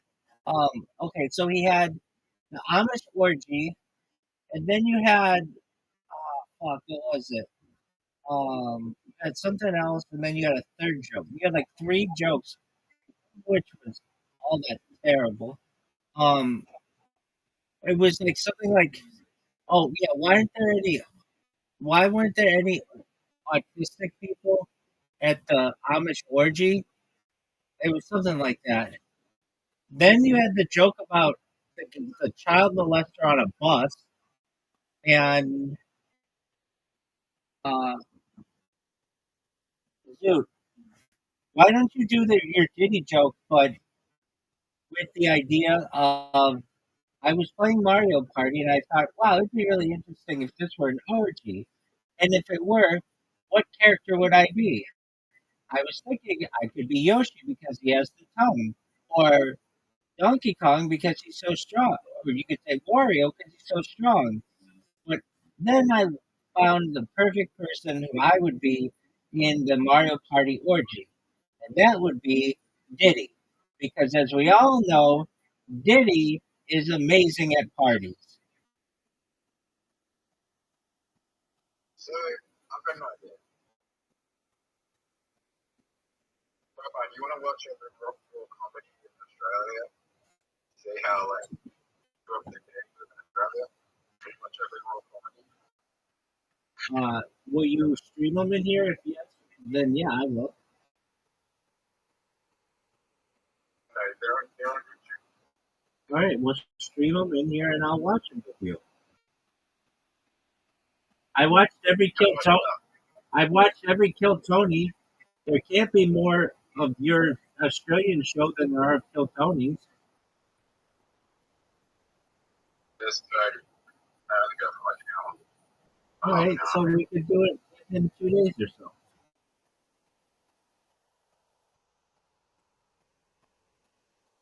I think Zoot is trying to use this as an excuse for why he has to do dirty material because other comedians must do dirty material. But they don't. Oh no, this comedian's fucking suck.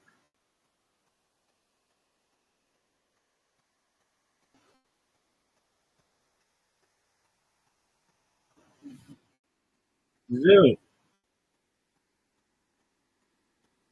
So, what was your other joke? Oh yeah, there was the orgy jokes. Okay, I'm gonna go. okay, I'm gonna go smart. okay. Well, enjoy your crack. Riser's trying to get a free. Riser's trying to get a free turkey pizza. Who the fuck has turkey on pizza? Drugs on stream. What do you consider drugs? Recreational drugs. Yeah, I've got a ton of recreational drugs on the street. But what? Vape like a shitload. I still occasionally vape it on stream. Last time I did it was like last month. And then I sang karaoke all evening. Right. Yeah, my vape is like 10 feet away.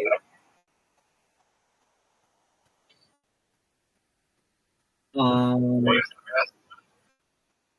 What is the best part? The best phone? Probably an iPhone. Actually, a Huawei phone, but you can't get them at least in the United States. Why that? Dude, the Huawei phones are like 10 times better than a normal phone. They have better cameras. They have more connectivity. They're way faster. They're like a small computer. They have better. They have better screens. They're more durable, and they're cheaper. Like for all this shit, the United States made it so that you can't connect to cell towers though with them, so they're basically useless in the USA. You know what the best phone is? What's the best phone, too?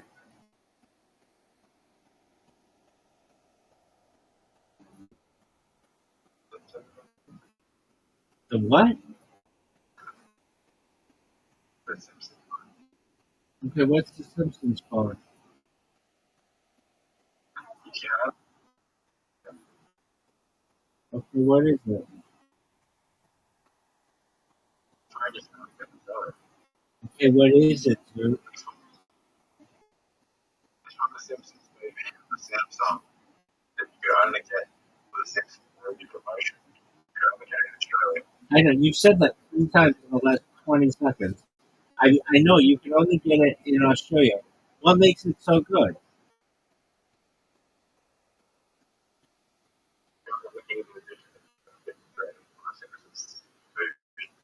Okay, I mean, what makes that so great? Why is the phone so good?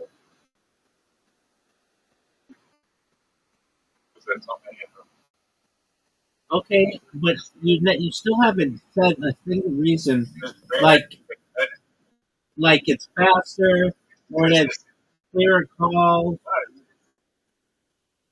It's a free play. It's a free play. It's a superior play. Because it has the Simpsons stuff on it? Dude, I remember you telling me about this phone previously. Weren't these phones like thousands of dollars on eBay? 20,000 $20,000 on eBay for a Simpsons phone, about which literally no one cares. Dude, you know you could only get this phone in Australia? Yeah. But you can get it in anywhere. That's a good point. There's only a team.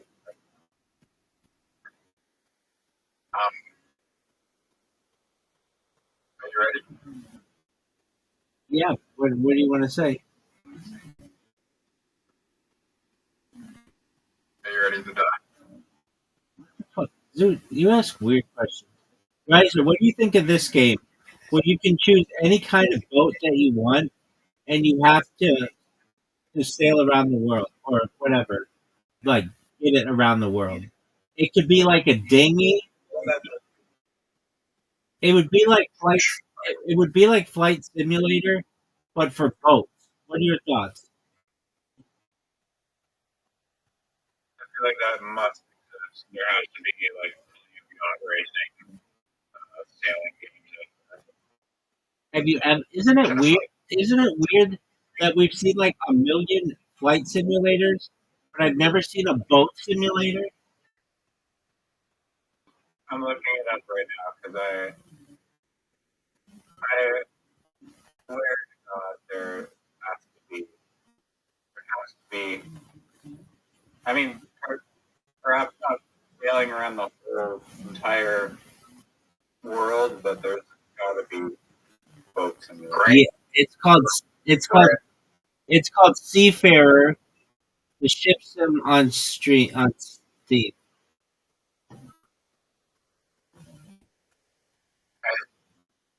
Ever. Thank you, Zoot. I appreciate it. It's a really nice thing to say. I appreciate it. Riser, that's the Seafarer, the ship sim is like for cargo ships.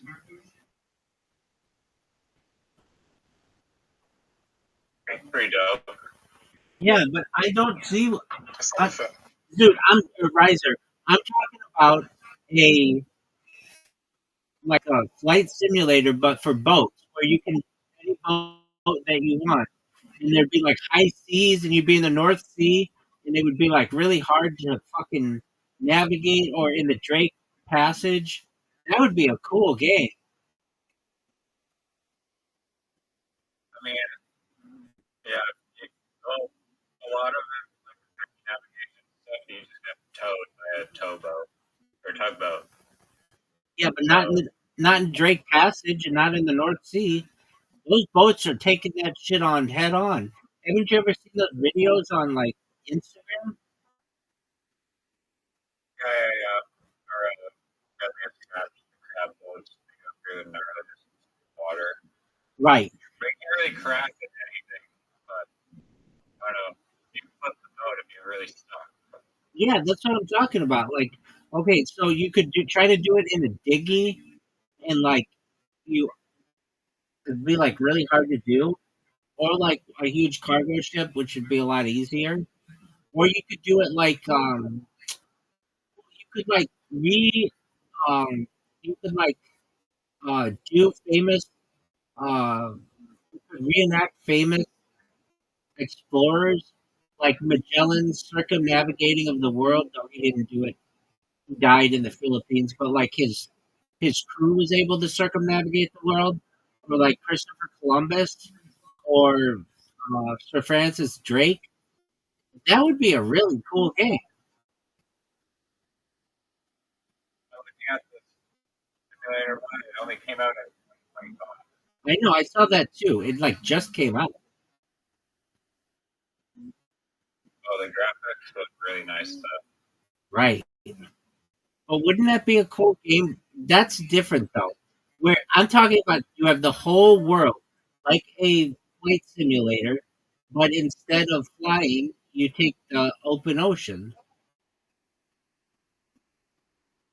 Flight simulators really have every single plane. Usually, they don't have every plane, but usually what they do is they give you maybe like a dozen different planes to start with, and then you can download really every single plane from there. And then when it comes to the map, they usually have the whole map in like regular detail. And then if you want HD areas or like 3D building packs, you download those a la carte. Okay. So same thing for the boat. Yeah.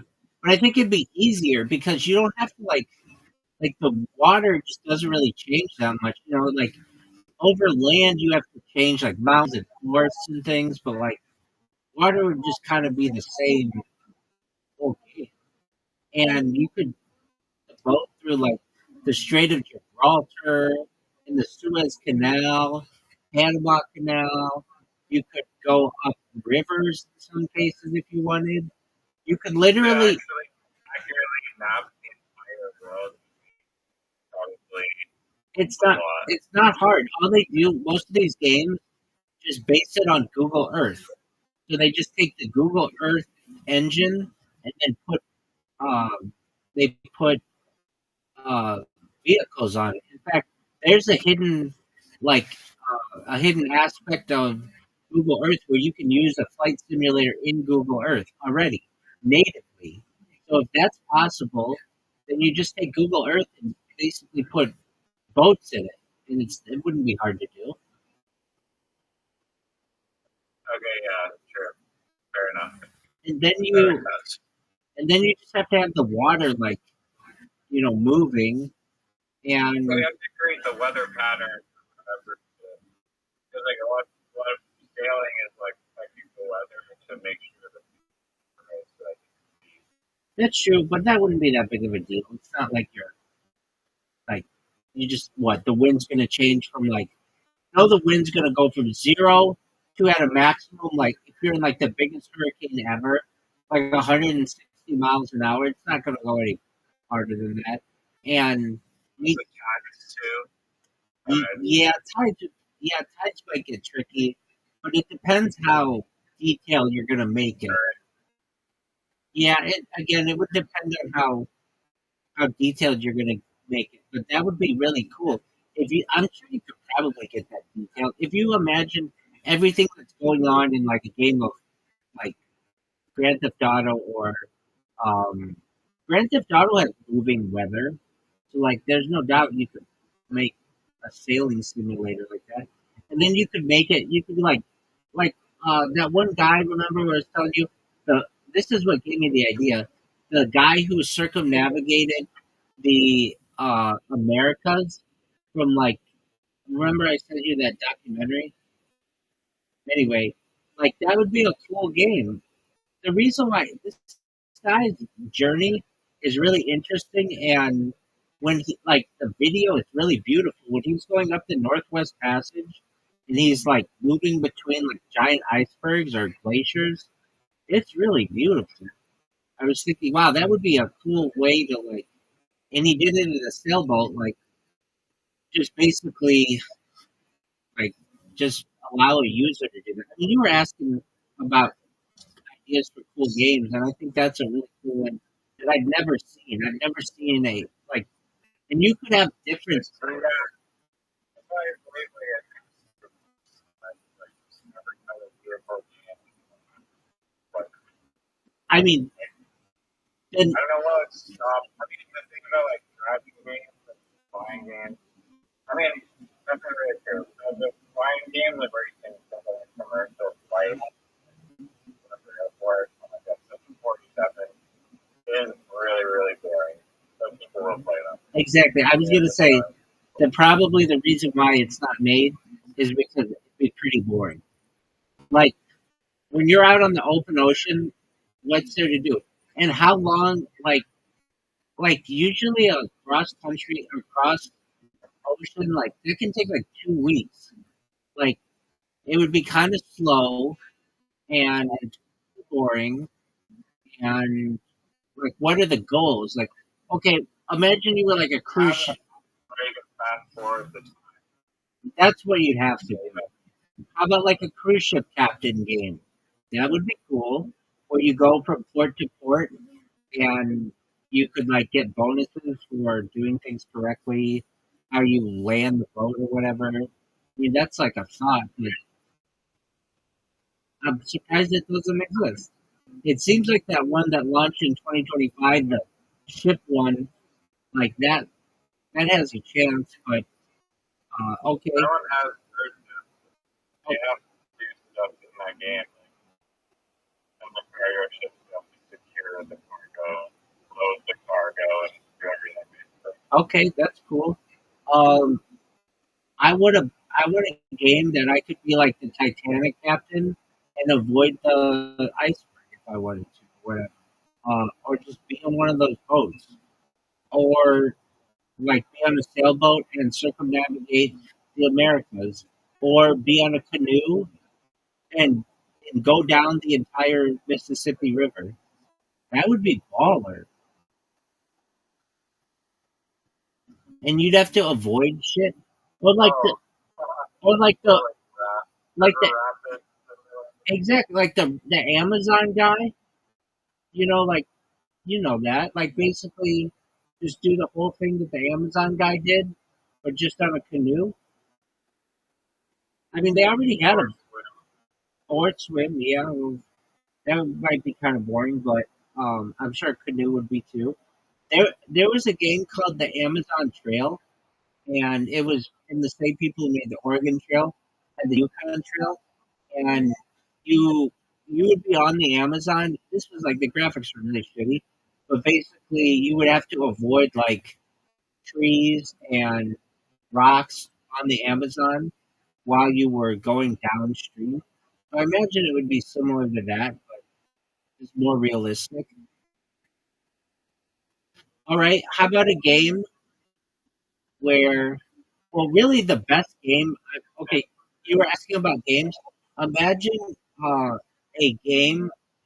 This might take a decade or so to make, but I can imagine one of the next Grand Theft Autos or whatever, like or maybe a game similar to Grand Theft Auto, would be uh, where literally every building in the world is 3D populated by AI, and you can walk into anywhere you want, and it just uses the Google Earth engine, and you can just walk around, and you can go in like towers and do whatever you want. What are your thoughts on that kind of a game? Like literally take every building that's on Earth. Okay, I watched a video recently, and it was a guy who was testing out like the current state of the art virtual reality headset. It's like a $10,000 headset from a company in Finland, and so he goes through like stages. There's like the first room, the second room, and the third room. The first room, he walked in, and basically, he said like the resolution is just so real. He literally cannot tell the difference between VR and reality. Like, totally convinced that like whatever room he was in was VR. And so like the first room was like breaking his mind because they had like this thing where they it was in like a virtual world, and then they could flip out whatever object they wanted to, and then put it into the VR. So there'd be like a clipboard from the real world in the VR world, and so they like threw a clip of like the behavior basically, which create like a portal from like the fake VR world into the actual real world, and he said it just like blew his mind, like his brain like could not even process that because of like it was literally like the world he was in just felt real, and then he like looking at a glimpse of like the actual real world completely indistinguishable. And in the second room that I went into, they were just placing objects in the room. You had to figure out which one was like the virtual object, or sorry, the real object of the virtual room. And so he had said he was like his hand would like swear that like it was like a real object. He'd put his hand over it and just like pass through the object as it was fake. And he said that was like insanely trippy. And then in the third world, which is more related to like the concept that you're getting, like he was like messing around with like these avatars over there that were ultra realistic and interactable. So yeah, it's like within 10 years probably, like I mean currently I guess that is like possible and stuff. Right. To have like this like indistinguishable like uh reality almost in the virtual setting. But imagine once AI gets good at helping to process that along, it'll be like, I mean, I guess it's possible, maybe, to make VR even more realistic than real life. I'm trying to think how that would be, but I think that it could. I think your brain it needs something hooked up in your brain to interpret more Detail. like sensory information. Right. Like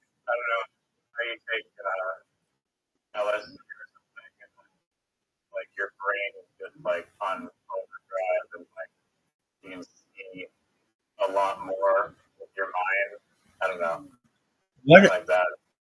what about If you did do like colors, if you somehow just like replace your eyeballs with like some new like Hawkeyes or something, and then make your touch super sensitive. what about It seems like a lot of modification in VR. what about using Google Earth for Peloton? Like um like the bicycle machine? Oh, I've seen a game actually of this guy on his phone cycling device, and he's literally playing a video game like a full-on virtual like Tour de France like race, racing real people who are settling on their equivalent of those bikes, having a real like freaking virtual Tour de France. I get that. So What I'm talking about though is that you just go anywhere, like using Google Street View in a VR, riding a bike. I bet you could get that to be really accurate. yeah, I don't know how you.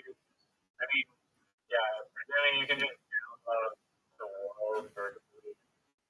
I was looking at Google Earth today. I was like looking. I was like, use any images from Earth as like an HDRI or like a Jasper like train or whatever. But you go into Google Earth and it's the texturing on the mountain like it's not like at all realistic. But it could get really good. If you had it like, hey, AI, wherever I am within, like, I don't know, 1,000 meters of me, so I guess that's a kilometer, just make the detail really, really good. And then if it's like really far away, it doesn't have to be textured as well. But as it gets really, really close, make it super accurate. It could do a really good job of that. Yeah, I mean it's like Minecraft almost. Like it just will render your field of view basically to be good, and everything outside your field of view doesn't have it. Exactly. And yeah, there is Google Earth in VR. It has its own application. I Right. think you mentioned it. Yes, sir. Have you walked around it, or is it like the same? I wish they had like a function so it's like when you hit the arrow and it just like lunges forward and stops and lunges forward and stops. It should be like a smooth like track that you can take, like so that you could just like press play and it would like I draw like a route and then it would like smoothly show you like what it would be like to like drive or 20, I agree. 20. The reason why it does that jump forward is because they don't take pictures that quickly. It's just whenever they take a picture, that's the next jump. Um, Well, I could interpret the brain. I agree with you. I think that's an excellent point. 100% that could work. All right. What about a game where you okay, so I guess this could be a VR game where you just reenact all of the great explorers of the world, like Ernest Shackleton and Sir Edmund Hillary and Tenzing Norgay and Roald Amundsen. Like basically, it would be like, okay, we're gonna walk to the South Pole, and you could just virtually walk to the South Pole if you wanted. You could speed it up, or you could literally on like a treadmill or some kind of equivalent, like just walk and like your goal would be to walk all the way to the South Pole. What are your thoughts?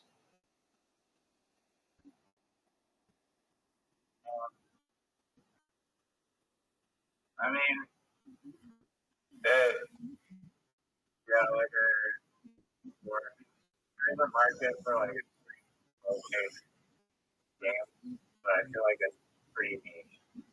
That, Just the rest of the game market. that's true. If the objective was to actually be profitable, then it may not be a lesson there. But If if it, it's a game because you want to give people opportunity to bring their explored, then sure. that's an excellent point. Excellent point. Okay. What about a game where you are? I'm sure this is probably a game, but Oh, I had a dream yesterday. I don't know if these exist in arcades, but you know how in arcades they have those games where you're like sitting in like a little like booth almost, like a half, like 3/4 booth, and you like go in like a race car scene. There's like a steering wheel, and you play like those racing games right. in the car. I don't know if they have one of those, but for motorcycles, where you'd be sitting on a motorcycle, you could lean left to right, and you could like steer handlebars of a motorcycle. Yeah, they have that. Similar to like the cycling, Yeah, but I think that's they I've have. never seen one where you actually like touch your knee to like the ground like those fake like, motorbike games, but You I can't. really usually love those.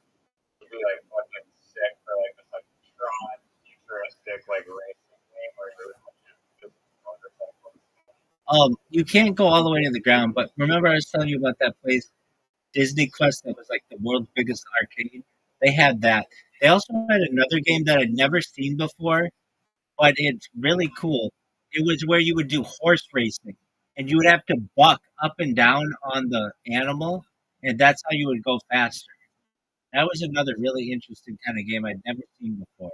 But yeah, I've seen the motorcycle one where you you have to like, move one side to another while riding the bike. I've seen that, and but like, You know that game where you're riding on a horse, like it's mix of like horse riding and cocaine. You have like the like camera and you have like the ball off a horse while moving. polo. Is that what it's called? That's polo. Yeah, Okay, yeah, probably. Yeah, that's real life game. Really cool. I'm not sure if there's or there probably is. We are recording. That'd be fun. maybe. Yeah, that might work. But I've never seen a polo video game. Polo is such a niche sport.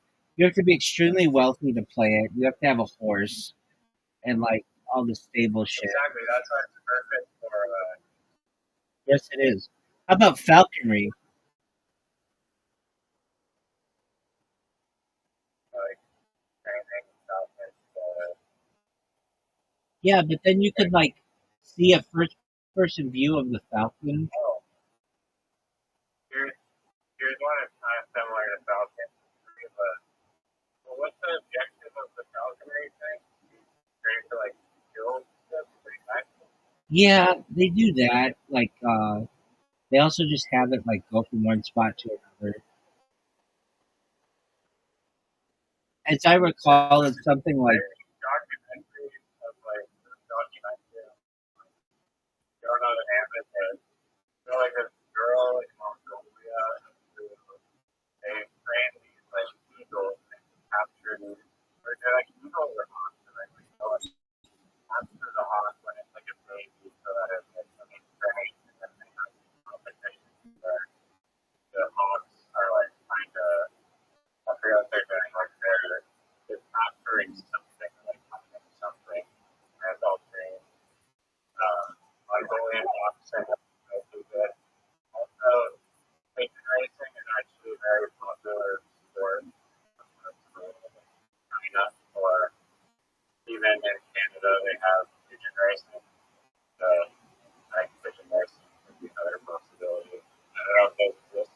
But all right. What about um? Okay, so we talked about biking, like a biking simulator, and I'm surprised there's just not a walking simulator where you can wear VR and just walk anywhere where Google Earth is.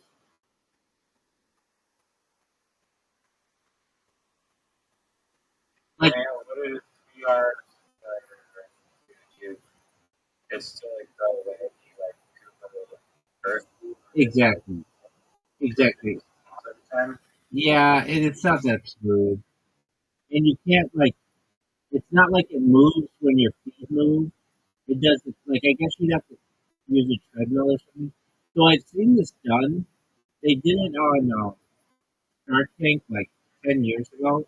It's a treadmill that goes in any direction and allows you to walk any way you want, and it's like it has haptic feedback, and it's receptive to which way you're going, which I think would be a really cool idea. All right, what about a VR fishing simulator? I feel like it could be done pretty easy. That 100% exists. Yeah, but I would want it to be really realistic, like not cartoony. Like you could fish for real shit. You have some harsh background, like noise. Are you like watching? Do I still? No, there's like, yeah. They, It's good now, I think. they just played a song on the radio. They just played a song on the radio. Probably what it was. All right. What about a VR game where you? Oh, this would be cool. You remember the game Bully? It was made by Rockstar right after they put out Grand Theft Auto, whatever.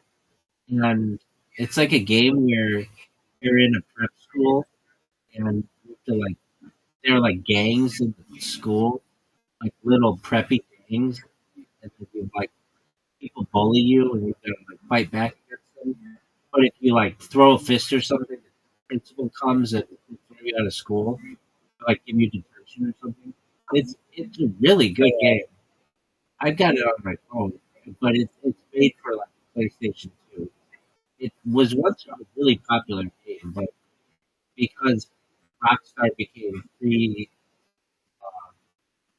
was distracted by Grand Theft Auto, they haven't put out another bully. But I think that could be a really cool game in VR. It's just a really cool game in general. I haven't heard. I was going to say previous one. Okay, what's your idea for a game? Well, it's kind of two in one. One of them, but they're both really good.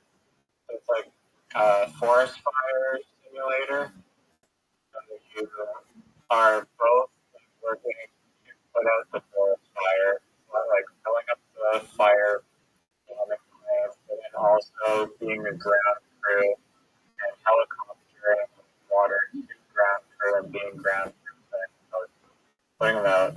And also after the fire is put out, the investigator to determine the cause of the fire, which would go way too deep into the actuarial science, being a fire investigator, but it might be a good training tool for forest fire investigators. Like it. And I don't think that's done. I don't think that's done. Uh, what about VR versions of Guitar Hero, but like it's like you're playing in a full stadium?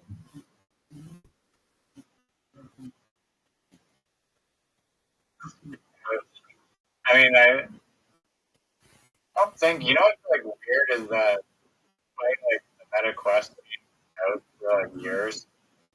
I think third parties have made I know that third parties have made like attachment like football paddles and like pickleball paddles and shit and whatever other equipment, but now like Meta has published like literally all they have to do is publish like their official overpriced drumstick and keyboard and guitar and microphone and publish like rock band game and then they could be much selling, but maybe there's a reason they haven't.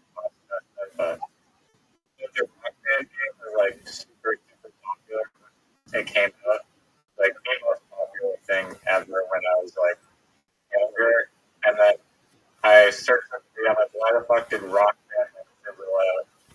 Basically, apparently the reason they just like I just think like the trend has died, but they also like there's bands that have just like everyone already had it, tried it, and lost its cult following, I guess. But, That game, Guitar Hero, were like a revolution at one time.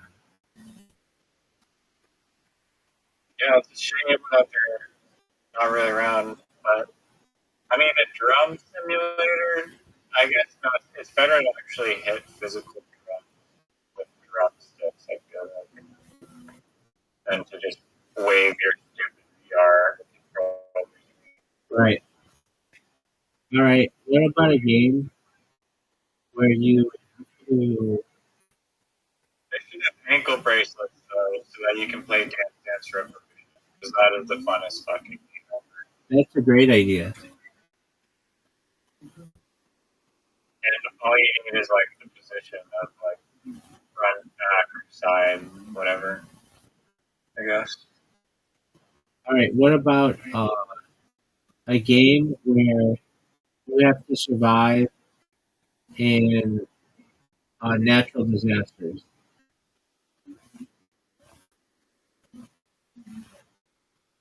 What kinds of natural disasters? like a hurricane, a tornado, a tsunami, a blizzard, perhaps like An a earthquake, a 20-second earthquake. that could be. What would you do to get away? That definitely could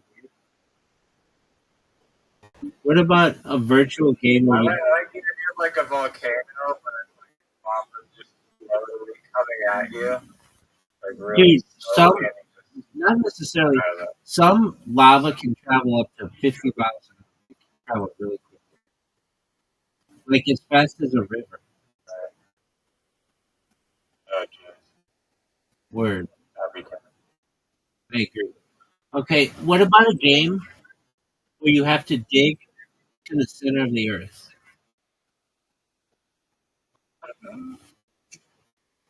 of.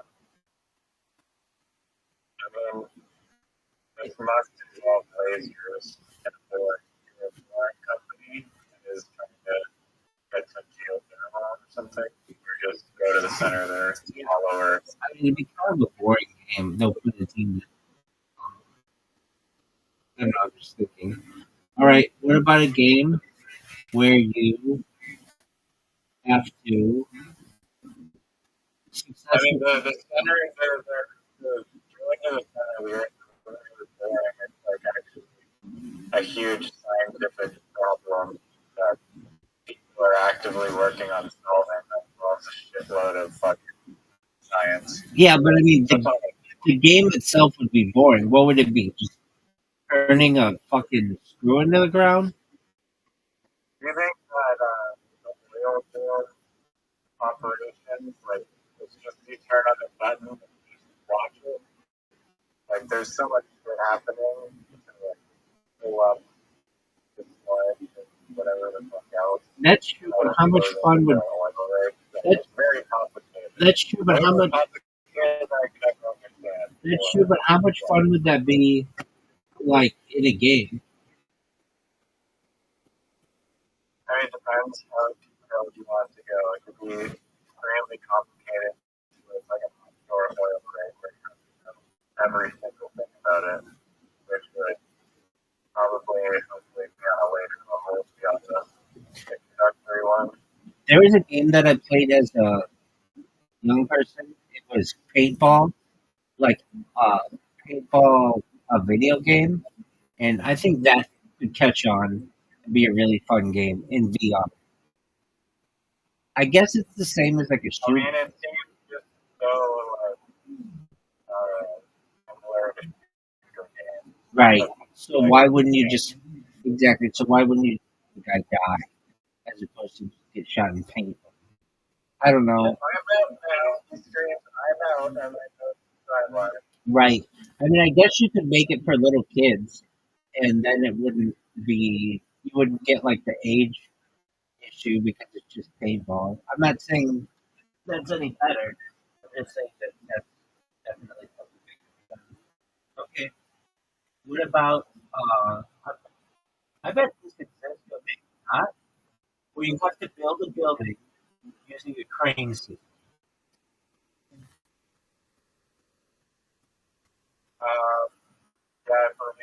there's like a kind of, or maybe not that, but there's definitely construction simulator games out there.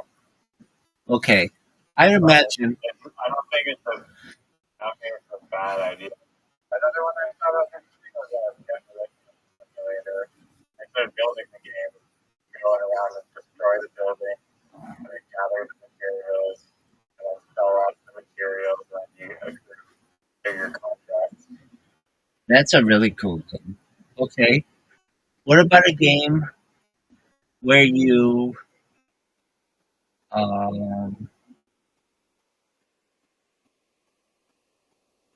what else could there be? Um,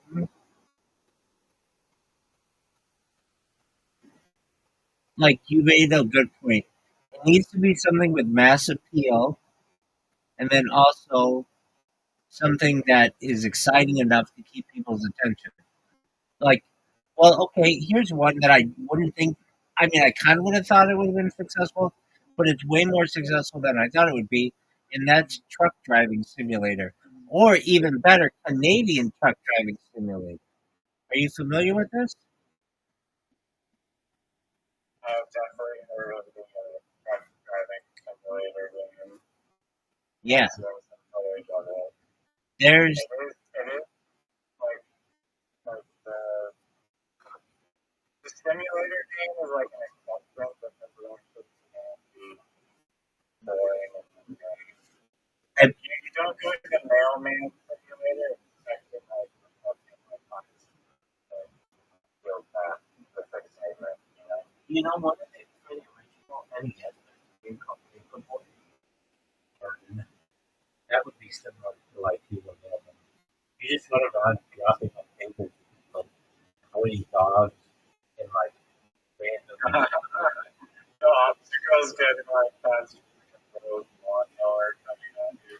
That's exactly right. That's I think that'd be one of them. With a lawnmower, there'd be like people pulling out of the driveway, and there would be like a random crack in the street. Like that game was one of the most popular games of all time on Nintendo Entertainment System,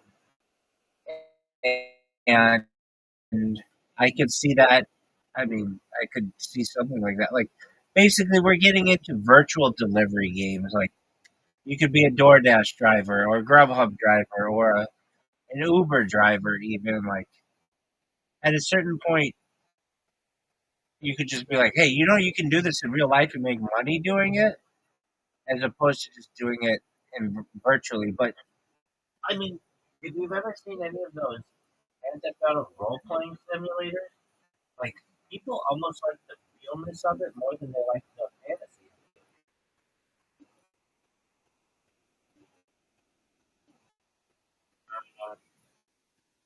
Yeah, I mean, yeah, I personally would not invest time in doing something that's like super boring, but apparently people don't find it boring, I guess, or else they wouldn't be doing it. what if you 3D map like Mount Everest and you didn't tell people how to climb to the top, and they had to figure out the realistic, real life best way? What are your thoughts on that game?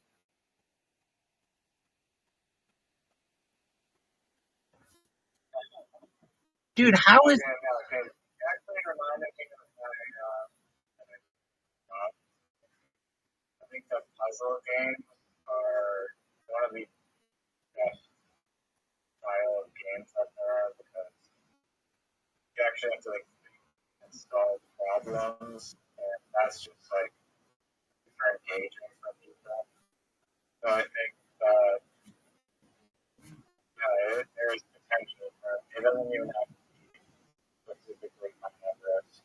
I mean, it's a very I don't know how the fuck you're supposed to evaluate that really well? It would just as be, just a regular person. yeah. I mean, I guess people would just, Someone knows how.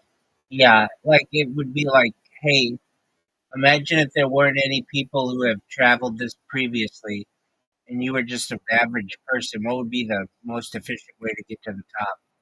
And if we chose that way, would you survive it?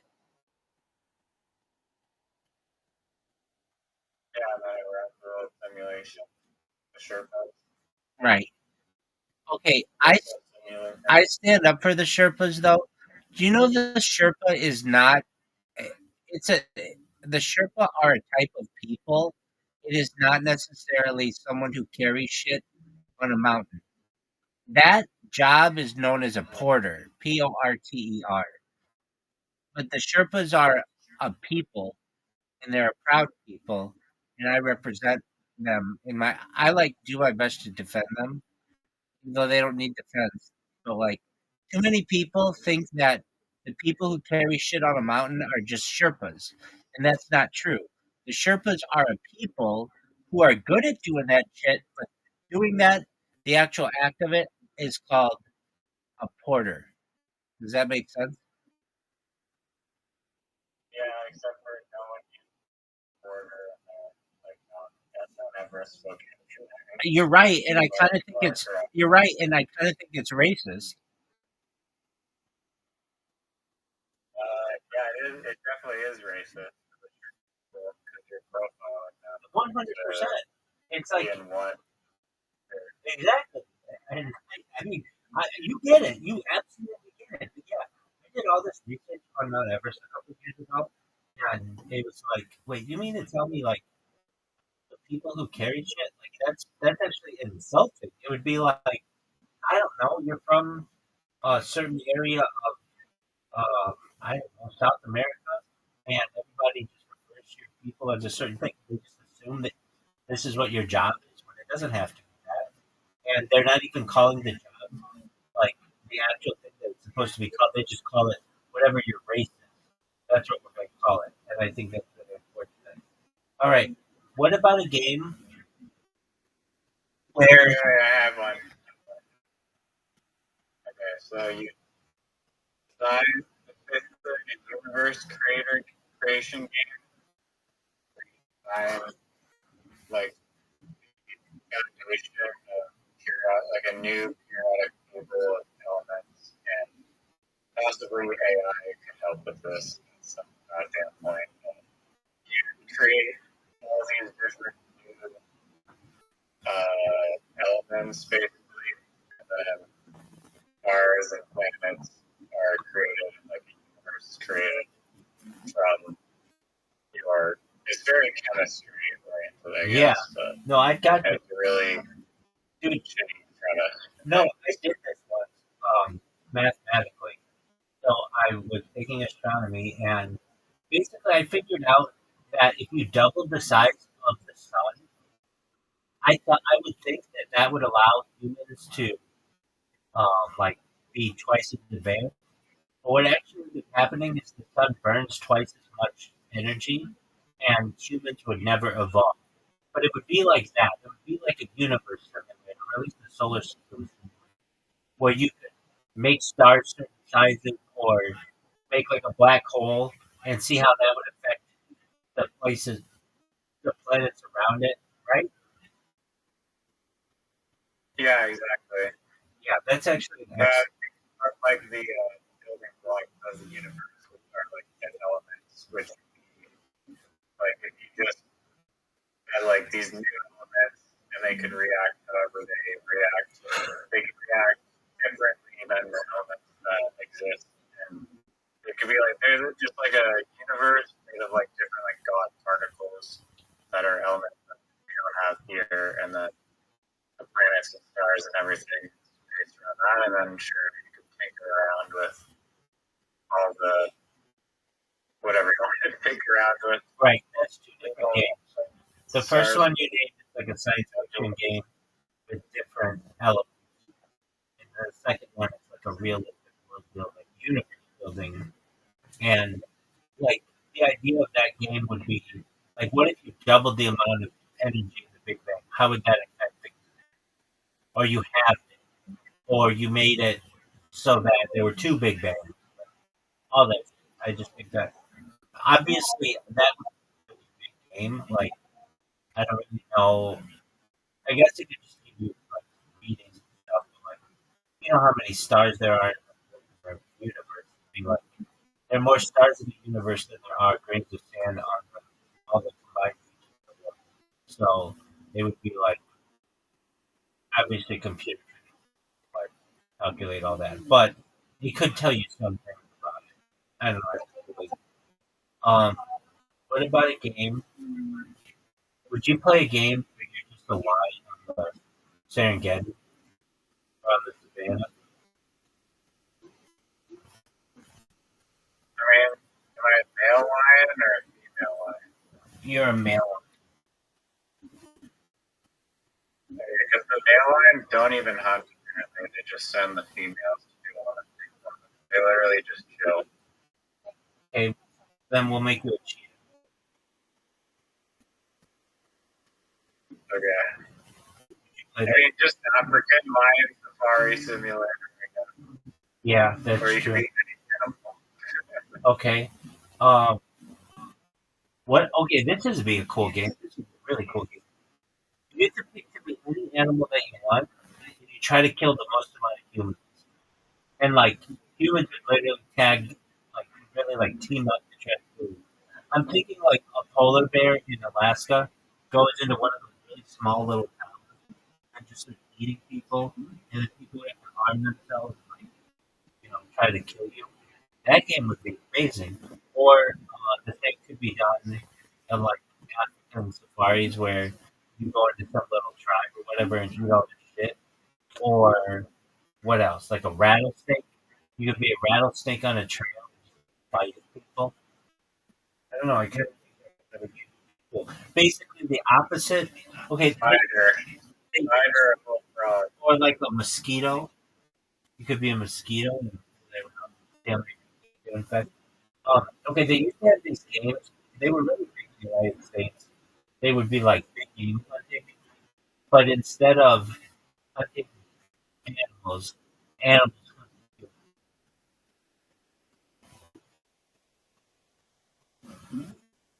Yeah, I guess. you. All right.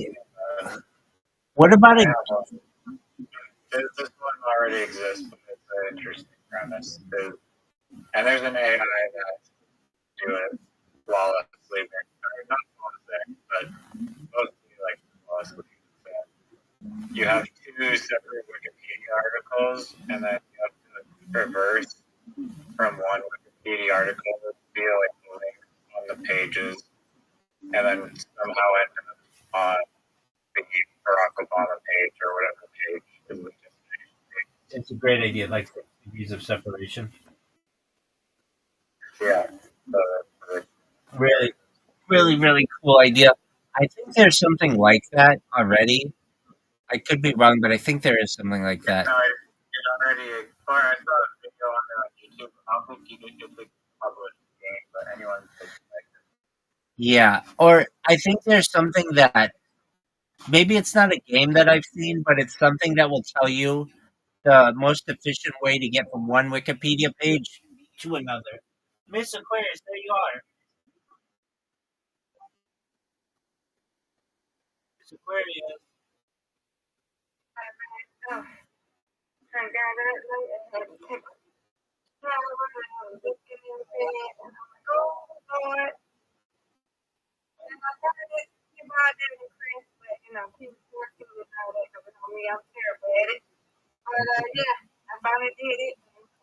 Excellent. Roger, do you want an invitation to bowling?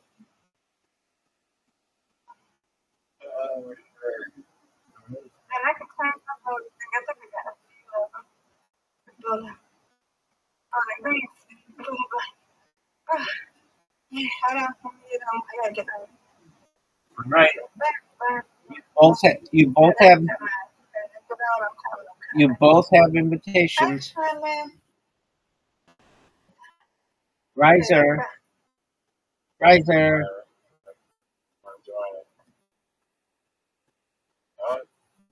Where's this? I sent it to you. I know it's a Play-Doh. Send it again. Okay, I sent it again.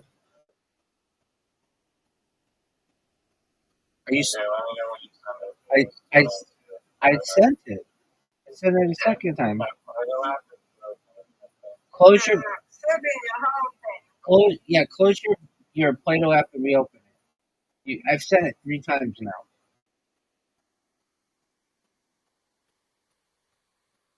Update available. Why it's not working? I don't know. Update it. What percent are you on under? Alright. Fast update. Alright. Yo. Okay, I still don't see it. I'll do it one more time. Yeah, dude. Okay. Like I updated that. Okay, I understand. I'll see if I can invite friends. Okay, I mean I've invited you like 12 times. You have the same account you always use, right? Yeah, it's right. Yeah. Okay. Okay. Copy game link. Just a moment. I'll send it to you in a private message, and maybe that's So gonna. weird. That is weird. It always works. Okay. Go to the link I just sent you. Yeah, I got it. Okay. There we are. That's weird. Wow. Riser, you better watch out because this Aquarius is an all-star. He's beating new competition. Get it, girl. Good job. Look at her. Thank you. I got my friend. He said I could play with you. So 100%. I'm like, yeah, I don't play with nobody else but Rabbi and my And friend. your friends. Riser, what was I got that? permission. I Riser. got permission. Yay. Oh, Riser. That was okay. I'm trying to spin it, but it didn't work. How'd you like that one, Riser? Did you see how slowly that went? Yeah, no, I thought you could do that. Oh, this Aquarius got 7. On Wii Bowling, I used to do Wii Bowling, and I feel like the controller to go like a strike every time. That's pretty baller. Oh, that was good. Riser. That was really good. I hooked up my Wii remote. I can see that. Look at this. There we go.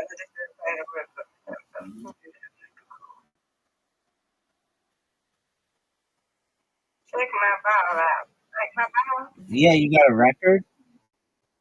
Here's a vinyl record. It's just really fall. Yeah, just got it.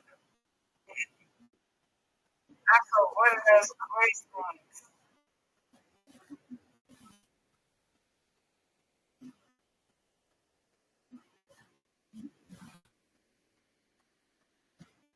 Oh no.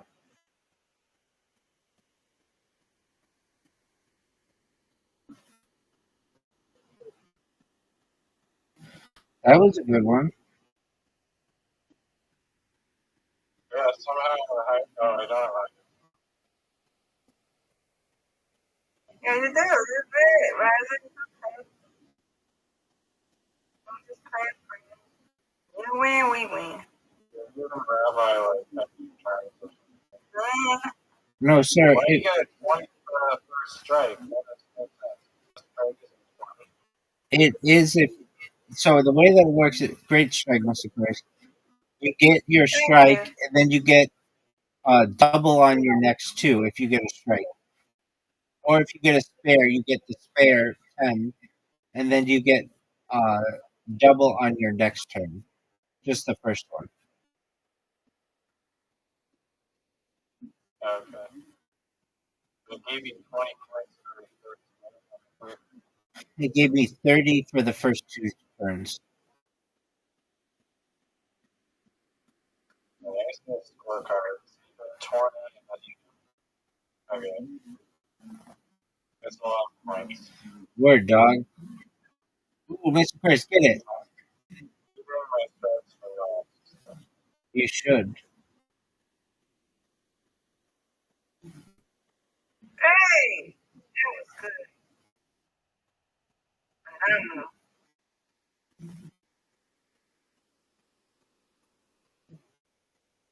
What a strike.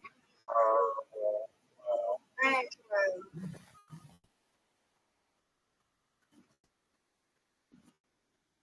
They should just let you keep going if you keep getting strikes. I agree. Oh, oh my god. Give it to me. Everybody got this. No, I don't. I need to get these two. Got it? Yep. This is there. Oh, I need to get this. Give it to me. you have strength to tie? And I Yeah, did. you won. Good job. That was big Tied time. it. We tied it. I win, Yay. you win, Miss Aquarius. We That's barely my one thing. Yep. ever You still tie. win, Ryder. Win, you win. That's right. We barely ever tie. And now we All right. that's amazing. Okay. Last Thank one. you. Don't give me the Last game. Riser. Now it's your turn. You just won Yes, because brother. It's your turn. when we win, you win. But now we need you to win as well on your own. And but you still won. Yes. I won't hold back. Can you get in? Okay. Yes, Do you, oh, there you go. He got it. All right. did it send you the invite, Riser? Like, did it do a drop down notification? Oh, look at this strike. Look at this strike. Miss Aquarius strike. I thought you said All right. Well, I mean, I gotta play it. I can't do it. She's gonna grab it to me. That's right. That's right. You can't let the other person win. Oh, nice spare. Riser. That was an excellent spare. Yeah. to my points. Don't do it. On the first throw.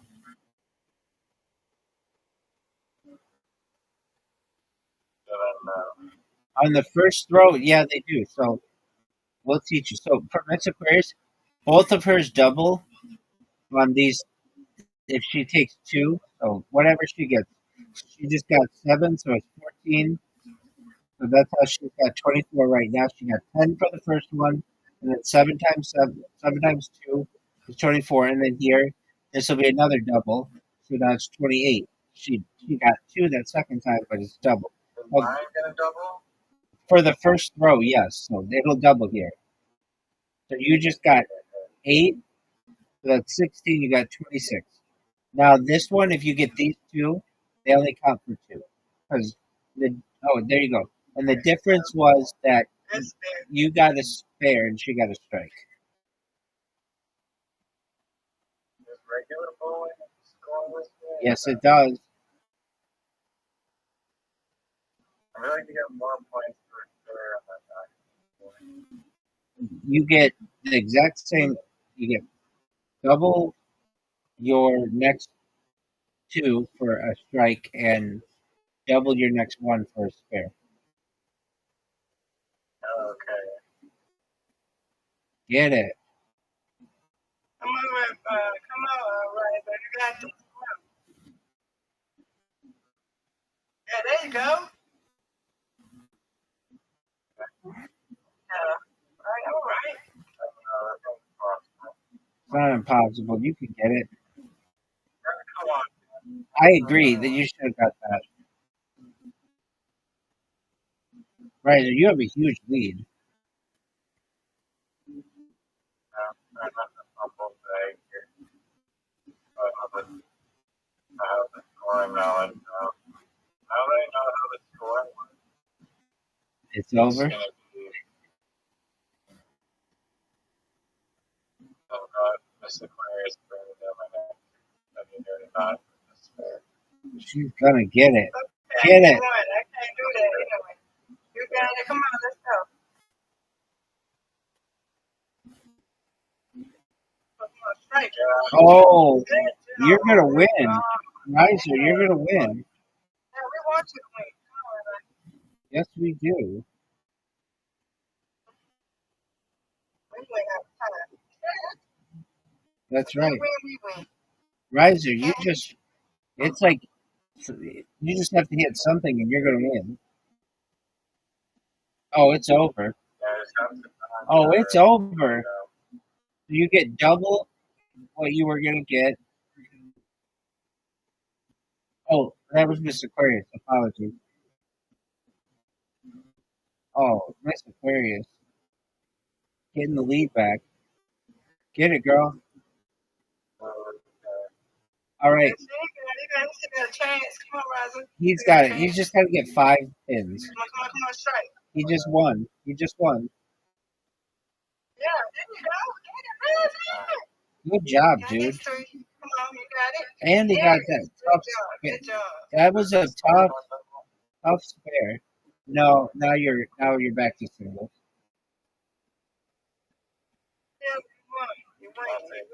You you had a really good score. Very good. Yes, you did. Good job. Like 114.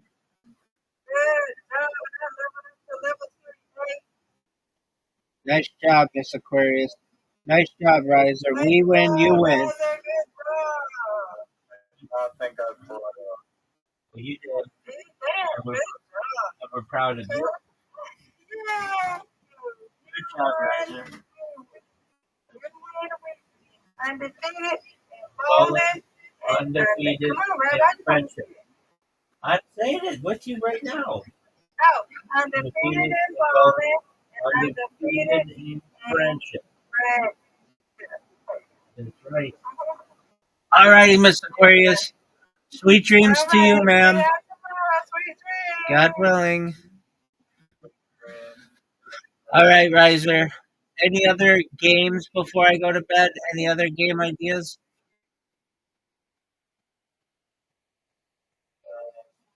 I got one. A what? That's my life, baby. Yeah, how about this one? A game where you're a monkey and you climb trees all day and eat bananas and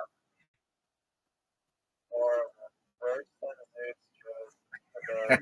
Diddy about Diddy Kong? No, that's a good game. That would be fun. Um, what about a game? I feel like a game where you're a bird would be really pretty cool. Like, fictitious Xbox game that released and everyone was hyped about it. Bird Game 3. I think that's an amazing game. Well, you could be From like a bird in the city. You could be a bird in the city. You could be like a hawk in the wherever. You could be like an eagle. You could be an albatross. You could be a seagull. That would be a cool game. I feel like oh that. yeah, I saw this. I enjoyed Pro Spirit I saw this thing like Google AI Anti gravity. No, it's not that. Gemini. If you don't know it, you're not going to get it. Gemini. It's Llama. not Gemini. Bard. Or no. But basically, I have Genie 3 is what it's called. Genie 3. The video clips of it are generative AI that will the world.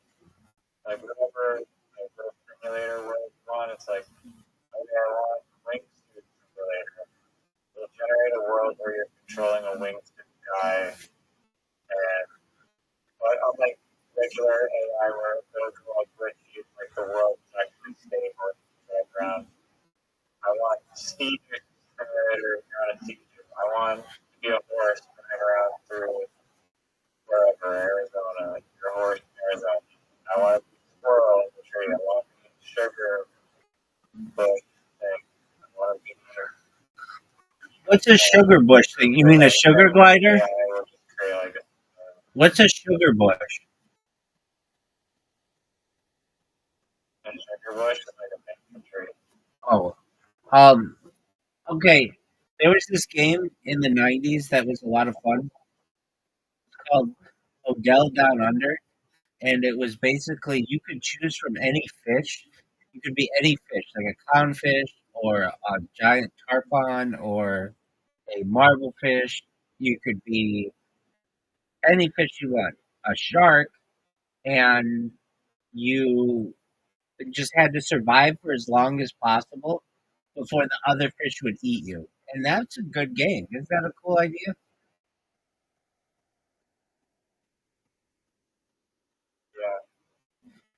Yeah. I mean, I don't know. It sounds so entertaining. I guess, but It was entertaining. You would go around eating the smaller fish, which gave you a an objective, and then you had to go around and weren't you avoid. just treated like a toddler food chain fish?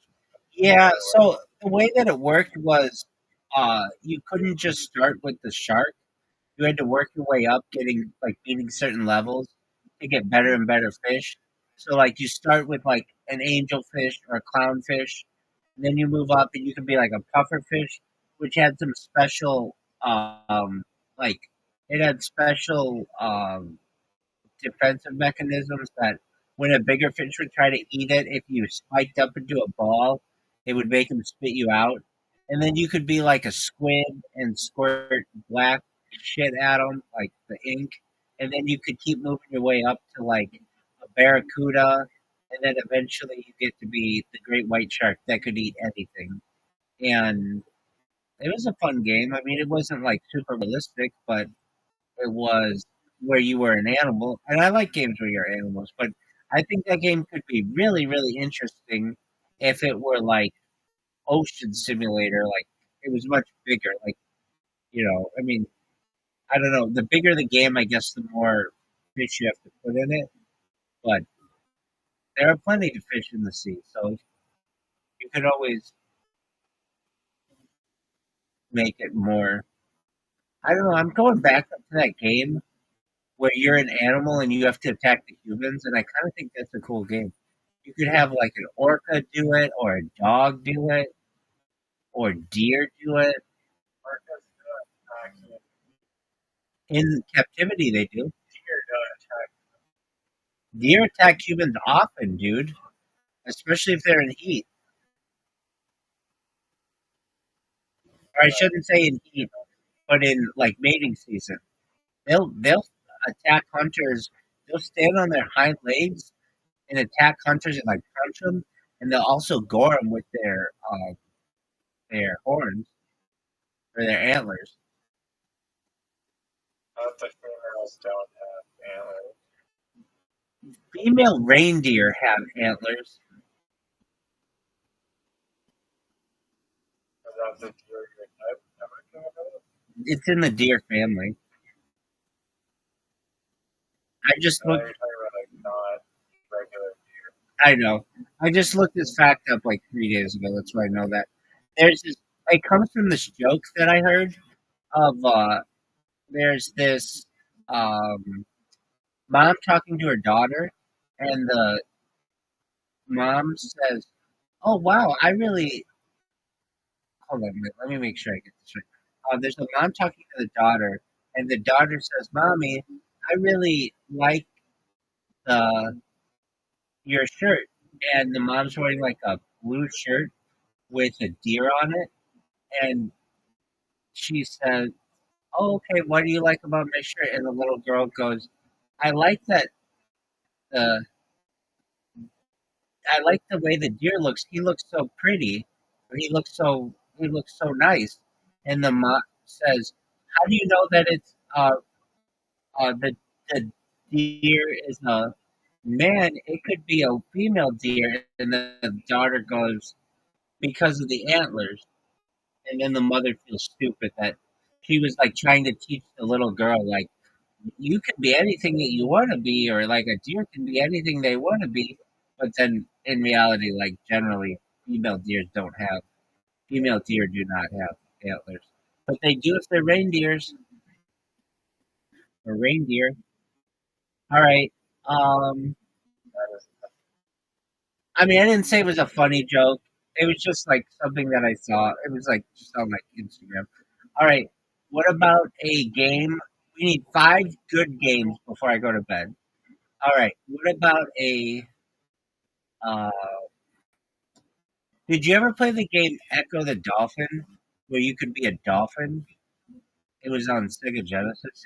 You probably never played it, but that was a cool game. I'm not gonna say that's a top 5 game that I just said, but it was a cool game.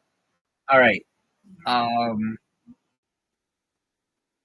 what about, dude? I really like the idea of an animal game where you attack the humans, and we- Hey, that's one of the concepts. I don't know if that's one of the top 5, but I just think that would be a fun game. Like, okay, so imagine you were a duck. How are you gonna kill a human if you're a duck? And it would be like, I don't know, like try to fly into the car when the person's driving, or like it'd be harder if you're a duck than if you were like goose, but it'd even be harder. It would be easier if you were like a bear. Okay, When you start with the polar bear, and then you work your way down to ant. yeah, that would. There you go. Ant. Word. I really think a honeybee simulator would be cool, but that's already a game. I'm sure I would play for like 10 minutes and be like, this game sucks. All right. What about a? Oh, yeah, I have one. Sport commentator simulator where you're in the booth and you have to like commentate with the parts of that AI will like bring on it. That's not a bad idea.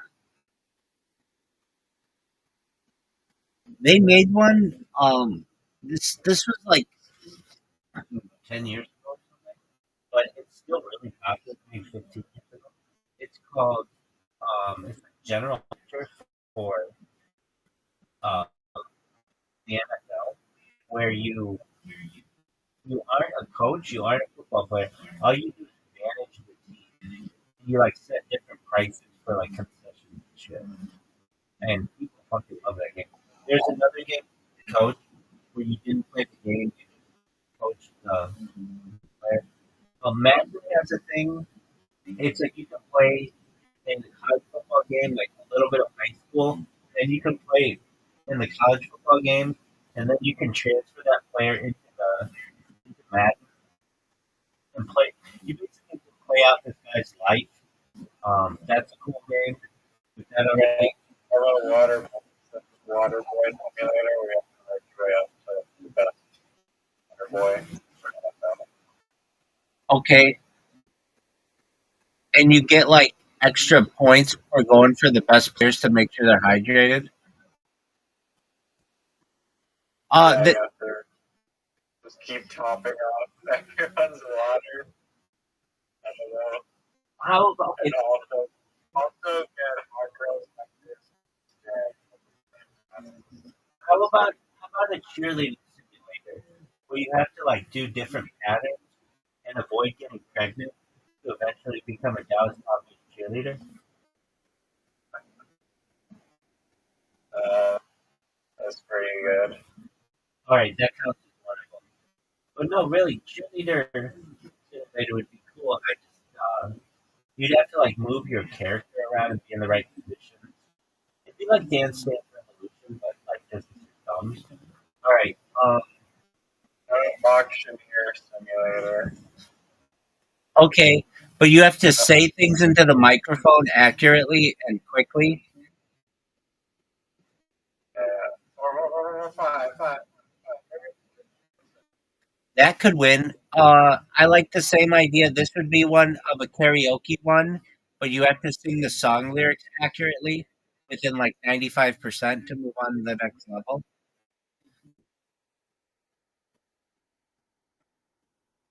All Yeah, right. that's gonna exist already. I know it does. Okay. Well, I don't know that game. Like a game where you can connect Spotify to the game, and then it judges you based on the percentage of the karaoke lyrics that you get right. That's not a game. No, that's not like something that people do. I'm sure that somebody's figures something out, but it's not like mainstream. So since we don't know people who do that, that could be a mainstream game. That's a similar way to like Guitar Hero or Garage Band or whatever it was called. What was it called? Guitar Hero or what's the band one? Rock Band. Yeah. Okay. Same idea though. All right. What about a Play later, we have to organize, plan, school forward, school? or What if it were like a Broadway simulator where you have to sing the songs and if maybe you, that's the progression. yeah, Start off like school plays and then play at Broadway. and you would be Figure out. singing, you'd be singing songs. Oh yeah, there's karaoke for the song. No, that would be a good game. I think that'd be really good. And you'd have to get accurate, and if you're accurate, then you eventually get signed to different organizations. That's a good idea. Okay. Um, what about? I don't know if this is a game. In fact, I don't think it is. Maybe it is. A flight simulator game where you actually do the bombing. I don't think that's a game, but I think it could be. Usually, those games they Where you can drop on yeah, but you don't actually take off with the plane and like refuel and like do everything that the pilot does and drop the bombs. Usually, it's just part of the game that has that feature.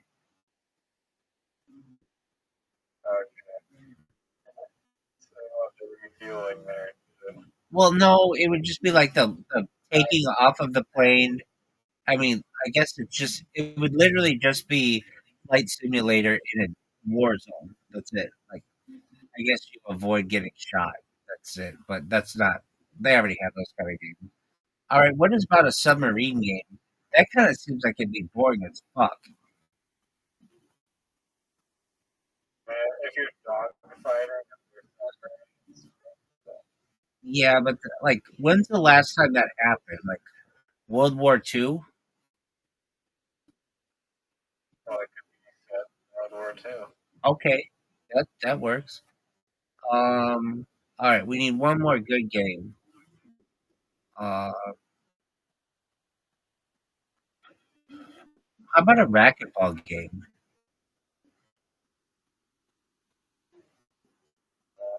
Actually, like Wii tennis, but for racquetball, I think would be really cool. Racquetball is like literally like squash. Yeah, it's faster than squash, and it's more fun because the ball is a lot more bouncy, and so it doesn't die as quickly.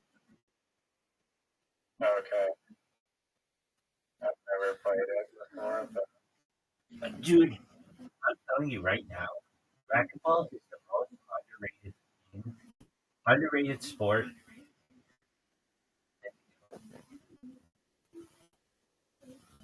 I used to watch the videos on it. Dude, Racquetball. dude, it is so fast and it's so much fun. I've played a lot of them. There should be a rack because it seems like it's easier to interfere with someone than like to get in the way of their shot or like block them or not get out of the way when they're trying to hit. They have refs. That's my only concern about it. Yeah, Is it your obligation to get out of the way of the other guy? like basically you can't block their shot. But if you do, there's like an honor system. You just say stop and then you just restart. Like if a guy's about to run into you, you just say, I think you say, oh, there's something like that. I forget what you say. But then you just stop. And there's like this gentleman's agreement. the whole game stops so that you don't hurt each other. Okay. Hinder. That's what you say. You say hinder. So like if somebody's gonna run into you, say hinder, and then everything stops. Nobody scores. It's just like it starts all over.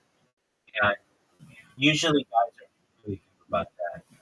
Um, but They it's went with the first silver, eh? 'Cause yeah. last time pickleball was a guy, I got it. I got it. Like, just say the word mine as a one syllable. It's like not three words. One quick mine. I think It's they go way with faster. hinder so that you don't mishear. Like the fact that it's two syllables means that you really have to be like um, adamant that what you're saying is what it is. But it works, and it is such an underrated game. The reason why it's not more popular, I feel like, is because tennis exists, and a lot of times the people who would play tennis or play racquetball will just play tennis. But racquetball is so much faster than tennis. And the other thing is, if you get hit with the racquetball, it can hurt like a motherfucker. That's why when I play, I like to wear some padding. Though nobody wears padding, I'm like the only person I've ever known who has played racquetball and wears padding. But I wear padding because I fucking hate getting hit with the ball. And um, it is it is a game that literally like you will be so sweaty by the end of it. It's a much better workout than pickleball and tennis and squash because the ball is just always hitting the wall basically, unless like it's dead. But it can go for like you can have like minute long volleys where you're just running like the whole time. It's incredibly difficult. It's so much fun. And when you play with somebody who's really good, it's like you're fucked.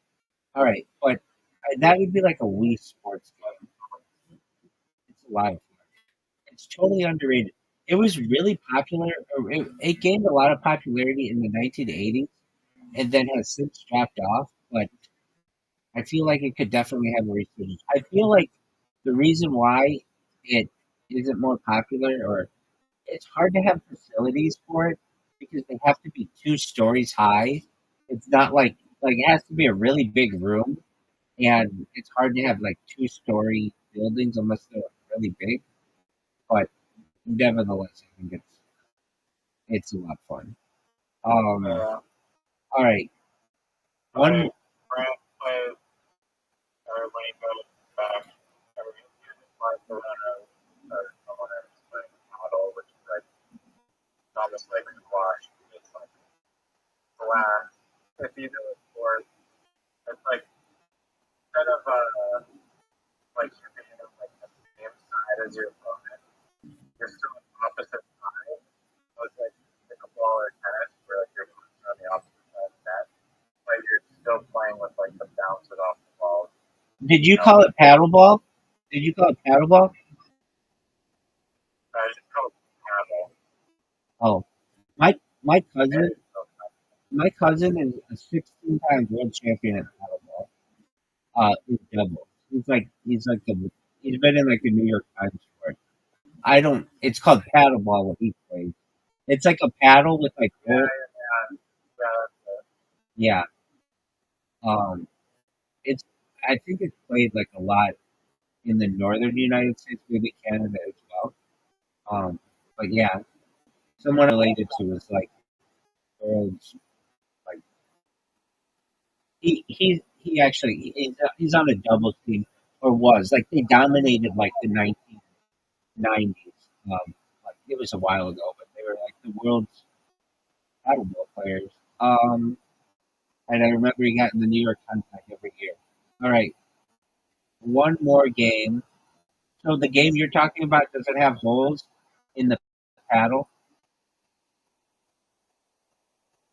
Yeah, Yeah, that's that game.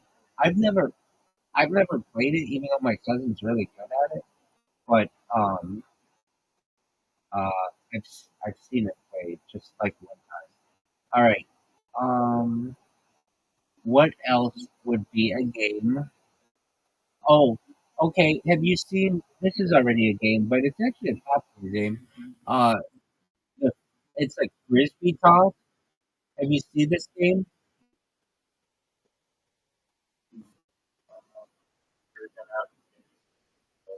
Well, it's like you can play it on a phone where you slide and then the frisbee like takes off. It's like straw or like frisbee golf, but like it's like how we would play bowling where you slide your finger. It's like that, but you like have to land it in certain places. I think that's a cool game. Oh, what about a hot air balloon game? Do you think that would be popular? Yes or no? Go.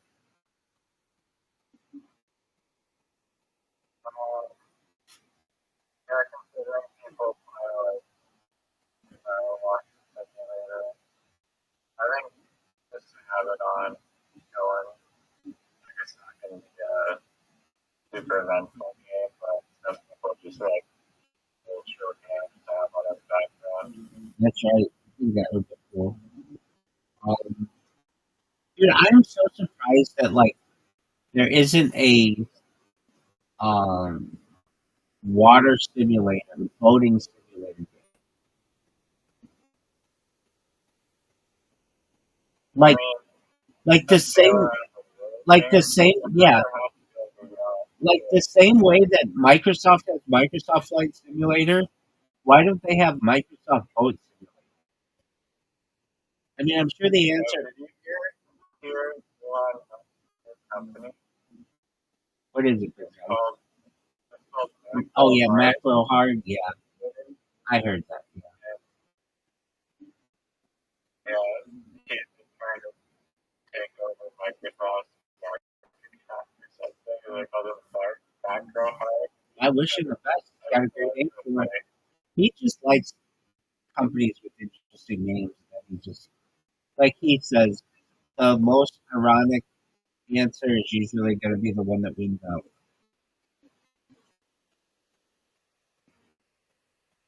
All right, give me another.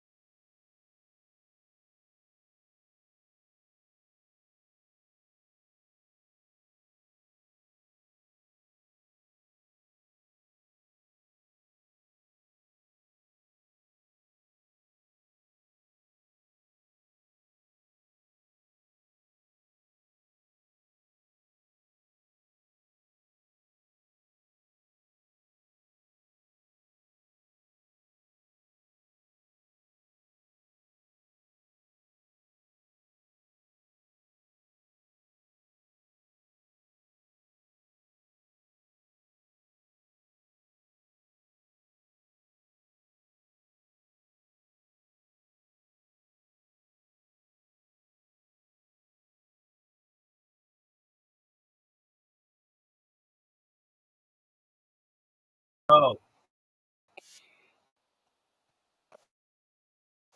oh, geez, I had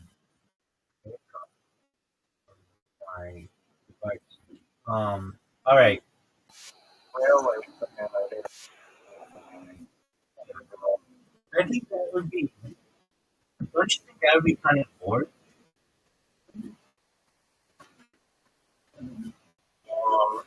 That's almost. I mean, you still have objectives. uh, I haven't played it personally. I don't know how much of a way to find train. But it was pretty popular for you. There's a game that was popular back in the day called Railroad Tycoon, where you have to start the railroad company and like build the rails to certain places. That game was cool. There were a ton of those type of games. Roller Coaster Tycoon. There was one when I was a little kid, like really little, I mean, not super little, but maybe like. There's an architect tycoon. Is that a game? Yeah. They had it was called Dino Park Tycoon. You ever heard of this? And, yeah. So like you had to basically build Jurassic Park before Jurassic Park was a movie, and you would start out with like $10,000, some really small money, and you have to like first like an herbivore kind of an herbivore kind of. You know, the teachers didn't like us to play this game because they felt it was not very um, it's not very but I gotta say, like, that's how I learned the word herbivore, like carnivore. Like, I a lot of times teachers like, they know like what's going to be educational or not, but in reality they don't know. They don't know what you're going to learn. Another one, there's a game now. This is why I'm really cool. It's called like it was on a map. It was like where had to you had to sort different types of recycling, and they felt that it wasn't that beneficial because it was just basically um, so it was like you just kind of like brain rot. They felt it back then, but that's how I learned that you can. I don't know if I learned this, but it really hit home that you can't recycle like banana peels and apple cores. That's not recyclable, but like plastic and glass. I'm not saying I didn't know that. I certainly knew that, but it just helped to reinforce that. And I remember they did not let me play that game because they felt um, it was not very educational. Did you ever play the game Number Munchers? Uh, It's a very good game. I haven't learned like time tables and addition and stuff. And um, it was very good. Um, the thing is, each, I don't know how it was where you were, but like each room had one computer, and we barely got to use it. We did have a computer lab, but that was only the days where we could use the computer. Um, yeah. Um, all right. What about the game where you